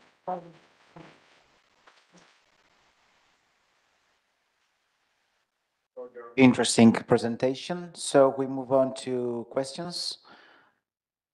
I have one question, sorry. You use a model STEM, science, technology, engineering, and mathematics, and the new models are STEAM and arts. There is a reason that you use STEM and no STEAM? It's a very interesting question. Actually, I use STEM in this presentation as an umbrella term that belongs the other terms to. Actually, in my intervention, I included art, and not just art. I thought I wouldn't have the time to explain all this, but other disciplines too, such as we have some things about philosophers and other things. So my accurate proposal will be STEAM, but instead of A, I will propose to all and not art, including art. Okay, thank you for the question.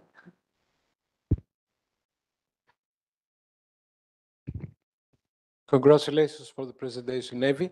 I would like to ask you a question. You said that you taught as a volunteer teacher, those people. Yeah. Maybe, is there any way that with a self-kit, if I say that right, of a STEM, Can I somebody? don't have a self kit. I designed it all tools by myself. I don't mean I designed microbit, but I use different educational robotic stuff. So it wasn't one kit. I had many bugs when I was going for the intervention. Sometimes maybe it would be kits for chemistry experiments and microbit or Edison robot and many other things, simulations. Do you think that it would be a difference in the way that your research is, how can I say, advances, if there is a way that some adult can go and take one of these kits with a stem and do Yeah. himself For the certain the intervention, training without a trainer? I mean. difficult because I have many materials. I bought them. It would be very, I thought, very expensive to ask them to bring all of these materials. Maybe it would be a nice idea for a next concept to organize them and make a kit for expanding this research. It would be a very nice idea. Thank you very much. That's for the idea. Is there anyone else who would like to have a question? Okay. No? So I would like to make a question. Your research data, can we use them on distance learning?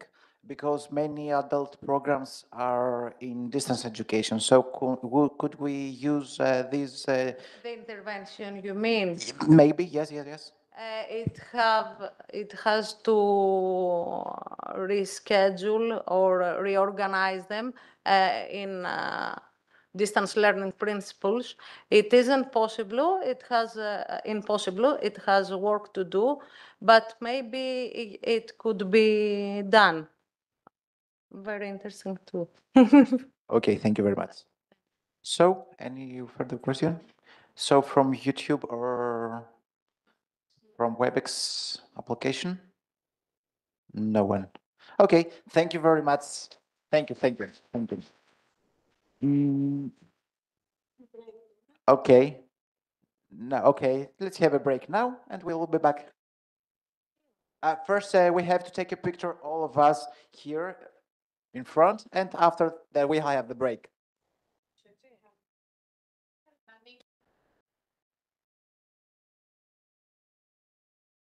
Cameras and be in the picture too. It's a group photo. Okay, why don't you turn on your cameras and be in the photo as well? Please come here for a group photo.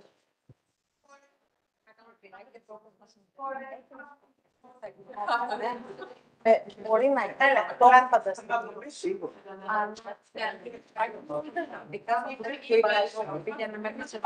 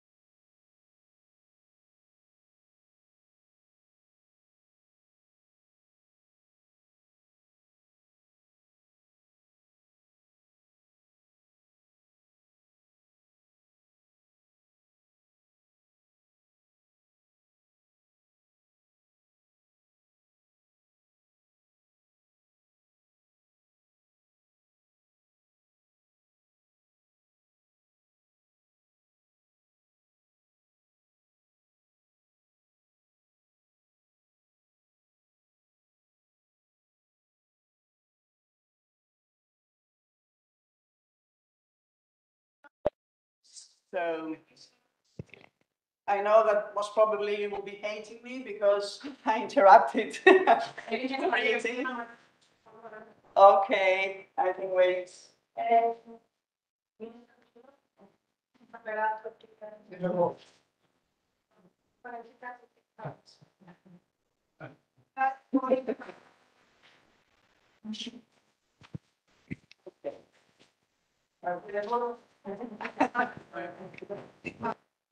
Gathering.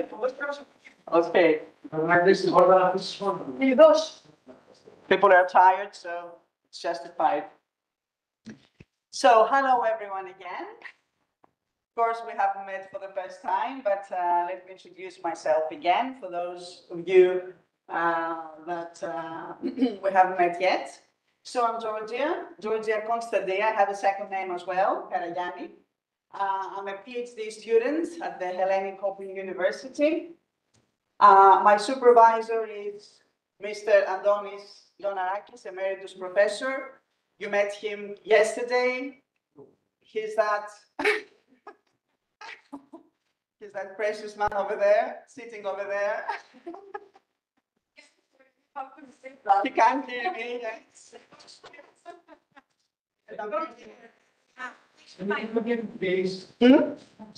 Okay, I'm going to repeat it though. So, I was loud and clear, yes. I was just saying that my supervisor is Mr. Adonis Leonarakis, Emeritus Professor of the Hellenic Open University. You met him yesterday. He's this living legend, as we said the first day, and a very humble person because he's sitting over there at a corner. So I will be talking to you about the dimension of metacognition and learning autonomy in open and distance education. And before I start, let me, let's say, clarify that this was a very, let's say, difficult topic because you had to balance between pedagogy and psychology, which is not very easy to do, especially when it comes to adult education. So, open and distance education, of course, has changed everything we used to know about lifelong learning. So the landscape has changed, and of course that meant that learners had to take up the responsibility of their own learning. So in this context, metacognition, which is actually the awareness and regulation of one's thinking. Being a metacognitive type means that I'm able to spot, to monitor what I'm learning and how I'm learning it. So metacognition becomes a key factor for academic success. And of course, it's also a key factor for self-directed learning.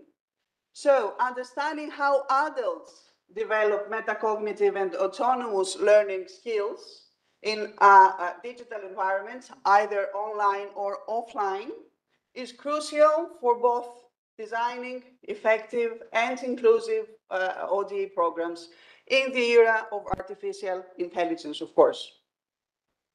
So far we have limited empirical research on metacognitive development in adults. I just found it on the chair. Oh, okay. Thank you. Probably someone lost it. So we have limited empirical research so far on metacognitive development in adult learning within the context of open and distance education. We have lack of a model which actually connects metacognition, autonomous learning, and digital environments. And of course, there's this rising, emerging need to understand how adult learners cultivate and how they transfer these metacognitive skills they already have in traditional settings, in online settings.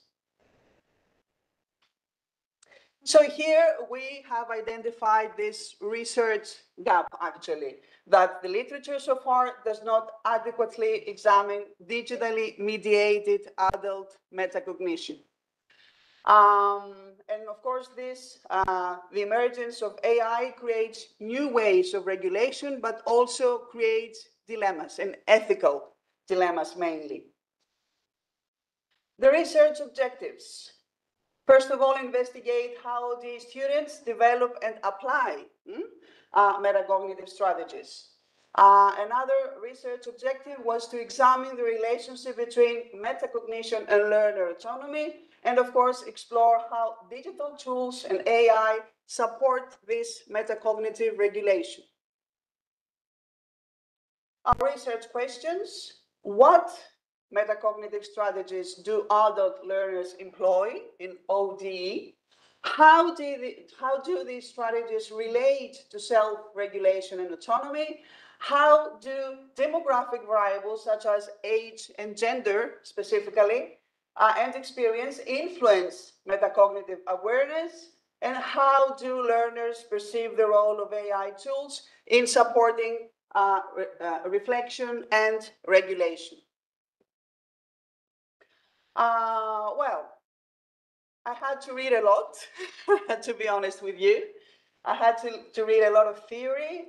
The basis of the theoretical and conceptual framework is, of course, Label and his theory, which is dated back in the 1970s. So Flavel's model of metacognition, that is knowledge and regulation, was the basis of it. And then we went on to Vygotsky's sociocultural theory, especially the notion of the zone of proximal development and scaffolding. Connectivism, of course, was in the center of it, because nowadays people learn through networks, and especially through digital networks. And of course, we have the Euclides-Marshall model, which is an interplay, let's say, an interconnection among cognitive, metacognitive, and affective factors. And here we have a proposed synthetic model of digitally mediated metacognition. So I think I'm not going to go into this because I explained it earlier in order not to waste time. This could be a diagram trying to capture, the idea, all these theories together that might lead to a new model. So when it comes to methodology, what we applied was a mixed methods approach, both quantitative and qualitative. In the quantitative phase, we used the Adapted Metacognitive Awareness Inventory, MAI. It's an old tool, but it was adjusted for the Greek environment, let's say, and for adult learners especially. So the sample was 215 adult ODE students. And for the qualitative phase, we have conducted 12 semi-structured interviews because the quantitative phase gave us the patterns, and then we had to go into the why, into the more, let's say, into the deeper meanings through the structured interviews. Then we had thematic analysis for deeper insights. So, some of the findings: high levels of metacognitive skills overall. The strongest areas were time management, self-monitoring, and reflective evaluation. So people answered that they had developed a great skill concerning time management, and not only in their studies, but in their life as well. So that was a transfer of skill, let's say. Gender and prior OD experience influenced strategy use. So we see that women were better at self-monitoring and reflect on their evaluation than men. And of course, the more someone had already been exposed to OD environments, the easier he or she found it to navigate through digital environments and learn through them. All students, or almost all students, but it was a great percentage of them, reported growth in self-regulation and autonomy.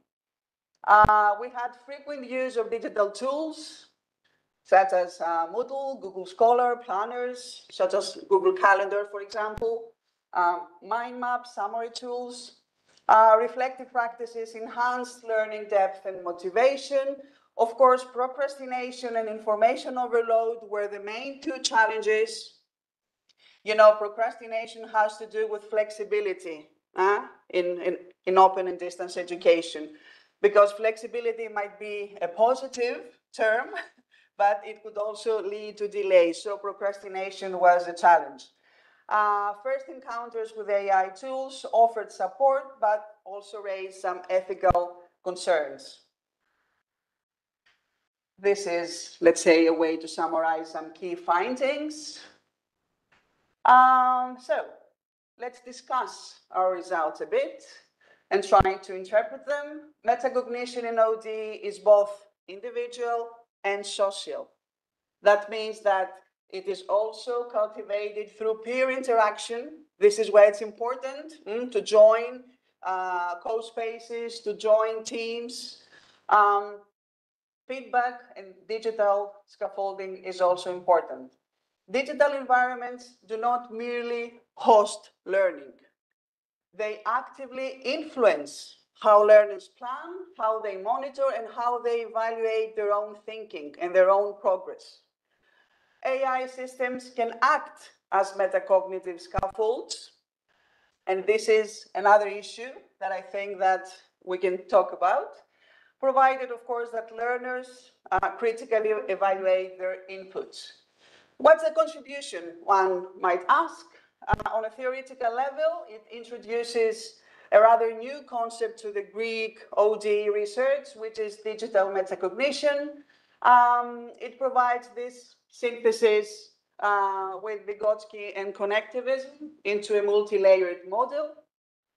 And on a more practical level, it could be very useful for people who are designing educational material for open and distance education programs. It integrates reflective activities, it strengthens the feedback loops, and it promotes the ethical AI use in learning. So when it comes to the Open EU Alliance, I thought it might be interesting to connect it to what we're doing here actually. It strengthens the autonomy and responsibility of learners. It supports network learning. This is what we said during the first day, that we need this. Cultivates critical use of AI, and of course improves the design of flexible learning experiences. And coming to the conclusion, metacognition is the invisible foundation of success in open and distance education. It enhances metacognitive skills, strengthens autonomy, resilience, and lifelong learning. For future research, of course, it's interesting to develop digital metacognition assessment tools. And of course, it's very interesting to see this study, how it's being involved through the years.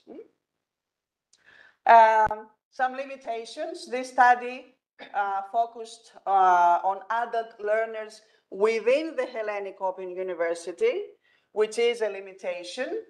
And this perhaps cannot allow us to generalize, the results. So we should connect it to other contexts or educational systems. So a nice opportunity, because we are from diverse environments here. As I said earlier, we need to see how this evolves over time. And of course, we need future research that could be expanded to diverse OD environments and explore how artificial intelligence and other adaptive learning systems can foster digital metacognition. So that would be all. I think I've respected the time. Thank you. You were fine, you were fine. Thank you very much, Georgia, for the interesting presentation. Are there any questions from the audience?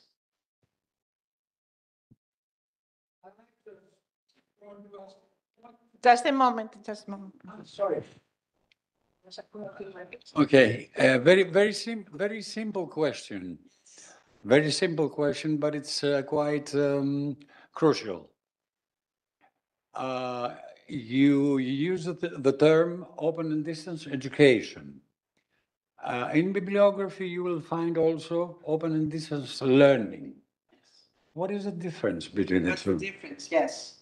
That's a very good question, actually, and I was just thinking about it while I was preparing this PPT. Well, sorry. Yes, I was saying that it is a very interesting question, and I was thinking about it while I was preparing my presentation. Well, I chose to use the term education system, open and distance education, sorry, and not open and distance learning, because here we are trying to, let's say, explore how people navigate in a system, in an educational system. But of course, in other parts of the thesis, I mentioned the word learning, because learning is the process, it is this journey that we are all going through. So, of course, there's a difference, but since time was limited, I could not expand to this notion as well. So you make the difference? Yes, of course, absolutely, yes. And thank you for this, for pointing out this. Thank you. Someone else? Do you want something to ask? I'm expecting a question, actually. Dionysus? Are there any other questions on YouTube, on WebEx? Okay, so thank you very much, Georgia, for your excellent presentation. And now it's time for our next speaker, which is, I think, was Juliet Bare. It's okay for me. Okay, so you can continue. Oh, no. Juliet, so our next speaker is Juliet Bare from Hellenic Open University of the Netherlands. And Open. Oh, sorry. You know.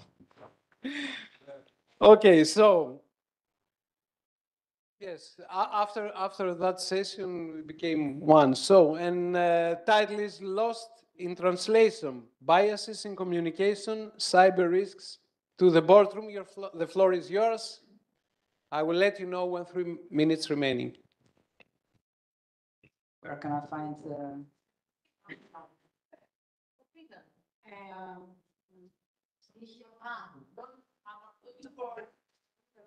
yeah. Okay. I think it's this one.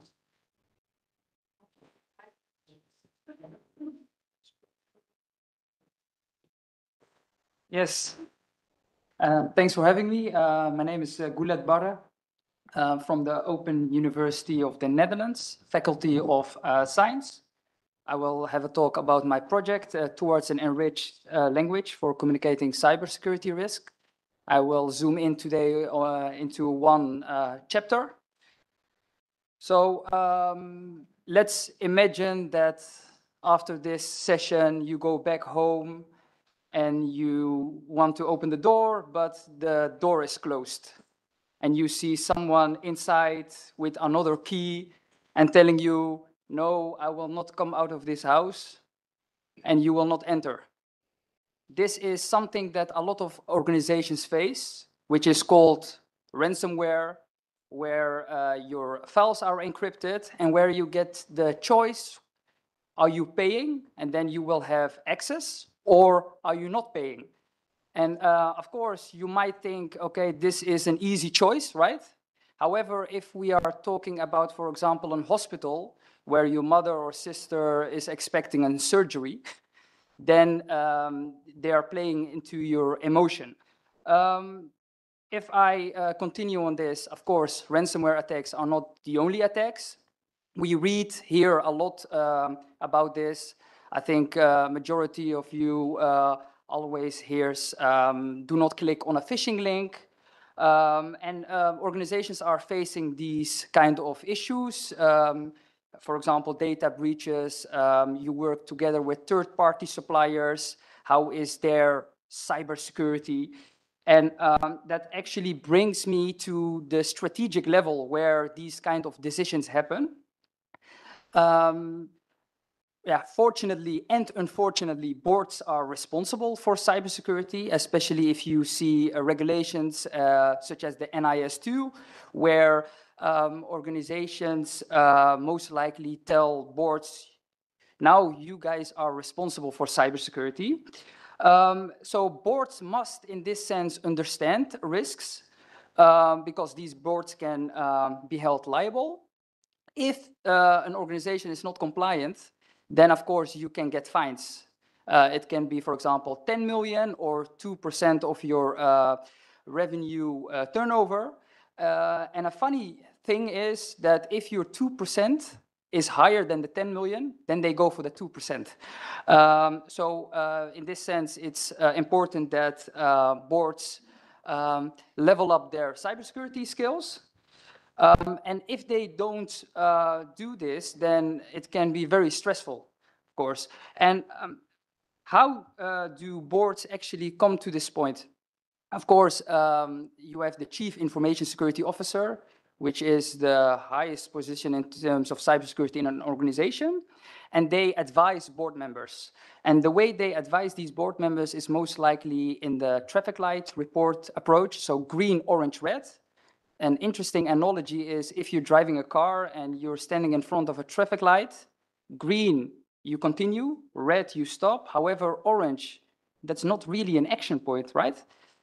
You may continue, I stop, for example, and you also have external factors such as, for example, a passenger that says to you, hey, why did you continue? Or why are you stopping?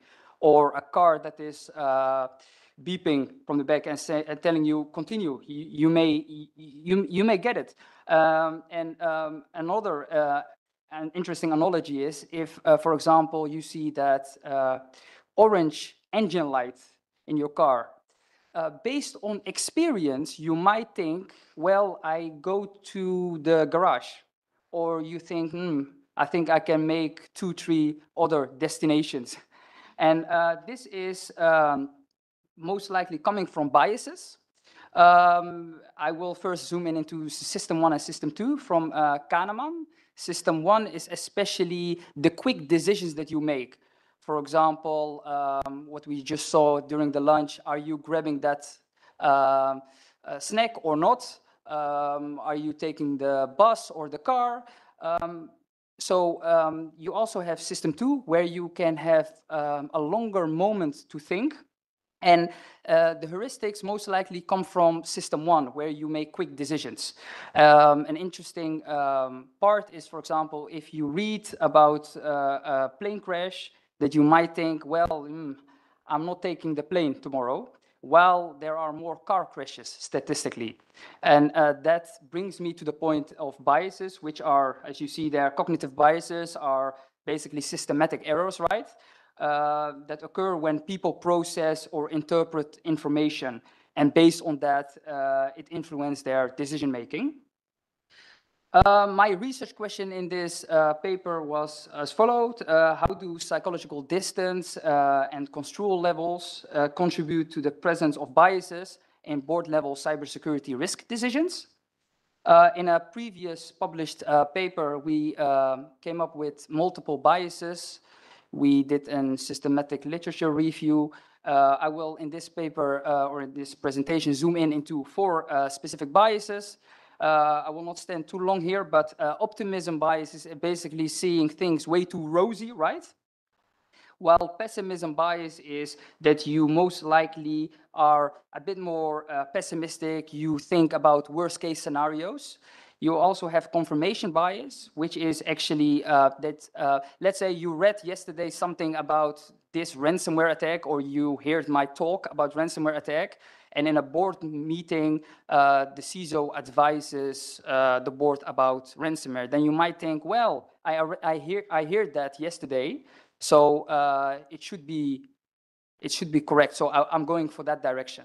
And you have that ambiguity. So green, red is quite straightforward. However, orange, yeah, that is quite vague. what are you doing if you see orange? Are you going for green, so basically doing nothing, or are you going for red? Due to the time, I continue. In terms of the methodology, we interviewed 11 chief information security officers, and we most likely asked them questions about these typical biases. The CISOs are coming from the Netherlands, Belgium, United Kingdom.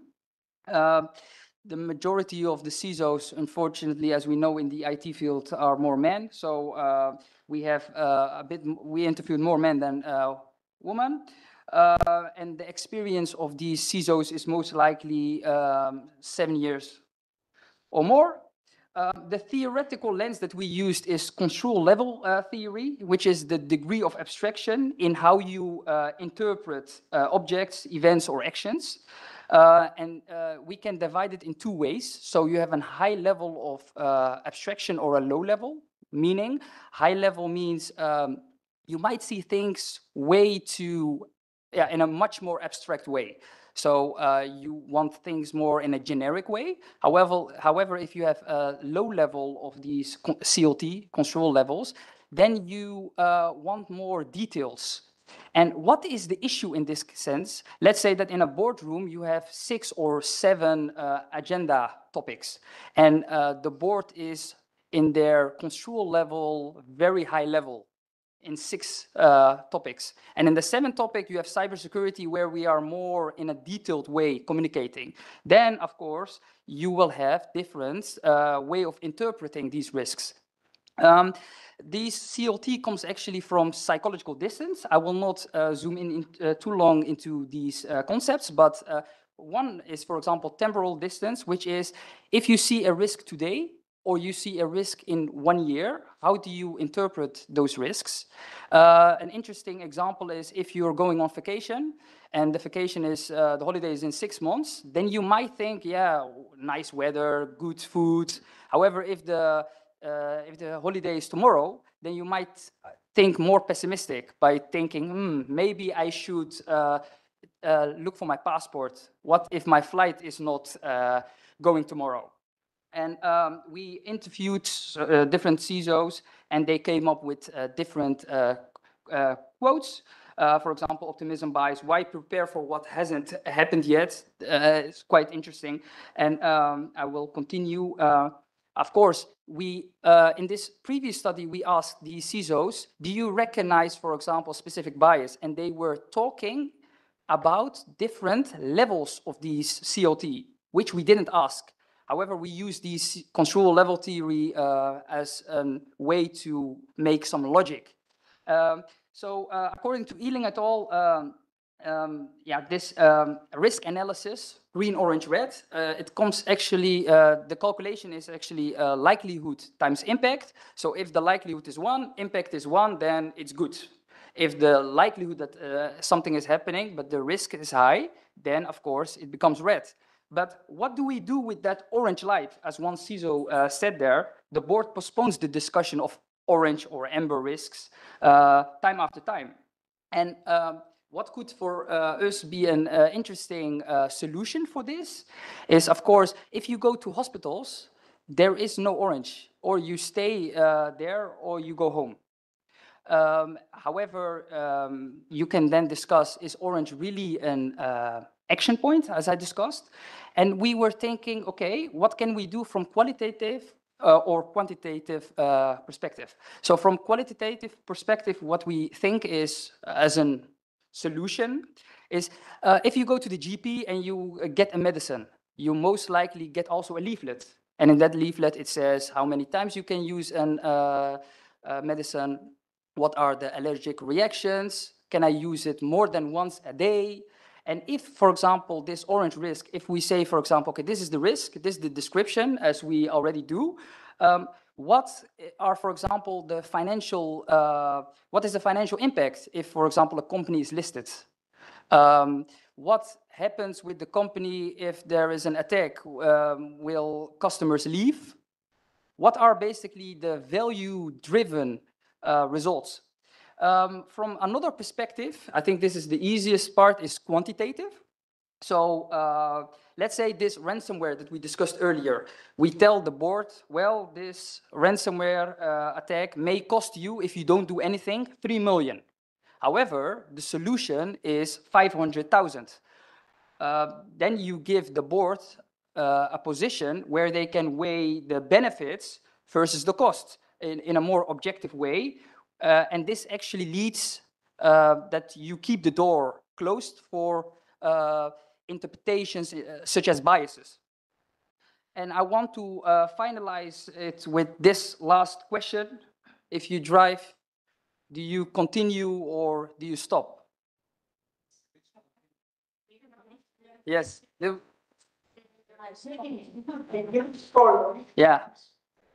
This is my presentation. Yes.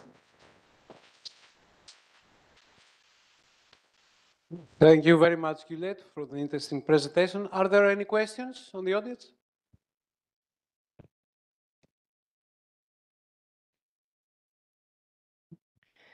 Thank you. This was really interesting. I have a question regarding the role of self-reflection. Did you learn how the different biases are interconnected? For example, first you have an optimism bias, and then you self-reflect, and then maybe you overcompensate, and it turns into a pessimism bias, or was this no focus? No, that's correct. I think it's also nice to mention what we will plan after this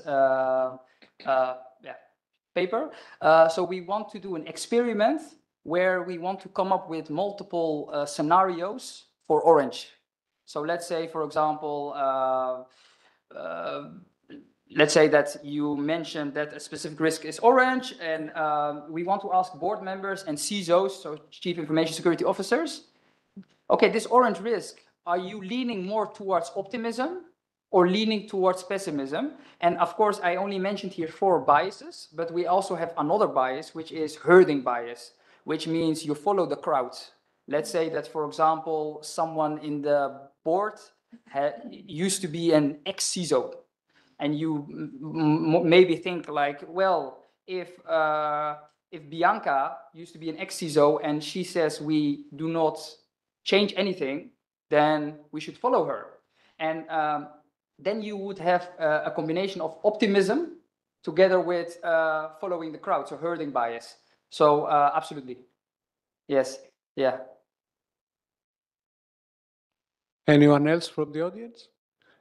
Are there any questions on WebEx? YouTube? Okay, thank you once again, Gillette. And our next speaker is Katarina Soker from Fernuniversität Hagen.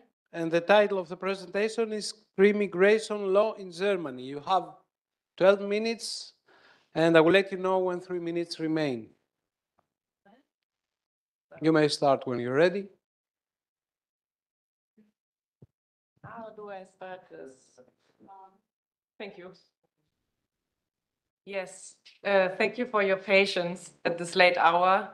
I think it's the last presentation, so I'm especially grateful for your attention. As I understand, we learned a lot already. Today I will present my project, Crimmigration Law, the convergence of migration law and criminal law.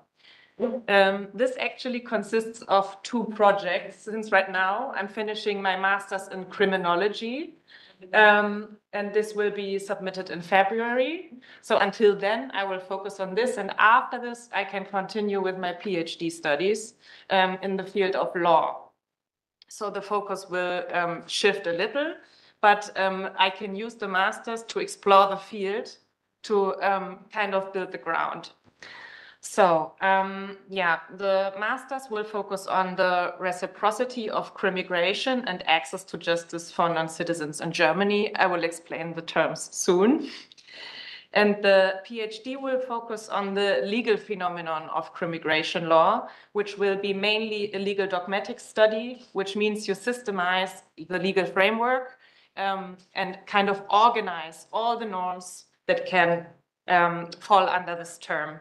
But also the PhD is still in its concept phase. So if you have any suggestions, I can still put it in. Yes. So crimigration as a term. First of all, I have to say terminology is a big challenge in this because there are so many terms that need to be defined and there's no definition that is kind of settled. It's more like something I have to decide early on which definition I want to use, or I have to check which definitions may be wrong or maybe not working. Crimigration as a term is a hybrid of two words, criminality and migration. And it essentially is a perspective that looks at the intersections of the two fields of law, criminal law and migration law. One might assume when hearing this term that it assumes like a natural connection between the two phenomena, but actually it's the other way around. It sees criminality as something that is socially constructed, so it's not inherently connected to migration, but rather this could be a consequence of the framework we're looking at. It shows the problems that result from this presumed connection. Yeah, why is this relevant? Migration continues to be a global phenomenon. And at the same time, not only in Germany, but also in the rest of Europe, we face a strong discourse that leans to nationalistic framings over human rights discussions about it. So equality is something that is looked at, I would say, only as a second. And the framework is something like migration is supposed to be a safety concern. So this is the problem I identified and I wanted to look at further. On the side of the law, there's a specific legal framework that disadvantages non-citizens. By non-citizens, I actually have the first terminology problem because migration law in Germany is taking the term of a foreigner. But there are so many different phenomena that fall under the term of migration that it's very difficult to only have one term talking about everything. For example, if you fall under the rules for refugee law, there will be the asylum code, and it has many different implications, as, for example, you migrate for reasons of work or reasons of study. Also, there's a hierarchy, you could say. My empirical research is looking for a more balanced and humane view on the topics of criminalization and migration, and offers, I hope so, evidence that could be connected to legislative decisions in the future. But also, this is the first limitation, have to state that much of the legislative process, or other way around, evidence-based decisions in legislative processes are not, I'd say, the norm, because there's whole other logics behind legislative decisions. The legal discourse, both in research but also in practice, has a strong tendency to look at all the phenomena isolated in every field of law in an isolated way. So when you work in criminal law, you don't necessarily have a background in migration law, other way around. So there's a very specific perspective from your point of access, I would say. Also, migration law as a field is often overlooked. It's not part of the standard curriculum. You could study law and never learn anything about migration law. So you actively have to choose to learn about this. What am I trying to do? I want to create a systematic overview of the legal framework that constitutes immigration law. Also, I want to highlight discrepancies of written law or law in the books and the law in action. And then I want to identify shortcomings of legal protection and access to justice. For the short amount of time, I will focus on two questions. One question is, what is this legal phenomenon? And one question is, what are the consequences for access to justice? I'm drawing from a big pool of theoretical and conceptual frameworks, since I also connect this to criminological theory, but right now I will focus on the empirical part. So crimigration law is a perspective that developed since 2006, originally from the United States of America. A law professor kind of coined this term to describe a new field of law that is the merger of the both fields, criminal and migration law. She basically stated that these two fields are merged together in a way that they are merely nominally separate, but in reality, they created something new. Examples to make it more understandable, I think, are deportation, detention, first of all. One of my interview partners actually said, it looks like criminal law, it feels like criminal law, the rules stem from criminal law, and the judges deciding about it are from criminal law. But officially, it's something that's administrative. And the protection rules, they stem from both fields of law. So it's very intransparent. Other examples are that unauthorized residence or entry are coded as a crime, or testimony in asylum procedures, if it's wrong, it's coded as a crime. Further examples, for example, expulsion connected to criminal procedures, but there are more. There's actually so much that it's difficult to grasp everything that belongs to it. The second concept is access to justice. In general, this means that you have the possibility to take legal action, that you can reach a court. But I would go further and say law itself needs to be mobilized. In order to exercise your right, you need to have access to different areas, for example, territorium, knowledge, language, or financial resources. Otherwise, you have the law, it's written down, but it doesn't become legal reality for you. My methodology. Today I will focus on the empirical part, but you can see all the things I'm trying to do. For the empirical approach, I'm conducting semi-structured interviews. So this will be a qualitative social studies to understand the law in action. I'm interviewing legal experts to explore the field. Focusing on advocates specialized in criminal and or migration law, as I see them as gatekeepers to provide access to justice. So far, I conducted 7 interviews between 40 and 70 minutes long, which is very long, so I already have a lot of data.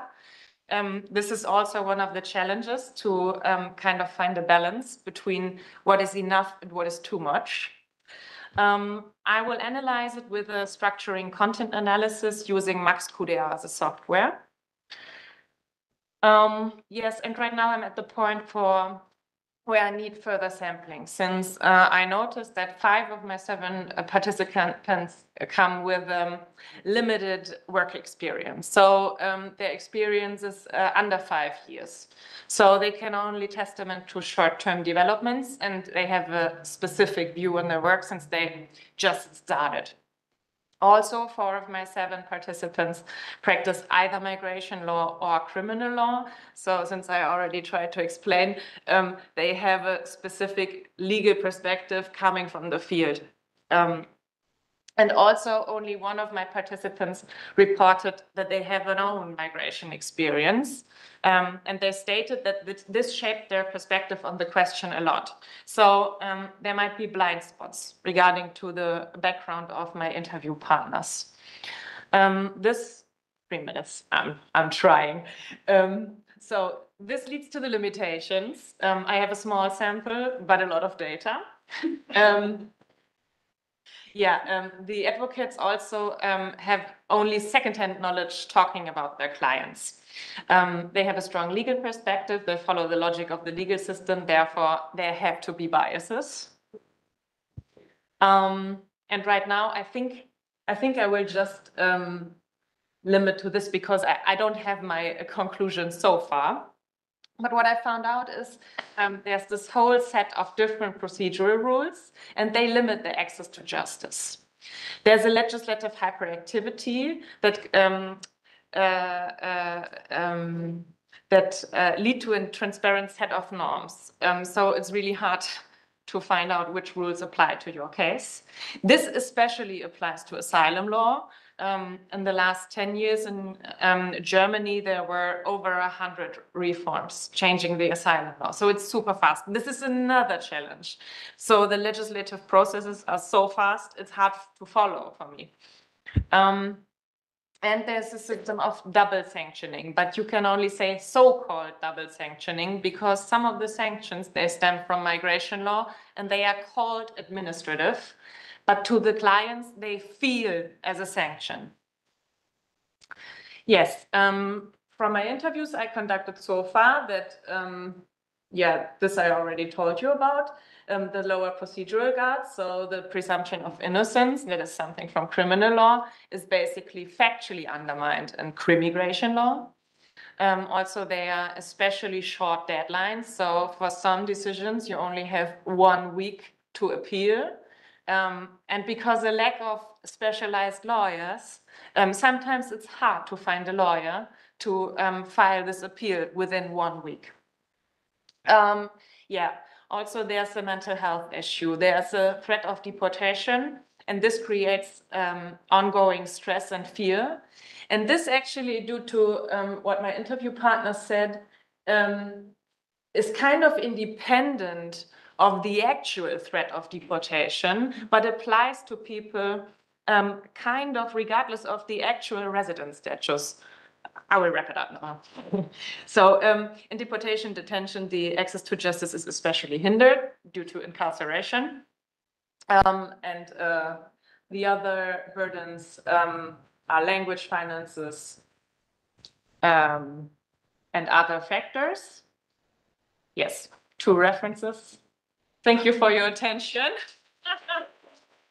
Thank you very much for your excellent presentation. Are there any questions from the audience?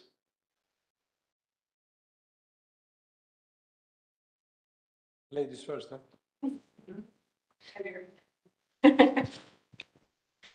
Thank you, Katerina, for your nice presentation. I was wondering, because you mentioned that you would like to make the field a bit more humane, and you mentioned a few examples about deportation, unauthorized residence, that they're treated as crime, but are not really crimes. So I was wondering how you felt about the term crimmigration. How do you think about that? I think, as I stated earlier, a big problem is the terminology. Since this term, crimmigration, is actually coming from critical criminology and critical law studies. So the perspective itself is, as I said, coming from a background that sees criminality as something that is socially constructed and works against stigma. But as I noticed, while preparing the presentation to a whole crowd outside of this field, the implications might be different. So I think you can only use this terminology if you connect it to, I think, a very clear explanation of what you mean. So you can't use the title, for example, without an addition, because in the end, people might understand you're saying the opposite. Yeah, but thank you. You're like putting the finger exactly where a problem is, yes. Yes, thanks for your presentation. I really liked it. An interesting topic. I was wondering, since you mentioned in your presentation that your majority of your respondents had less than 5 years of experience, right? And I'm wondering, how does this shape their framing about this crimmigration? This is actually a question I need to elaborate further for myself, since I'm right at the point where I noticed that maybe there will be a need for further sampling, or I will have to explain what this means. I think that, no, other way around. If you look at the legal framework of migration law, criminal law, and so-called crimigration law, I think the biggest changes that were the basis started in the 90s. So from the 90s until now, there are some summits where big decisions and big legislations were passed. Another would be 2015, 2016. Sometimes it's connected to discourses or events. And I suppose if you were a lawyer practicing, for example, during the time of 2015 or 2016, that you would have a different view because you already saw that there was like a big development of the law regarding all your clients' legal situation stemming from a discourse. This is my idea. I want to know your Any other questions? I want to ask the last one, probably question. Are there any questions on the WebEx or YouTube? No. So I can ask the last question. Have you considered the implications of migration or criminal law changing while you're conducting your research? I mean, while you're conducting your research and try to find things, maybe the German state changes some of the articles of the laws. This happens all the time. Yeah. This is my problem. This could be a problem for your research. Maybe it will become obsolete or... Yes. I don't think, though, that it will become obsolete. But I think I will, at some point, I will have to limit and say this is the last date of reform. And also, I will have to, if I decide to do another empirical study, I think if I will do interviews again, I will have to structure them regarding to this problem. But yeah, this is actually something that is really hard and that from the start, I already knew. Okay. Thank you very much for your excellent presentation. Thanks, everybody. That concludes this session. So it's it was the last presentation, but we have a small surprise for you from Angeliki. First of all, I wanted to thank Leonidas Markou, who helped us all days, and he helped us very, very much, and without him, we couldn't manage all this first winter school. I would like to sincerely thanks all of you, those who present here in person, as well those who join us via WebEx and YouTube. For your interactions, your presentation, your active participation. Over 3 days, I'm waiting still the video, so I have to say some thanks for everybody. Over 3 days, we have here truly inspiring talks and dialogues. Dialogue has been rich and engaged. I have to say that this is a collective effort. And thanks to each of you for the first winter school has begun a memorable and meaningful event experience for everybody. I believe that everyone leaves from here with a new, valuable and reflection and connection with each other.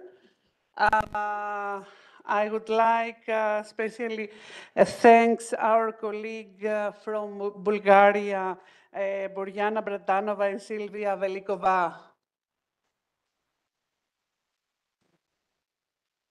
And of course, special thanks to all PhD candidates, all of you, whose outstanding presentation truly advanced science and bring energy to the first international winter school. You have already filled one form, most of you, and there is another Mentimeter, a small evaluation with one word, to share one word for the first winter school. And since Angeliki is ready, we can show after that. Here is, I'll present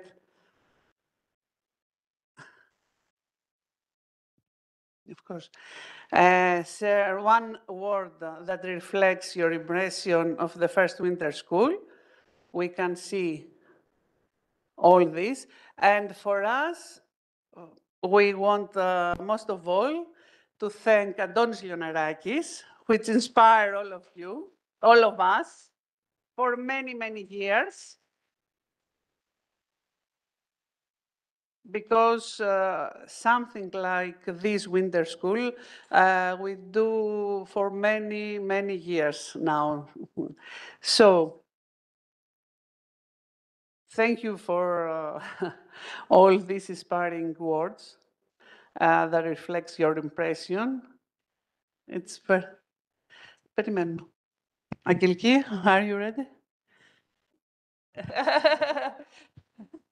Αγγελική, try, okay, I'm... Να το κλείσω.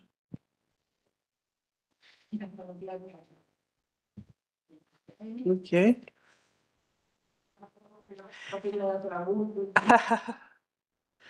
We can...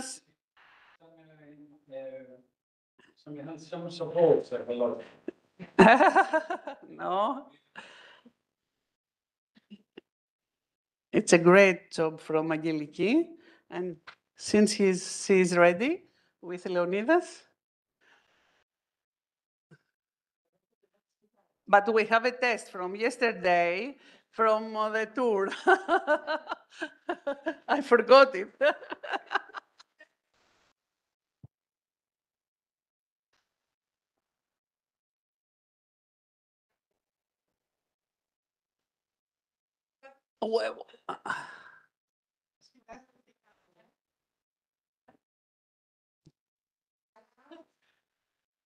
Okay, ready?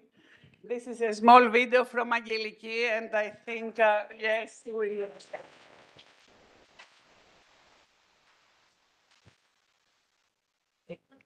Δεν ακούγεται μουσική, εντάξει. No music, but there is music.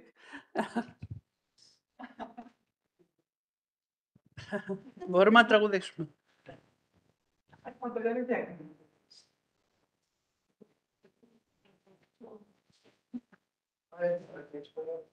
Να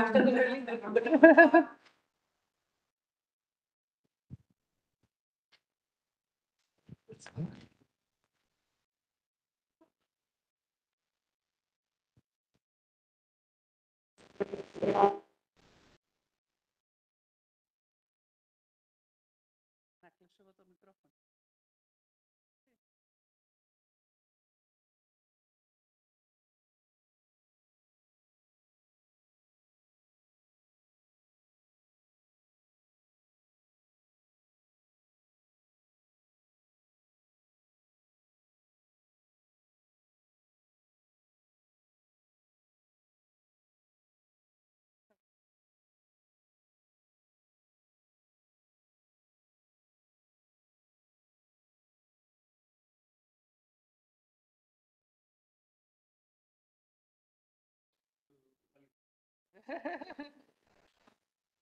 Especially with the ladies.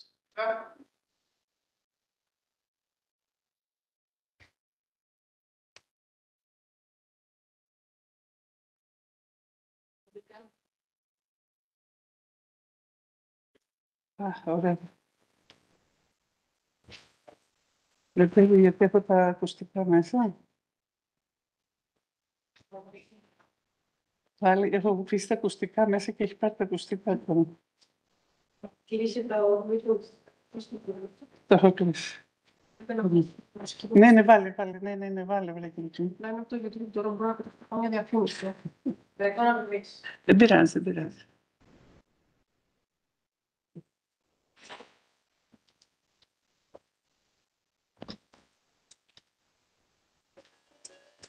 Αυτό γιατί δεν είναι. Τα ακουστικά. Ναι. Όχι, μάνα.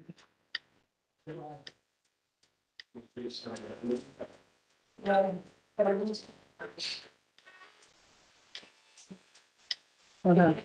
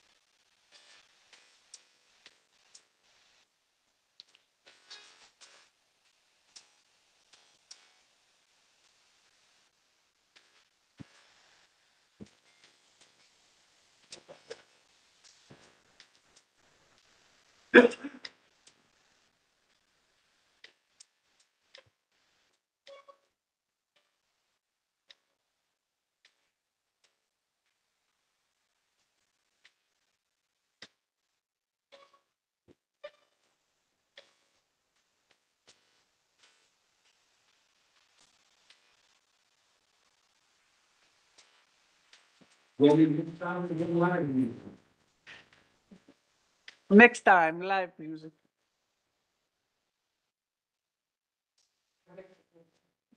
Πολύ ωραία.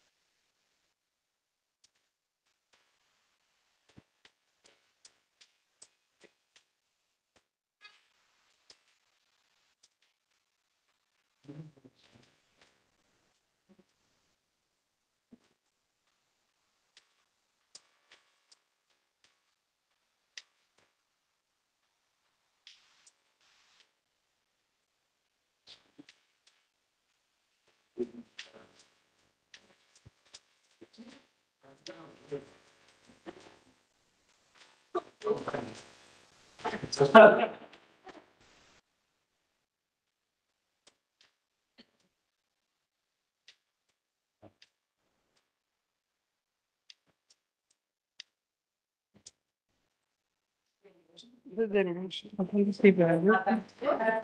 Έτσι, θα βάλουμε το επόμενο. Βάλε το επόμενο, ό,τι άλλο. Ό,τι που άλλο καλά είναι. Να βάλω κάτι άλλο. Ναι. Μπράβο.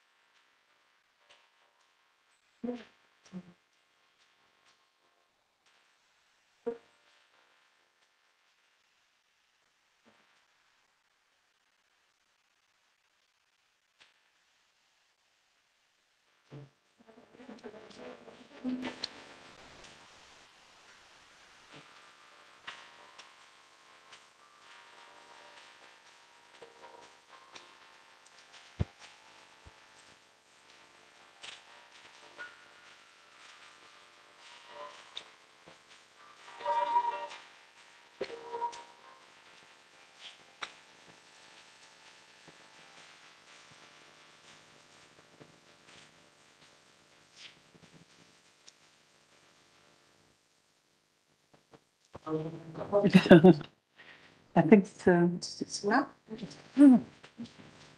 Πόσο ένα, 2 λεπτά. Okay. As we saw the last photos, a heartfelt thanks to the Greek PhD candidates who provide invaluable organizational support and stood every effort. Ioannis Mandalas, Βεσκούκης Αλέξανδρος, Ιωάννης Αργυρίου, Νόρα Σάκουλα, Κοτσαμπασάκη Ευαγγελία, Βαγγελής Τομάς, Δέσποινα Διονυσίου, Αγγελική Γιαννακοπούλου, Σία Κουνατίδου, Γεωργία Καραγιάννη, Σκλαβενίτη Διονύσιο, Ελένη Νιάρχου for the last night, especially for the last night cultural event to the ECORE. And in particular to Kyriaki Rassia, who undertook the tremendous task of communication with everybody.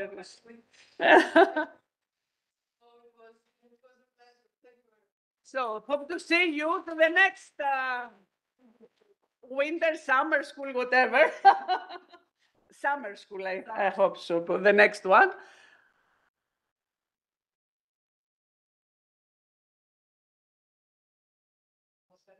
I think that some videos from last night should.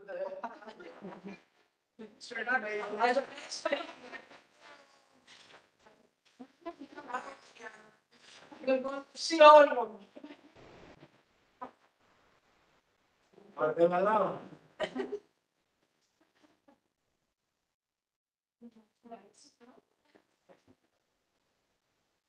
Huh?